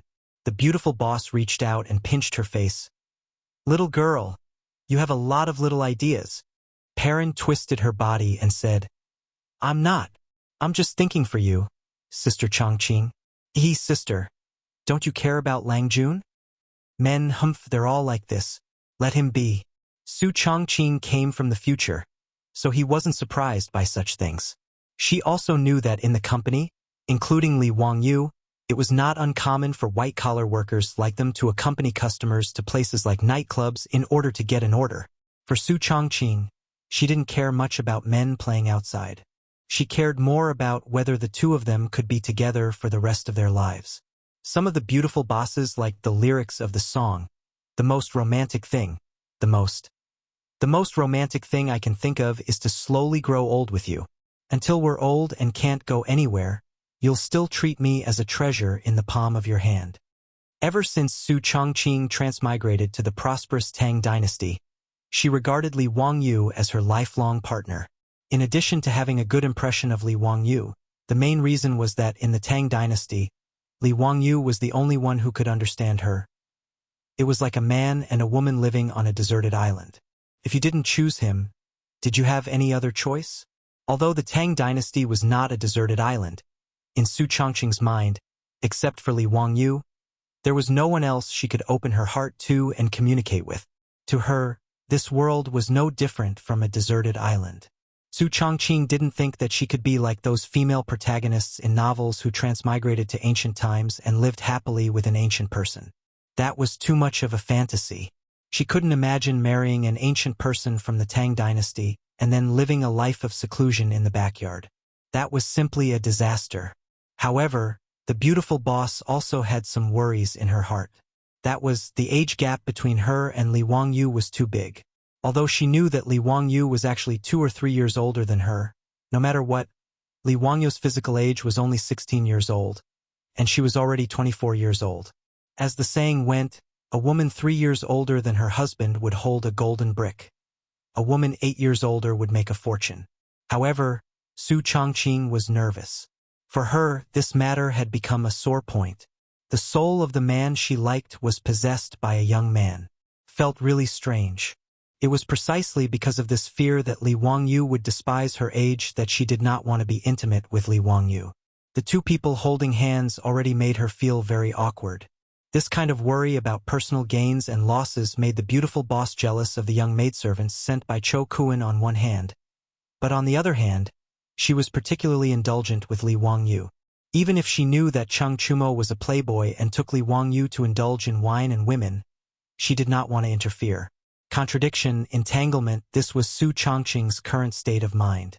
Suppressing the emotions in her heart, the three people entered Chang'an City and went straight to the East Market. The Shunfeng Express Carriage Company had rented a courtyard in the East Market as a temporary stop for the carriage company in Chang'an City.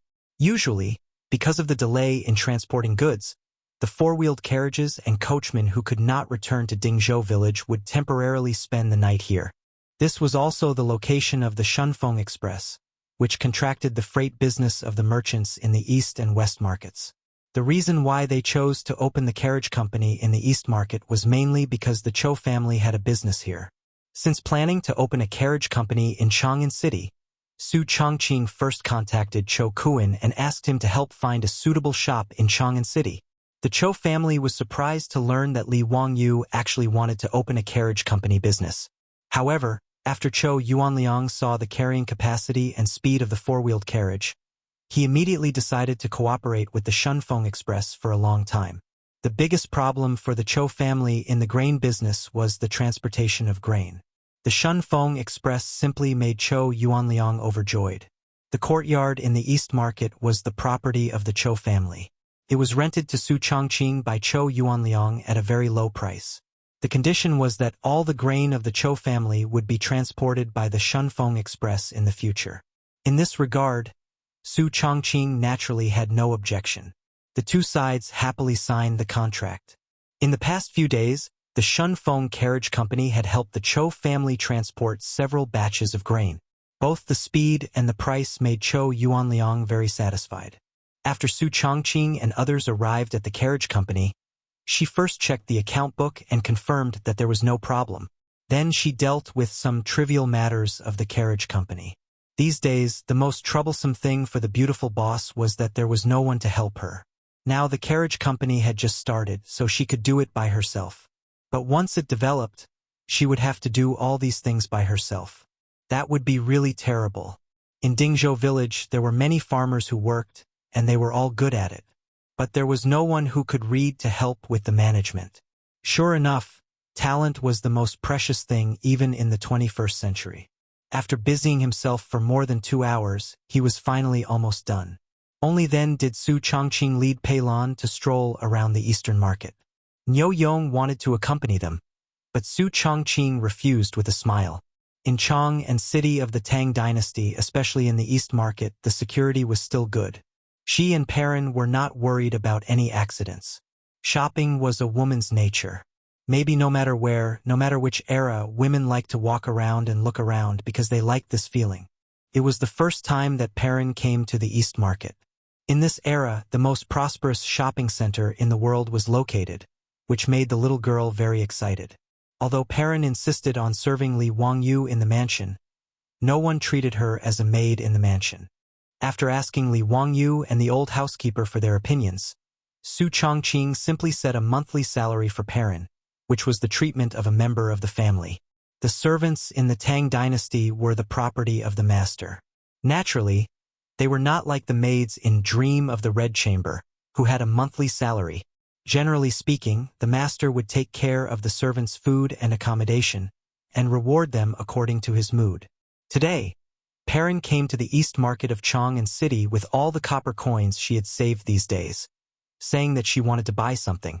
But whether it was a rouge shop or a jewelry shop, the little girl could go in and look around. However, although the little girl had money in her pocket, she just looked around and did not spend money to buy anything.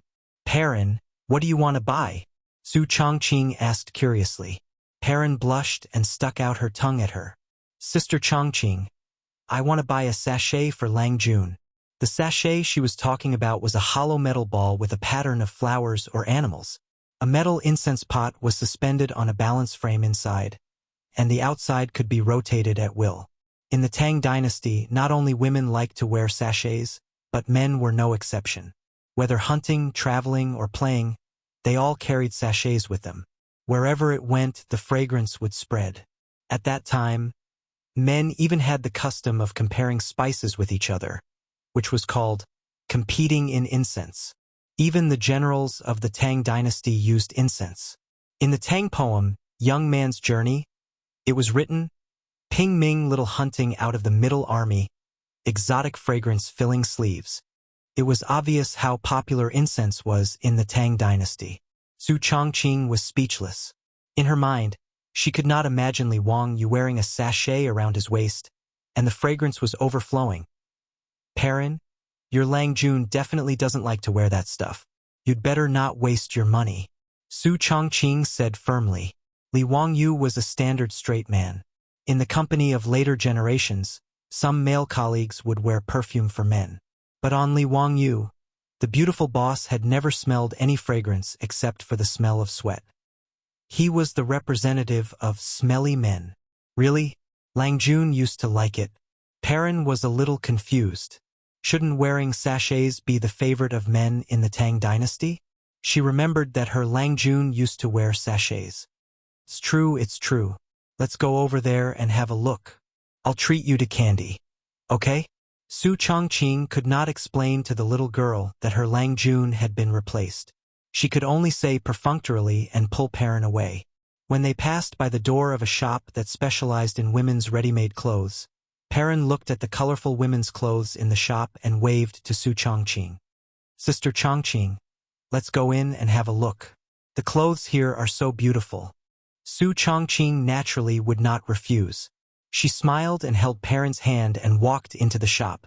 But she did not expect to meet a noble person in the shop. Chapter 161.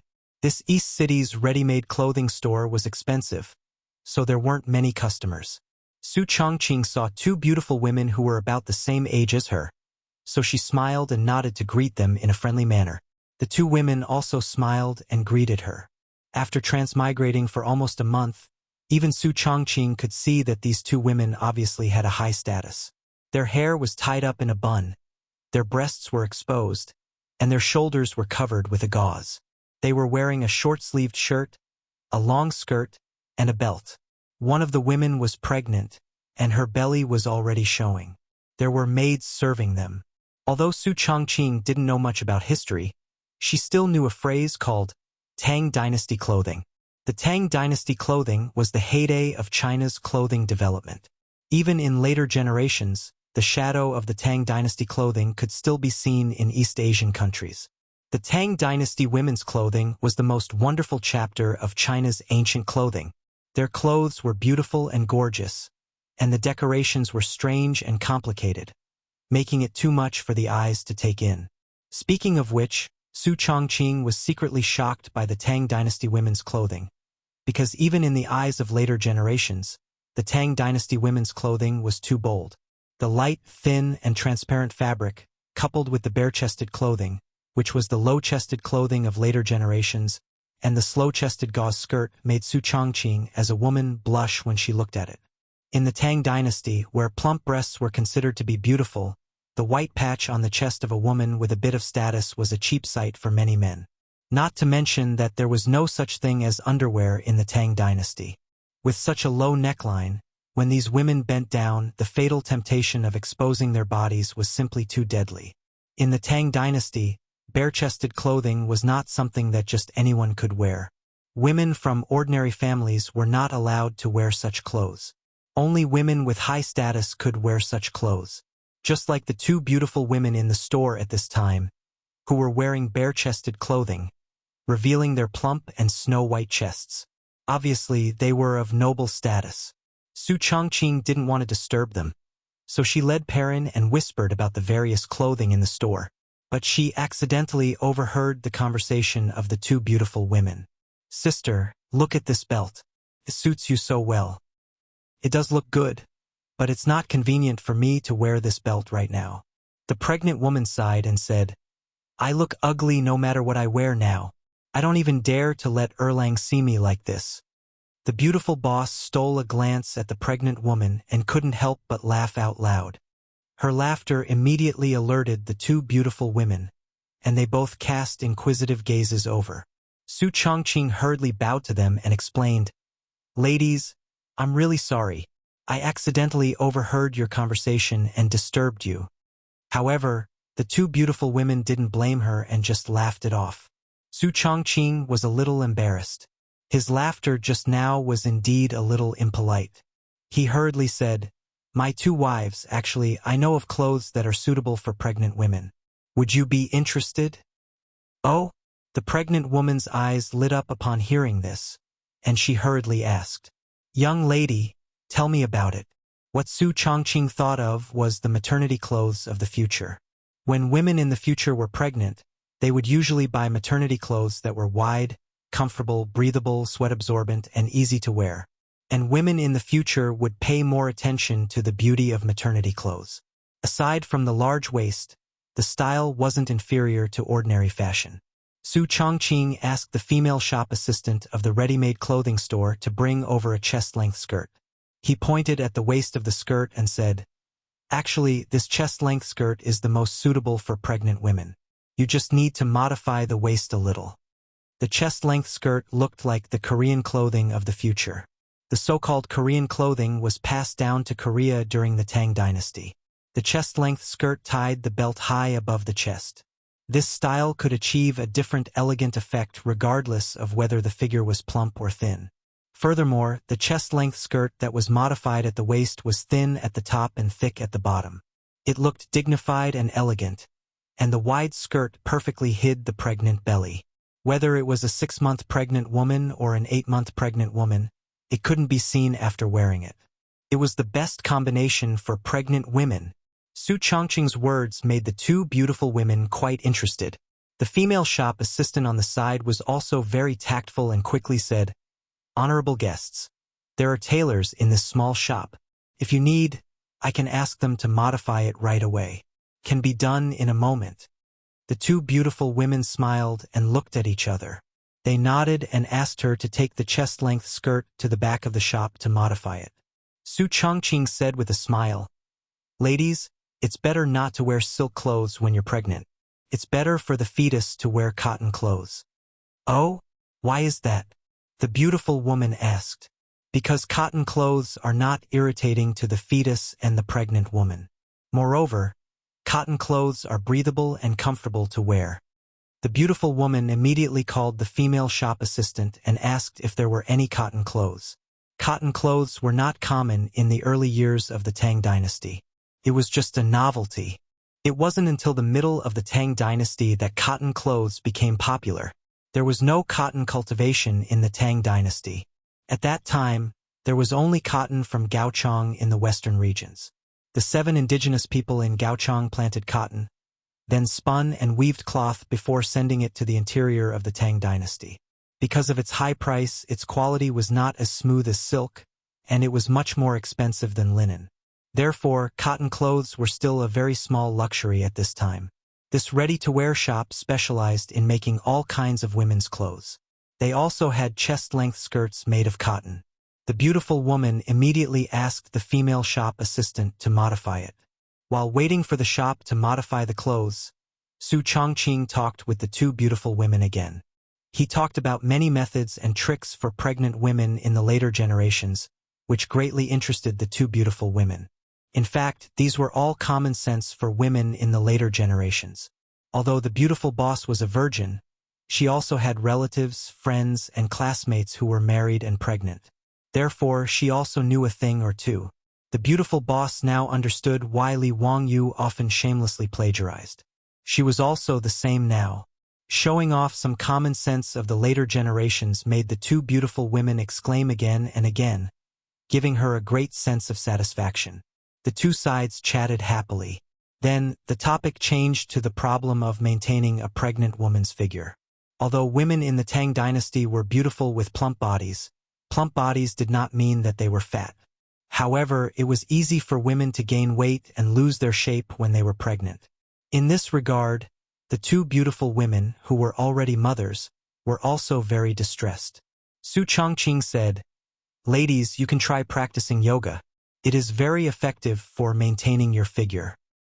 "Yoga? Isn't that a Buddhist technique?" the beautiful woman asked in astonishment. Yoga had been introduced to China as early as the Han Dynasty along with Buddhism. It was mainly used as a Buddhist cultivation method. The Chinese transliteration of yoga was also yoga, which first appeared in the Chinese translation of Buddhist scriptures. However, yoga at this time was very different from the yoga of the later generations. Ancient yoga was mainly used for meditation, which was the so-called repair of the soul. However, the modern yoga of the later generations was used to exercise the body. Modern yoga could adjust the body's muscles, bones, and endocrine system to the healthiest state through long-term exercise. In order to maintain her figure, Su Changqing specially learned yoga exercises and insisted on practicing every day to maintain her good figure. In response to the two beautiful women's questions, Su Changqing smiled and explained the difference between her yoga and Buddhist yoga. Hearing that yoga could maintain one's figure and make one young, the two beautiful women's eyes lit up. Women loved beauty, and this was the case no matter which dynasty it was. "Young lady, I wonder if it's convenient for you to teach us yoga?" the beautiful woman asked expectantly. Chapter 162. Su Changqing didn't refuse the two beautiful women's request. She didn't mind getting to know a few more noble women of the Tang dynasty. Since she and Li Wangyu were going to live in the Tang dynasty for a long time, she still needed to expand her network. These two beautiful women, whether it was their conversation or temperament, made Su Changqing have a good impression of them. Naturally, she was willing to get closer to such beautiful women. However, she was slightly embarrassed. "I can teach you yoga, but I need a convenient place. When practicing yoga, you can't wear too many clothes. Otherwise, it will affect your physical activity." The two beautiful women were stunned. This was a problem. The pregnant woman asked, "Are you from Chang'an?" Su Changqing smiled and shook her head. "I'm from Dingzhou village in Hu County. I run a carriage business in the East Market." "Dingzhou village in Hu County?" The beautiful woman smiled and asked, "Do you know Li Wangyu from the Li family in Dingzhou village?" The beautiful woman's words caused Su Changqing to be stunned as well, and only after a long time did he reply, "Of course I know him. I'm Li Wangyu's cousin. May I ask how the two of you know my cousin?" Her cousin's words were even vague, but the smile in the pregnant woman's eyes deepened. "I'm Li Jia Xiaolong's elder, so you're also my niece." "What? Li Wangyu's elder?" Except for the Li family in Hu County, who had already shed all pretense of cordiality, Li Wangyu's current identity, what other elders did he have? Su Changqing was confused by the beautiful woman's words. She didn't know how to address these two beautiful women. Niece, let's go. I'll tell you in detail when we go to my house." After learning Su Changqing's identity, the beautiful woman became very enthusiastic and stepped forward to hold her arm. Su Changqing was dumbfounded. These two beautiful women didn't look much older than her. The two of them were about 27 or 28 years old. How did he suddenly become the junior of these two beautiful women? It was too late for regrets. She hated Li Wangyu's fabricated identity so much that her teeth itched. "Damned Li Wangyu, why couldn't you have made up an identity?" Su Changqing still didn't want to acknowledge this relative, but he was pulled out of the house by two enthusiastic, beautiful women. He didn't even bother to take the dress that he had asked the shop to modify. A simple-looking two-wheeled carriage was parked at the entrance of the clothing store. Su Changqing was forced by the two beautiful women's warm invitation and had no choice but to follow them onto the carriage. Perrin was also invited by the beautiful woman's maid to get on the horse at the back of the carriage and follow the carriage all the way. The little girl also didn't know what was going on. Since when did his Langjun have any elders? Perrin, who grew up in the Li family, knew very well about Li Wangyu's relatives. She had never heard of any elders or relatives in Chang'an City. However, the two beautiful women didn't seem to be bad people. Perrin could only suppress the suspicion in her heart and follow the carriage all the way. After the carriage drove out of the East Market, Perrin found that there were many strong men on horseback in front and behind the carriage. They were guarding the carriage with solemn faces, which made her even more surprised. It was obvious that the two beautiful women's family power couldn't be underestimated since they had so many troops. Inside the carriage, Su Changqing had been carefully inquiring about who exactly the two beautiful women were. However, the two beautiful women just smiled and didn't say anything. They only told her that she would know when she arrived at the mansion. Perrin, who was riding behind the carriage, was horrified to find that after the carriage left the East Market, it went all the way north and then turned in the direction of the imperial city. Finally, the carriage drove straight to the Yanxi Gate on the east side of the imperial city. From here, the imperial city was to the south and the imperial palace of the Tang dynasty, Taiji Palace, was to the north. When the carriage passed by the Yanxi Gate, the imperial guards guarding the gate of the imperial city didn't stop them for inspection. Instead, they all bowed and saluted. Even if the little girl Perrin was slow, at this moment, she realized that the two beautiful women were nobles in the imperial palace. This discovery frightened Pei Lan to the point that her entire body trembled. She rode on horseback in a daze and followed the carriage into the Taiji Palace. Su Changqing didn't know where the carriage went like Perrin. She didn't know the way, nor did she know the imperial palace of the Tang dynasty. However, when the two-wheeled carriage stopped, she and the two beautiful women were helped out of the carriage by the maidservants. She was still shocked by the buildings in front of her. Even in the future, she had visited the magnificent palace complex in the Forbidden City, but she was still shocked by the Taiji Palace in front of her. The continuous imperial city and the imperial palace was majestic, gorgeous, solemn, and had strict security. It had an irreplaceable sense of oppression. In the magnificent era of the Tang dynasty, whether it was the 150-meter-wide Vermilion Bird Avenue or the palace complex in front of her, they were all so magnificent. The palace complex in front of Taiji Palace was 40 feet above the ground, with its back against the blue sky. It was tall and majestic, and it was breathtaking. On both sides of the stairs leading to the main hall were bluestone handrails. The handrails on the upper level were engraved with the image of a swordsman's head, while the middle and lower levels were engraved with the image of a lotus flower. Su Changqing was stunned. A group of palace maids bowed to the two beautiful women beside her and saluted. "Welcome back to the imperial palace, Your Highness. Welcome back to the imperial palace." Empress? Imperial concubine? The beautiful superior was completely dumbfounded. Her body was stiff, and she didn't know whether she should bow like those palace maids at this time. She actually saw the living Empress Zhongsun. She didn't look like the Empress Zhongsun she had seen in the TV series, but she looked more graceful and luxurious, with a myriad of manners. Perrin had already rolled off the back of the horse. She anxiously bowed and didn't dare to raise her head for a long time. The two beautiful women in Su Changqing's eyes were Empress Zhongsun, who was 5 or 6 months pregnant, and one of the 4 concubines of Pai Lupi, Concubine Yang. Concubine Yang's identity was also very noble. Her father was Emperor Yang of the Sui dynasty. She was a princess of the royal family and was born as an emperor. After Sui dynasty was subjugated by Tang Xing and replaced the Sui dynasty, Concubine Yang married Pai Lupi and gave birth to the 3rd Prince Li Gu and the 6th Prince Li Gu. Because of the special background of Concubine Yang, she didn't want to fight for power. Among the concubines in Pai Lupi's harem, she had a very harmonious relationship with Empress Zhongsun. Today, because Empress Zhongsun felt depressed in the imperial palace, and because she was pregnant, she took Concubine Yang out of the imperial palace and went to the East Market to relax. Even the Honorable Empress Zhongsun and Concubine Yang had a strong interest in things like shopping. Although the two women were already the mothers of several princes and princesses, and Empress Zhongsun was the mother of the world and the ruler of the imperial harem, in the end, she was only a young woman in her 20s. As the most powerful and open country in history, the imperial palace of the Tang dynasty didn't have the same strict restrictions on the imperial harem in the Ming and Qing dynasties. Not only could the imperial harem leave the imperial harem, but even the concubines didn't live in the imperial palace and built their own mansion outside. Compared to the imperial harem in the Ming and Qing dynasties, it was simply a heaven-like existence. Therefore, it wasn't very surprising that Su Changqing would encounter Empress Zhongsun and Concubine Yang in the East Market today.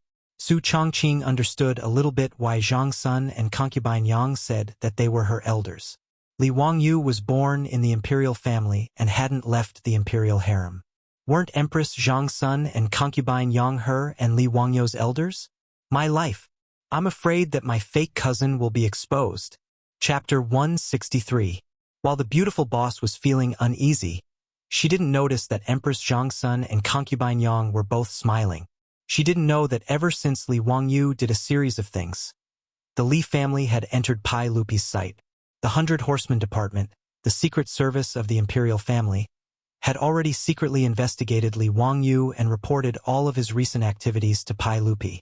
Su Changqing, this woman who suddenly appeared in the Li family, even the 100 Horsemen Department couldn't find out her origin. She was very mysterious.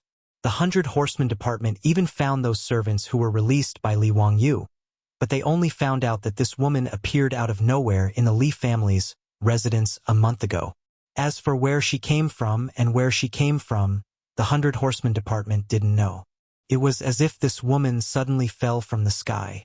The 100 Horsemen Department didn't know that Su Changqing really did fall from the sky, but she fell into Li Wangyu's bathtub. If they wanted to find out her origin and where she came from, the 100 Horsemen Department would have to travel 1,300 years and go to the police station in the future. The Li family announced to the public that this woman named Su Changqing was Li Wangyu's cousin, but no one believed this.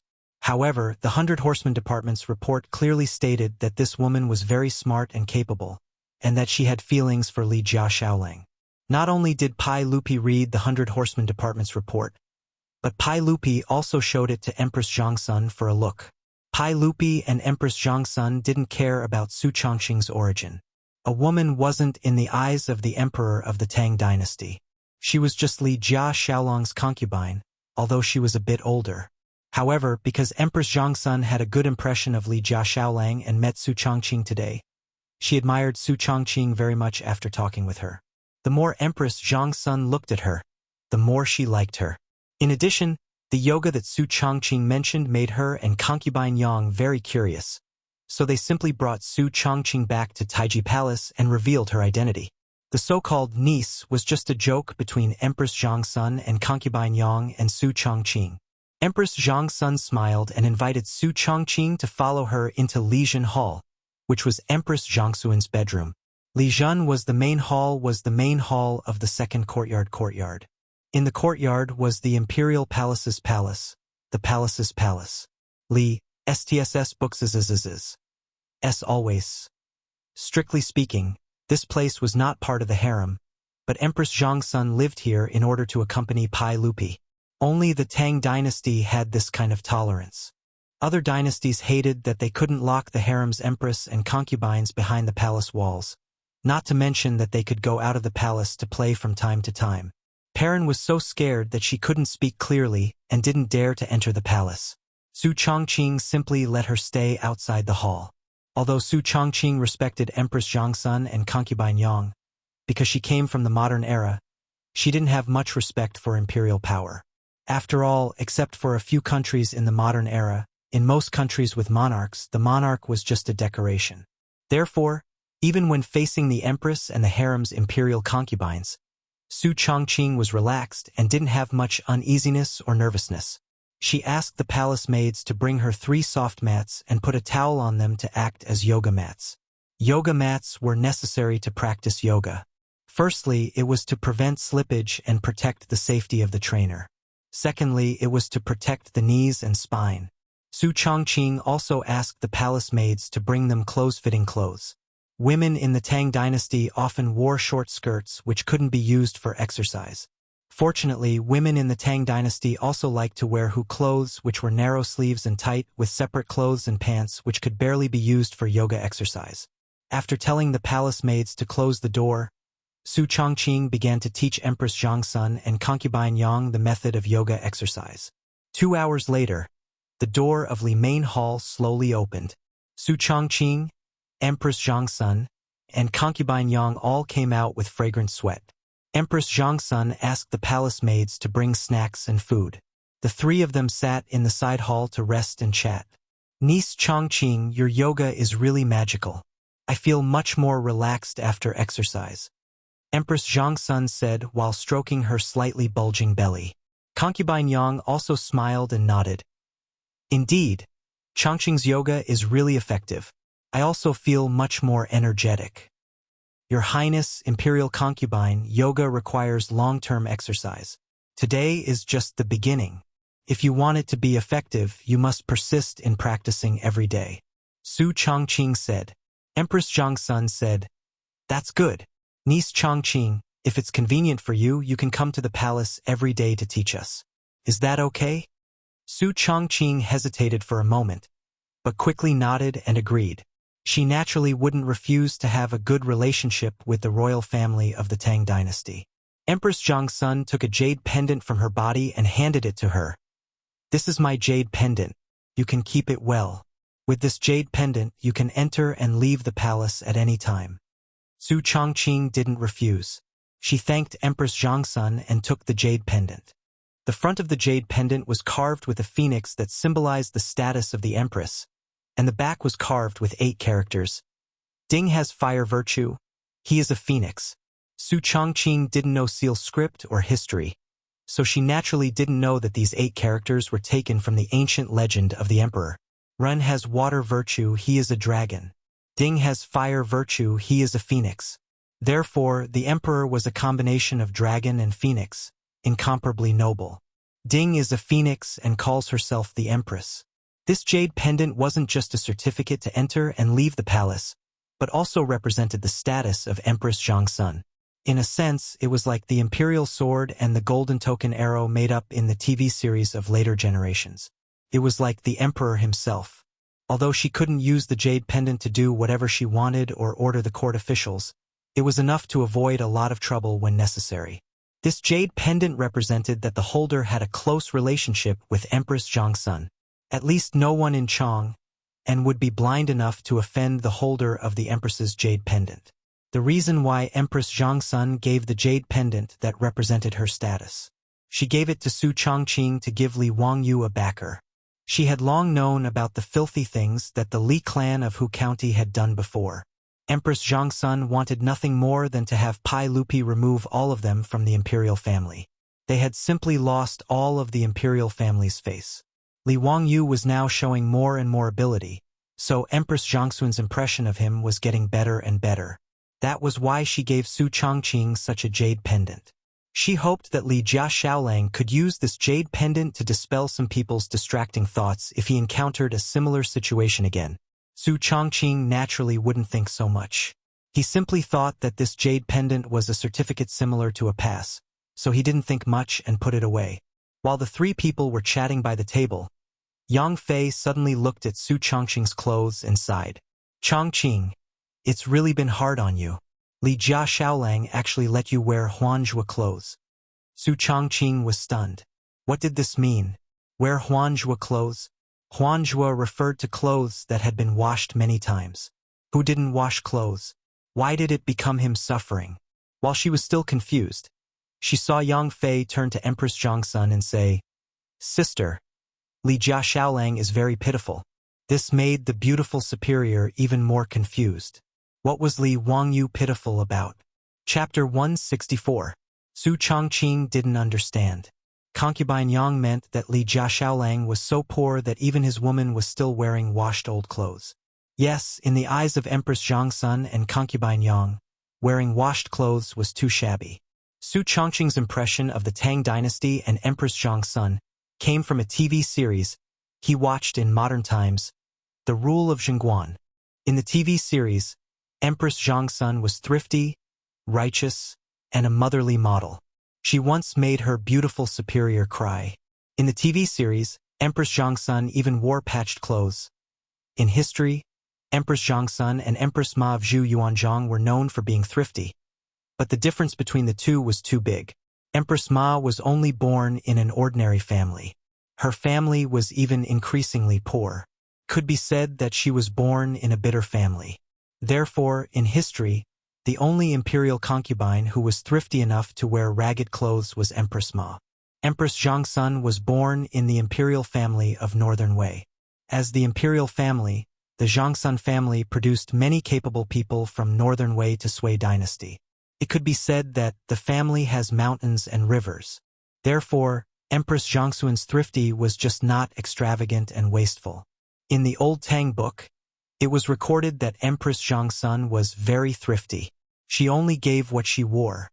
Translated into the vernacular, it meant that Empress Zhangsun was a very thrifty person. She only asked that the clothes and jewelry she wore and the carriages and horses she used were enough. The so-called enough was not to change the old jewelry and then reuse it, nor was it to reduce the grade of the carriages and horses. It was just that the overall quantity was not excessive. That was all. In the Tang dynasty, including the nobles, they absolutely did not wear washed old clothes. In other words, they would throw away the clothes if they were dirty. Empress Zhangsun, who was known for being thrifty, was also like this. The so-called thrifty was 3 years of new clothes, 3 years of old clothes, and 3 years of sewing and patching. That was a plot purely imagined by the scriptwriter. In history, wearing washed clothes was the model of being thrifty and would be recorded and praised in the history books. For example, in the Book of Sui food records, it was recorded that the emperor bowed and walked frugally, while the 6 palaces wore salty clothes. This was similar to modern luxury clothing in the future. There was once news that high-end clothing was deformed after being dry cleaned. The answer the company received was, "We didn't consider the issue of cleaning when designing this clothing." The level of extravagance in both ancient and modern times was comparable. It was precisely because of this that Yang Fei would look at Su Chongqing's clothes and say those words. Empress Zhangsun agreed with Yang Fei's words. She lovingly looked at Su Chongqing and felt that Li Jia Shaolang treated his woman too harshly. By the time Su Chongqing understood the meaning of the Empress and Gue Fei's words, he didn't know whether to laugh or cry. Did the royal family and nobles of the Tang dynasty have some misunderstanding about the concept of being thrifty? However, a thought suddenly appeared in her mind, and her expression immediately became miserable. He had to admit that women were born actresses. His beautiful superior's expression at this moment was very much like a young lady who was poor and had been wronged. The only thing missing was a weeping beauty. "Your Highness, Gue Fei Nyang, you may not know, but Wang Yu is currently carrying a debt of nearly 3 million yuan. If he doesn't have the money to pay off the debt by the end of the year, I'm afraid he will be sued and beaten. It's a pity that his parents are dead and he is being humiliated. He almost couldn't even keep his lord's grave. Under such circumstances, how could he dare to wear new clothes?" Her words weren't false. Empress Zhangsun also knew the situation and felt that Li Jia Shaolang wasn't easy. Empress Zhangsun said, "That child has suffered. Why don't I help him pay off the debt?" Su Chongqing hurriedly said, "No, Your Highness. Wang Yu is stubborn and definitely won't accept charity. That day, Yu Shernan's secret supervisor also wanted to pay off the debt for him, but he refused." Empress Zhangsun sighed. "AI, then what should we do?" Su Chongqing suddenly smiled and asked, "Your Highness, I have an idea. It can benefit the imperial family and also help my Li family get out of trouble. I don't know if Your Highness is interested?" "Oh, there's such a good thing? Let's hear it." Empress Zhangsun and concubine Yang were very curious. Su Chongqing told them all about the Shunfeng Express Carriage Company and analyzed the profits in detail for Empress Zhangsun and concubine Yang, as well as the current financial problems the carriage company was facing. Due to the lack of sufficient funds, the four-wheeled carriage company's development was very slow, and the market demand was abnormally large. In fact, this wasn't a whim of the beautiful superior. Originally, she had discussed with Li Wangyu whether or not to pull Chang Chumo and the other dandy families into the company. The four-wheeled carriage company was really too big a cake. It was so big that the Li family and Dingzhou village couldn't eat it all. If they weren't careful, they might even choke to death. This wasn't an alarmist talk, but the seemingly inconspicuous four-wheeled carriage transportation business actually had too much profit in it. Li Wangyu only relied on Fang Xianling and the Imperial Edict of Chang, and city's special franchise. It was difficult to resist the greedy eyes of the aristocratic families. According to Su Chongqing and Li Wangyu's analysis, to meet the needs of many merchants in Chang'an City, at least 1,000 four-wheeled carriages were needed.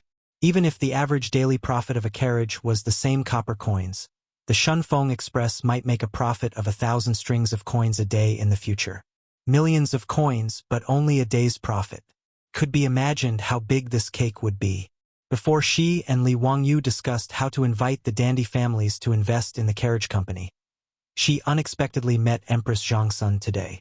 If they wanted to choose a partner, was there anyone more suitable than the imperial family in the world? No matter how greedy the aristocratic families were, they didn't dare to extend their claws to the imperial property.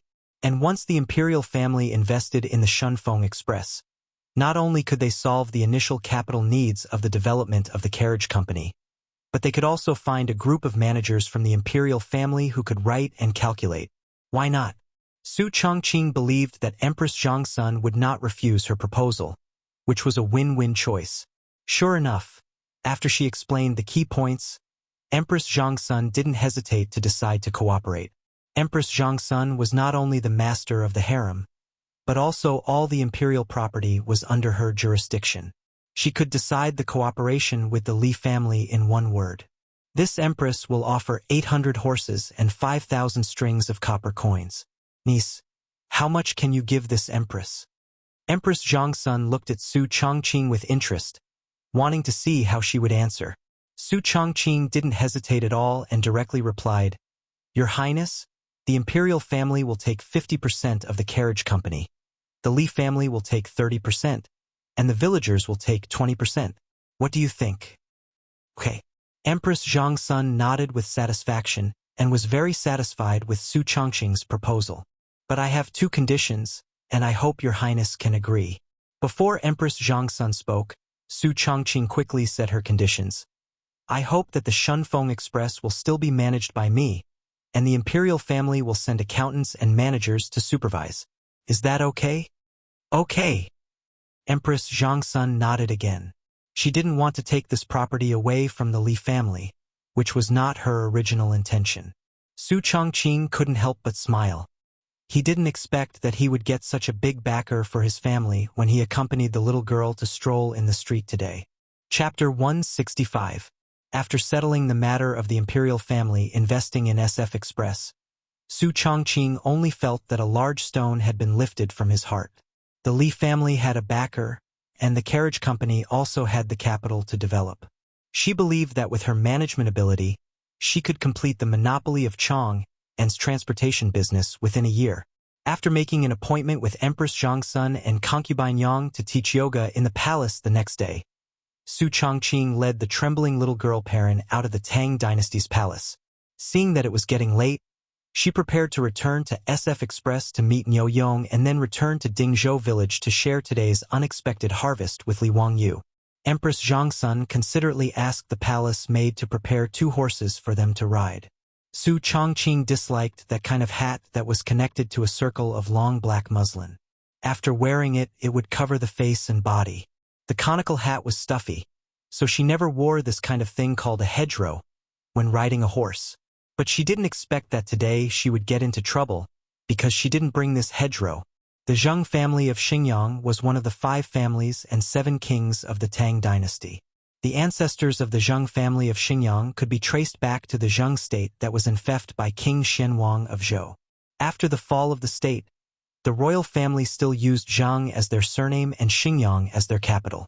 At the end of the Eastern Han dynasty, the Zheng family gradually developed into a noble family. When the Tang dynasty was established, the Zheng family of Xingyang was the most prominent Zheng family in the world.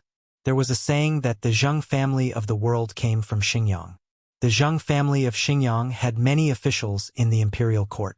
The head of the family, Zhang Yuanshou, was an official in the Sui and Tang dynasties. Zhang Yuanshou's cousin, Zhang Shangua, was the minister of war, civil affairs, and works in the Sui and Tang dynasties. The other members of the Zheng family of Xingyang held the positions of general, minister of war, commander of the army, and so on. Not only did the family have such great power in the imperial court, but the Zheng family of Xingyang had been doing business for generations. The wealth of the Zheng family was piled up like a mountain. The number of horses, fields, grains, silk, and jewelry was comparable to the Pai Lupi's imperial treasury. Just the interest from the loans alone was no less than 100,000 strings of cash every year. It could be said to be the richest in the world. The luxurious lifestyle of the Zheng family in Xinjiang was well known in Chang'an. Just in Chang'an city alone, there were 600 to 700 servants in the Zheng mansion. Every day, there would be banquets, singing and dancing, bathing, sightseeing, luxurious clothes, and delicious food. Zheng Konghua, the eldest son of Zhang Yuanshou, the head of the Zheng family in Xinjiang, was 20 years old, but he was a famous playboy in Chang'an. Unlike Chang Chumo and the other top playboys, Zheng Konghua could be said to be the top scum of the Tang dynasty. Although Chang Chumo, Fang Yai and the others loved to play around, they knew when to stop and did not use their family's power to do evil. But Zheng Konghua, on the other hand, kicked a widow's door, dug up a family's grave, drank the mother's milk during confinement, and scolded a big blind man as a mute. It could be said that the top of his head was oozing pus, and the soles of his feet were covered in ulcers. Furthermore, Zheng Konghua also had a huge hobby, which was that he loved beauties the most, especially the women of good families. He would often bring his men to snatch women from the common people and make merry every night. Because of this, the people in Chang'an city who sued the Zheng family almost broke the drum of grievance of the Chang'an County and Wanyan County. However, the Zheng family in Xinjiang had power and money. These people who complained were often coerced by the Zheng family, or used both the carrot and the stick. They paid a small sum of money and sent them away. Now in Chang'an city, when Zheng Konghua brought his men to the streets, they could almost achieve the effect of clearing the streets, and people could not wait to avoid them. On this day, Zheng Konghua was idle and bored, so he led a group of servants and was ready to go to Pingkong Square to have fun. The Zheng mansion was located in Daning Square, which was not far from the imperial city. When they came out of the square, a group of people shouted and shouted as they went to Pingkong Square in the south. When they arrived at Wangxiamen Street, Zheng Konghua's eyes suddenly lit up. What a beautiful girl! There were 2 rouge horses in front of them, and one of them had a young lady sitting on its back. Although her figure appeared thin and frail, she had the countenance of a flower and the face of the moon, and was indescribably beautiful. Beside her on the horse, there was a 13 or 14-year-old girl, who also looked lovely. When Zheng Konghua saw her, he felt a burst of heat in his lower abdomen. This woman was delicious and she was his type. He did not care about the people coming and going on the street, and they were near the imperial palace. He waved his hand and was ready to let the troops surround them. He had done this kind of thing many times, so he did not have any scruples. In Chang'an city, no one dared to interfere with the Zheng family's business, including those martial marquises who were patrolling the streets.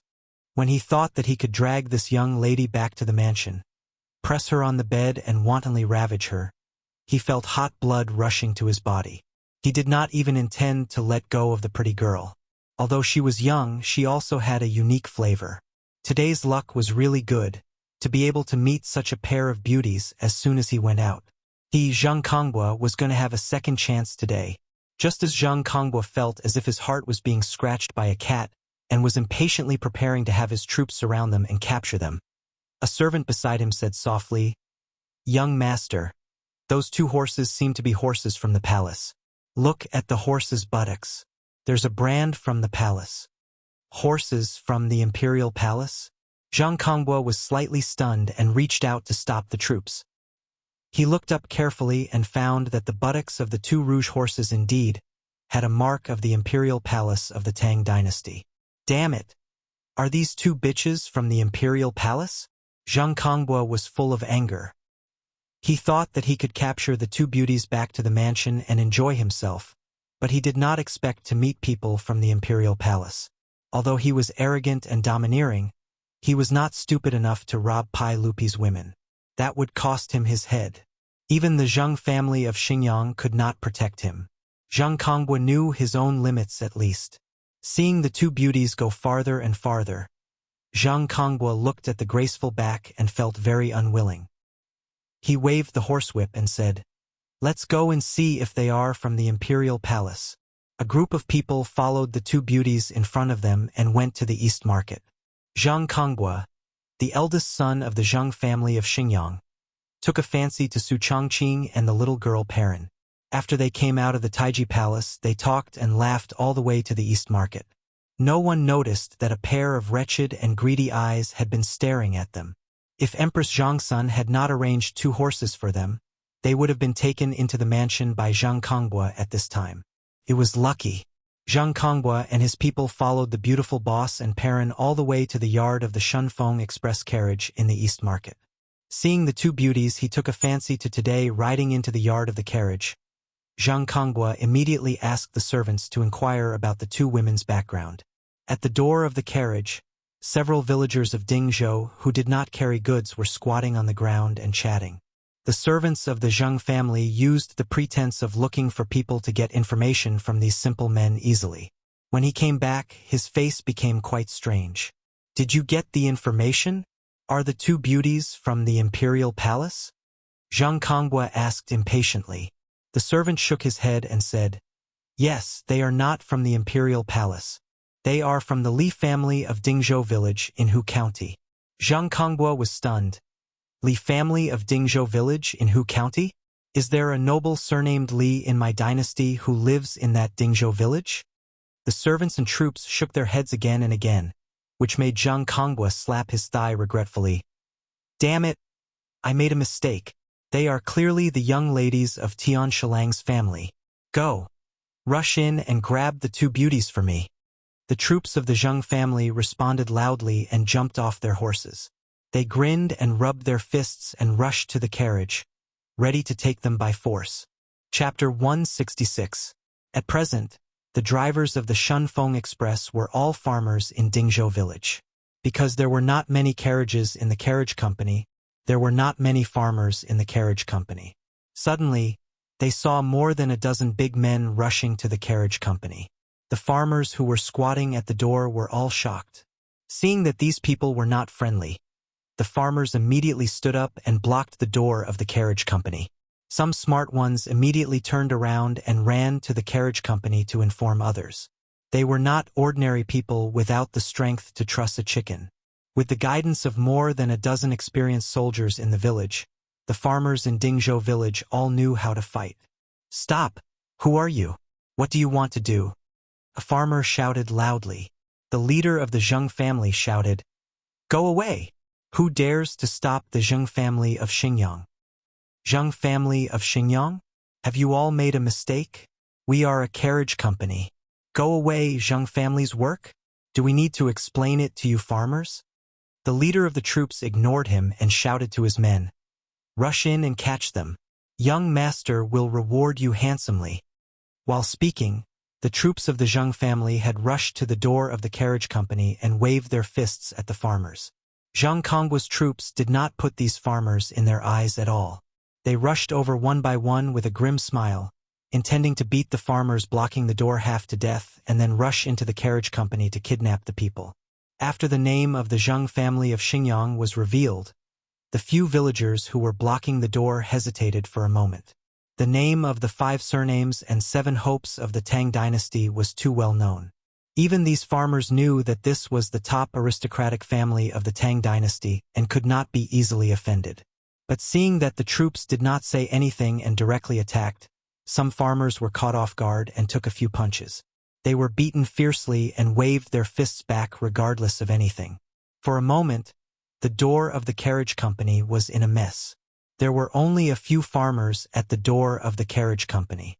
They were surrounded by more than a dozen troops of the Zheng family and were about to suffer.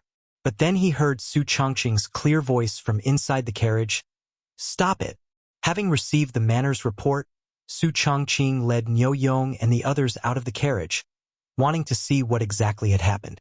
After Su Changqing appeared, the Zheng family troops stopped for the time being. The villagers quickly retreated and blocked Su Changqing's former bodyguard, afraid that they would be injured by this group of people from the Zheng family. "Everyone, did you make a mistake? We are Shunfeng Express Carriage Company. I wonder what business you have with us?" Su Changqing asked in a clear voice. She wanted to clarify things first to see if there was any misunderstanding. Their carriage company did not receive any transportation orders from the Zheng family in Xingyang, so they did not have any dealings with the Zheng family. Why did the Zheng family's troops come to their doorstep with such ferocious expressions? It would have been better if the beautiful boss did not appear. When her beautiful figure appeared at the door of the carriage company, Zhang Konggua's evil thoughts were aroused. Zhang Konghua pushed away the troops in front of him from the back and came forward with a lewd smile. He smiled at Su Chongqing and said, "Young lady, haha. It's all a misunderstanding. Our Zheng family wants to find your carriage company to transport goods. Young lady, please come with me to the Zheng mansion to discuss. Young master, if you need to transport goods, we will arrange people to negotiate with your mansion. Please don't block the door of our carriage company." Su Chongqing saw this man's pair of peach blossom eyes staring at her lustfully. She felt disgusted and immediately said perfunctorily. Zhang Konghua smiled and said, "How can other people come to discuss? My goods are very important.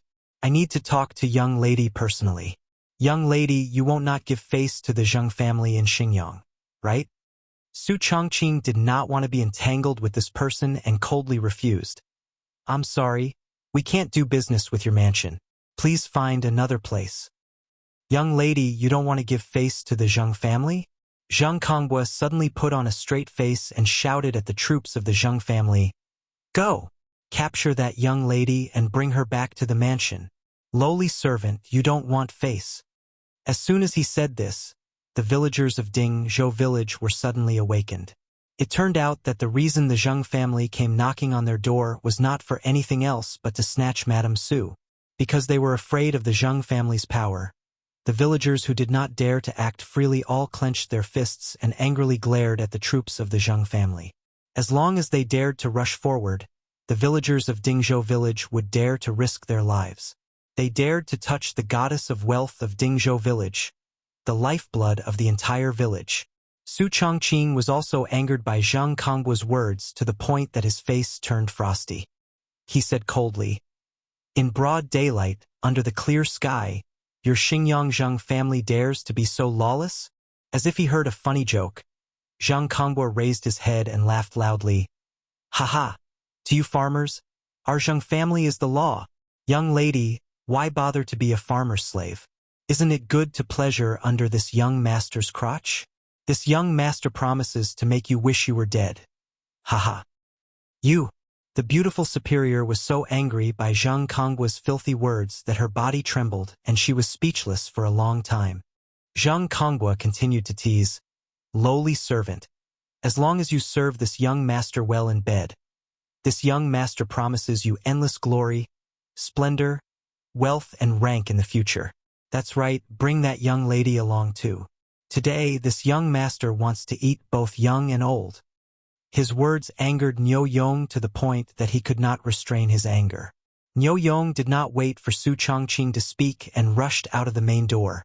He waved his iron fist and rushed towards the Zheng family troops. When the villagers who were blocking the entrance saw Niu Yong rushing forward, they all rushed forward and fought with the Zheng family troops. At this time, in the carriage, there were no more than 10 villagers of Dingzhou village, while the Zheng family troops numbered no less than 20 to 30 people. However, although Zhang Konggua's troops had a lot of people, they had already been spoiled by the luxurious lifestyle of the Zheng family. Those who could be recruited into the Zheng family troops were originally fierce soldiers in the army. However, ever since they joined the Zheng family, especially the troops that followed Zhang Konghua, they had been indulging in debauchery and committing atrocities every day. They had long lost the courage they had in the past and could only bully some ordinary people. At this moment, the group of villagers led by Niu Yong rushed forward and barely resisted for a few rounds. They were somewhat unable to withstand it and retreated in a mess. Zhang Konghua was so angry at the clumsy performance of his own troops that he stomped his feet. "Trash, you bunch of trash! Go! Beat this bunch of farmers to death." The 20 to 30 troops gathered again after being yelled at by their own Lang Jun. Relying on their numbers, they turned back and fought with the villagers again.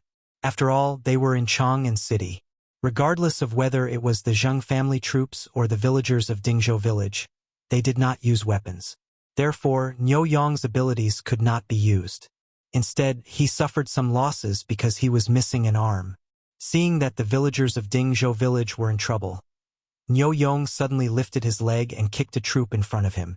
He shouted, "Retreat to the carriage and defend!" The villagers immediately clustered around Niu Yong and fought as they retreated.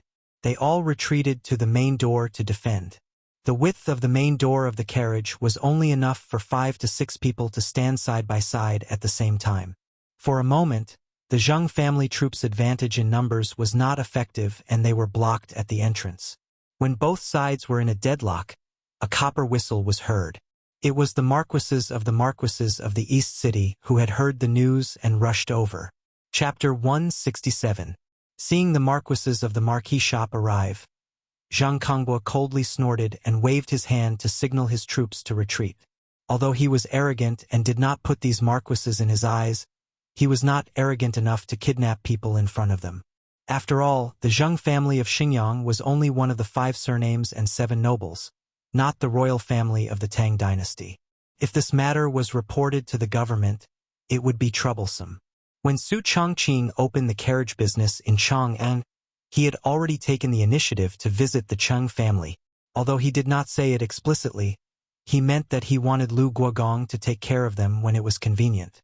Cheng Yaojin naturally did not refuse. After knowing that the carriage business was opened in the East Market, he ordered the housekeeper to pass a message to the colonel of the East Market marquis shop to take care of the Li family's business. The colonel of the East Market marquis shop was called Qin Xian, a collateral relative of Qin Xiong. The Qin family had a good relationship with the Cheng family, Yuqi family, and other military leaders. This could be seen from the fact that these playboys could gather together to eat, drink, and play. Of course, the reason why Qin Huaidao, Qin Xiong's son, was not invited to play with the playboys was because Qin Huaidao was only 3 years old this year. He was too young. Therefore, with Lu Guogong's words, Qin Xian naturally obeyed. He also often sent marquises to patrol the streets of the East Market to prevent Chong and ruffians from causing trouble. Today, the Zheng family suddenly made trouble. 20 to 30 Zheng troops surrounded the carriage business. This gave Qin Xian a headache when he received the report. He was a small 8th-grade general and a collateral relative of the Qin family. How could he dare to go against the Zheng family of Xingyang? But if he allowed the Zheng family to cause trouble and Lu Guogong found out, he would not be able to get away with it. In a dilemma, Qin Xian ordered all the marquises of the marquis shop and rushed to the carriage business. He planned to see what happened first and think about whether he could mediate. It would be best if he could resolve this conflict. When Qin Xian saw that Zhang Kongbua was there, he felt a headache. Why was it this playboy? He didn't need to think to know that today's incident must have been caused by Zhang Kongbua, the eldest son of the Zheng family, who was used to being domineering. As the colonel of the East City marquis shop, Qin Xian often interacted with the Zheng family's eldest son.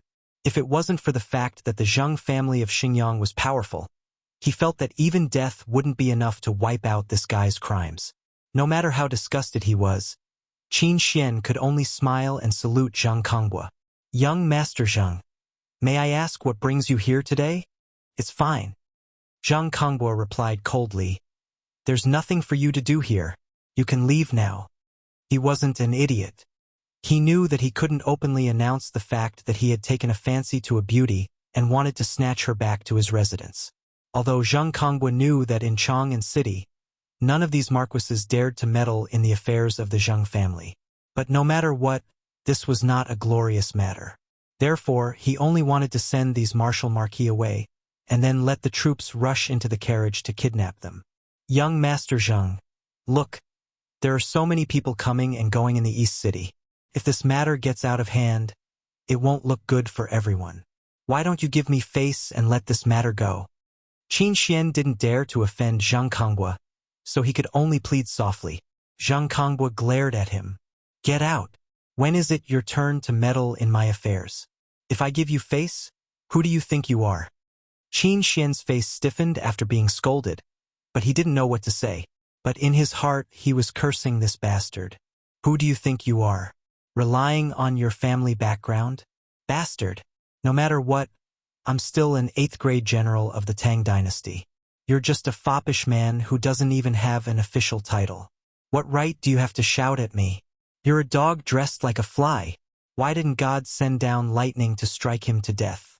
But although he cursed in his heart, Qin Xian still had to keep a smile on his face and continue to persuade, "Young Master Zheng, it's not that I want to meddle in your business. It's just that Lu Guogong said that I should take care of this Shunfeng carriage company. You see, I have no other choice." Zheng Kongbo was stunned. "This carriage company is the property of Duke Lu's mansion?" Qin Xian shook his head. "No. It's just that the owner of the carriage company has some relationship with Duke Lu's mansion." His words made Zheng Kongbo hesitate. Although the Zheng family of Xingyang was one of the 5 surnames and 7 hopes, compared to Duke Lu, who had military power, it was still not enough. The 5 surnames and 7 hopes were noble, but they didn't have much influence in the military of the Tang dynasty. The founding dukes under the sage, whether it was Li Shaogong, Yuqi Jingde, Li Jing, Duan Jishuan, Lu Hongji, Zhang Liang, Chai Shao, Qin Qiong, Ho Junji, and other dukes, they were not the same kind of people as the traditional aristocratic families. Zheng Kongbo wanted to give up, but he felt that it would be too shameful to leave like this. Plus, he was still thinking about the 2 beauties, so he was even more reluctant to leave. Seeing his hesitation, Qin Xian continued to persuade him.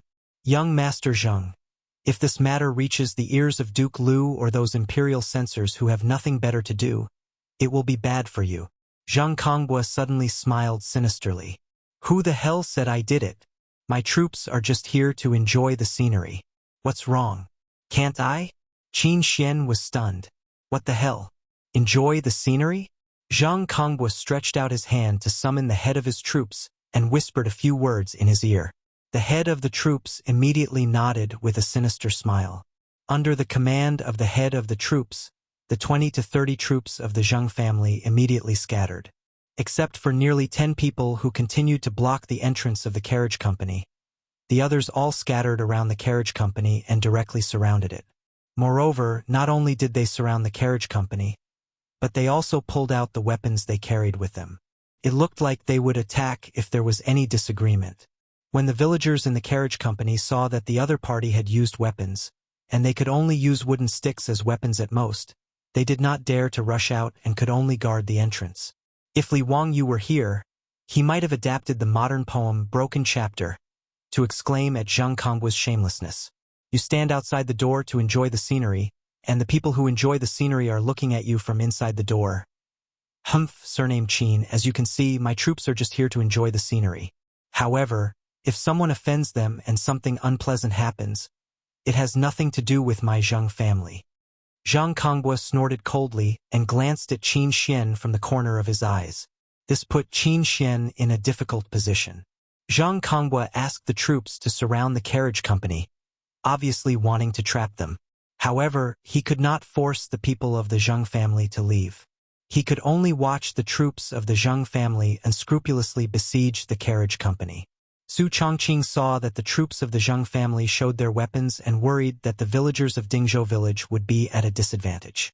He quickly ordered Niu Yong to close the door of the carriage company.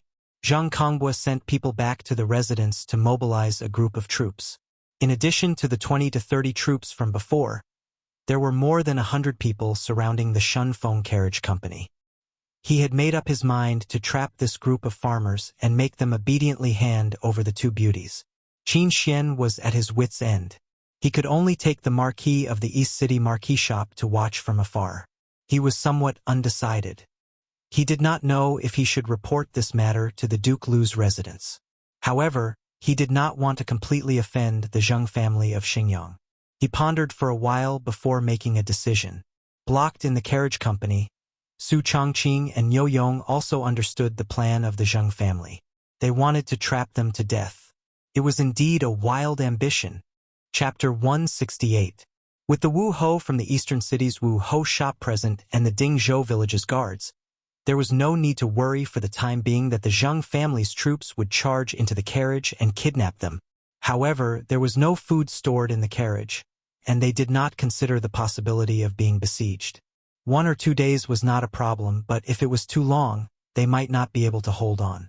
But what the Zheng family displayed was an attitude of being unwilling to leave the matter at that, making Su Chongqing's head ache. She was an elite in the business world and had never faced such a situation, so she was at a loss. But Niu Yong was very calm. After comforting the villagers and Su Changqing, he decided to return to Dingzhou village to get reinforcements. After arranging for the villagers to guard the door, Niu Yong rushed out of the encirclement of the Zheng family troops and rushed to Dingzhou village to get reinforcements. When the evening drum of Chang'an city sounded and the gate of the eastern market was about to close, a dozen riders rushed into the eastern market before the gate was closed. After the drum sounded, the shops in the eastern market closed and the customers went home. In such a big eastern market, nighttime entertainment was not allowed. The sun was about to set, and the bustling eastern market during the day had become empty and quiet. More than a dozen horses' hooves stepped on the bluestone road, making a light sound of hooves. Lang Jun, are we going to kill them directly or what? Niu Yong suffered a big loss during the day, but now his eyes were burning with anger. Although the Zheng family of Xingyang had mobilized more than 100 troops, Niu Yong did not put them in his eyes. Li Wangyu rushed all the way to Chang'an, and he had been thinking about how to deal with this matter. He naturally knew about the Zheng family of Xingyang, the top family of the Tang dynasty. If possible, he did not want to have a conflict with them. But since the Zheng family wanted to target his beautiful boss and parent, then no matter how powerful the Zheng family of Xingyang was, Li Wangyu would have to fight them to the death. Although Li Wangyu was only a white-collar worker in his previous life, he still had the fierceness of a village boy. Since you dare to touch my woman, I will fight you to the death. Although the Zheng family of Xingyang was a giant to him and Dingzhou village, Li Wangyu was not necessarily afraid of them.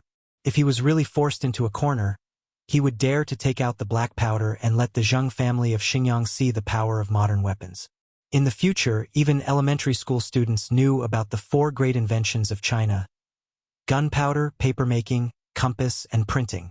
Li Wangyu believed that he was still capable of producing gunpowder that changed the history of human wars. When he was young, Li Wangyu's village had a small firecracker workshop. Later, it was shut down because it was unsafe. Although he had never personally made gunpowder before, he was still very clear about the basic process. If there was a need, he could succeed after a few experiments. Li Wangyu wasn't as impulsive as Niu Yong. The journey had allowed him to calm down. Don't worry. Let's observe the situation and then make a plan. Li Wangyu wanted to find a way to contact Su Changqing and ask about the situation before thinking about how to solve the situation. Purely using force to fight with the Zheng family of Xingyang was not the best choice. He and Su Changqing did not care, but he did not want to implicate the 127 families of Dingzhou village. If he really angered the Zheng family of Xingyang, then he could only turn the world upside down and then take the 500 villagers of Dingzhou village and retreat to the Qinling mountains to be savages. The threat of the Zheng family of Xingyang, for the first time, made Li Wangyu feel that it was not easy to be a small landlord in the prosperous Tang dynasty. He vaguely had a desire for power in his heart. In order not to disturb the Zheng family's troops, the riders slowed down and slowly moved towards the carriage. When they turned a corner and saw the carriage, Li Wangyu signaled everyone to dismount. He planned to observe from the dark before making a plan. Just when they passed by a closed shop at the corner, the shop's door was suddenly opened from the inside. A figure flashed out and grabbed Li Wangyu, wanting to drag him into the shop. This sudden turn of events gave Li Wangyu a fright. Behind him, Niu Yong, Niu Wu, and the others also drew their weapons. "Xiao Lang, it's me," the person quickly whispered. Li Wangyu looked up and could not help but laugh. The person who grabbed him was not someone else, but the fatty Cho Kuan. "Brother Cho, why are you here? Why are you here?" Li Wangyu quickly asked everyone to put away their weapons and turned to ask Cho Kuan. The fatty first pulled everyone into the shop. Even the horses were led to the backyard of the shop. He then ordered the shop assistant to reclose the shop's door. Only then did he pull Li Wangyu to sit down and talk. "Nonsense, this is my family's grain shop. Did you forget that your Miss Su rented my courtyard?" Cho Kuan said snappily. Li Wangyu suddenly realized that the courtyard Su Changqing rented from the Cho family was actually next to the Cho family's grain shop in the East Market. Between the Cho family's grain shop and the carriage shop, there was only a 10-meter wide alley. Today, Zheng Kongbua brought people to surround the carriage shop, which caused an uproar in the East Market. However, The merchants in the East Market did not dare to provoke the Zheng family of Xingyang. They just silently shook their heads and whispered to each other that the carriage shop was in big trouble. Chou Yuanliang and Chou Kuan naturally also received the news and were very anxious. For Li Wangyu, the Chou father and son both wanted to be on good terms with him. However, today's matter involved the Zheng family of Xingyang. The Chou family was a merchant family. Even if they had a small family property, they could do nothing. The Chou family sent someone to Dingzhou village to deliver the message, but they missed Li Wangyu and the others. Chou Kuan simply ran to his family's grain shop to see if he could help. The carriage shop was surrounded by more than 100 troops of the Zheng family. Chou Kuan could only watch helplessly. He was anxious, but there was nothing he could do. Xiao Lang, now the situation is like this. What do you plan to do? Chou Kuan told Li Wangyu what he knew about the situation. Knowing that the one who caused today's absurd matter was the eldest son of the Zheng family of Xingyang, Li Wangyu also felt a little toothache. What af *king be *starred? He actually dared to bully him. Li Wangyu suddenly had the urge to go and make explosives. Suppressing his anger, Li Wangyu asked, I want to get in touch with Chongqing first. Brother Chou, do you have a way? The fat man shook his head. The Zheng family's troops have surrounded the carriage shop. Even the alley between my family's grain shop and the carriage shop is guarded. Unless we force our way in, there is no way. Damn, this is really a little troublesome. Li Wangyu silently weighed in his heart. Should he directly use force to break in and save his beautiful boss? Is there any way to get in touch with Su Chongqing? Damn, the modern era is more convenient. A phone call can solve the problem. When he was depressed, a thought flashed through Li Wangyu's mind. This method seems to be reliable. Chapter 169. Li Wangyu suddenly smiled, which made Chou Kuan, Niu Yong, and Niu Wu puzzled. Xiao Lang, why are you smiling? Fatty asked curiously. Li Wangyu said, Hee, I just suddenly thought of a way to contact Chongqing. What way? You'll know in a while. Brother Chou, help me prepare a few things. Li Wangyu told Fatty the items he needed, but Fatty was stunned by what he heard. What the hell is this? Can he use these things to contact Miss Su, who is trapped in the carriage? Fatty shook his head. No matter how he looked at it, it didn't seem reliable. However, Fatty immediately asked the shop assistant to help Li Wangyu prepare. Fortunately, the things he wanted were not complicated, so they were easily found. 2 hollow bamboo tubes, thick mulberry paper, and thin copper wire. The other things were simple, but the copper wire was rare. In the end, the shop assistant of Chou family knocked on the door of a jewelry shop in the east side of the city and found a copper wire about 10 meters long for Li Wangyu. Obviously, Li Wangyu thought of the telephones he played with when he was young. He wanted to make one to contact Su Chongqing, who was in the carriage. Actually, cotton thread could also be used, but the copper wire had a better effect. Anyone who studied physics in junior high school would know that sound was transmitted through vibration. The copper wire's metal structure was tightly rehearsed, so the loss of sound transmission was small, and the self-made phone had a better effect. He used thick mulberry paper to seal one end of the bamboo tube, making it like a drum's resonant cavity, and then he put the copper wire through the mulberry paper and fixed it. Without much effort, the 2 ends of the bamboo tube were connected to the telephone. Xiao Lang, what is this thing used for? Fatty couldn't understand what Li Wangyu wanted to do. Li Wangyu pretended to smile mysteriously. Hee, you'll know in a while. Let's go, we'll find a place to send the telephones over. Compared to the other areas of Chang'an city, the land in the east side of the city was worth an inch of gold. Therefore, the shops here were usually 2 stories tall or even 3 stories tall. The Chou family's grain shop and carriage shop were 2-story high shops on both sides, and in the middle was a 10-meter wide alley. Everyone went up to the 2nd floor of the shop and quietly opened the window to look outside. At this time, the sky was already dark, but there were still Zheng family troops holding torches in the alley below, guarding the alley to prevent anyone from jumping over the wall to escape. Li Wangyu saw that the carriage shop's windows were tightly shut, so he had Niu Wu pick up some small pebbles. Across the alley, he continuously threw the pebbles at the window on the 2nd floor opposite. The slight sound of pebbles hitting the window frame traveled far in the night. attracting the Zheng family troops who were guarding the alley to come over and take a look. Li Wangyu and the others quickly shrank back to avoid being discovered by the Zheng family troops below.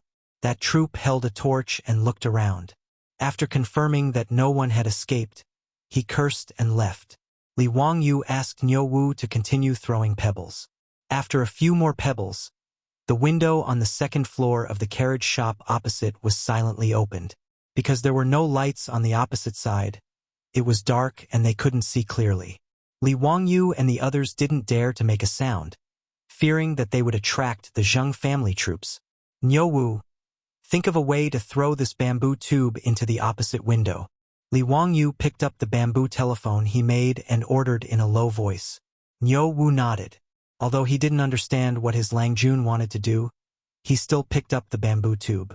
He shook it slightly in his hand and aimed it at the open window across from him. He then reached out and threw the bamboo tube over.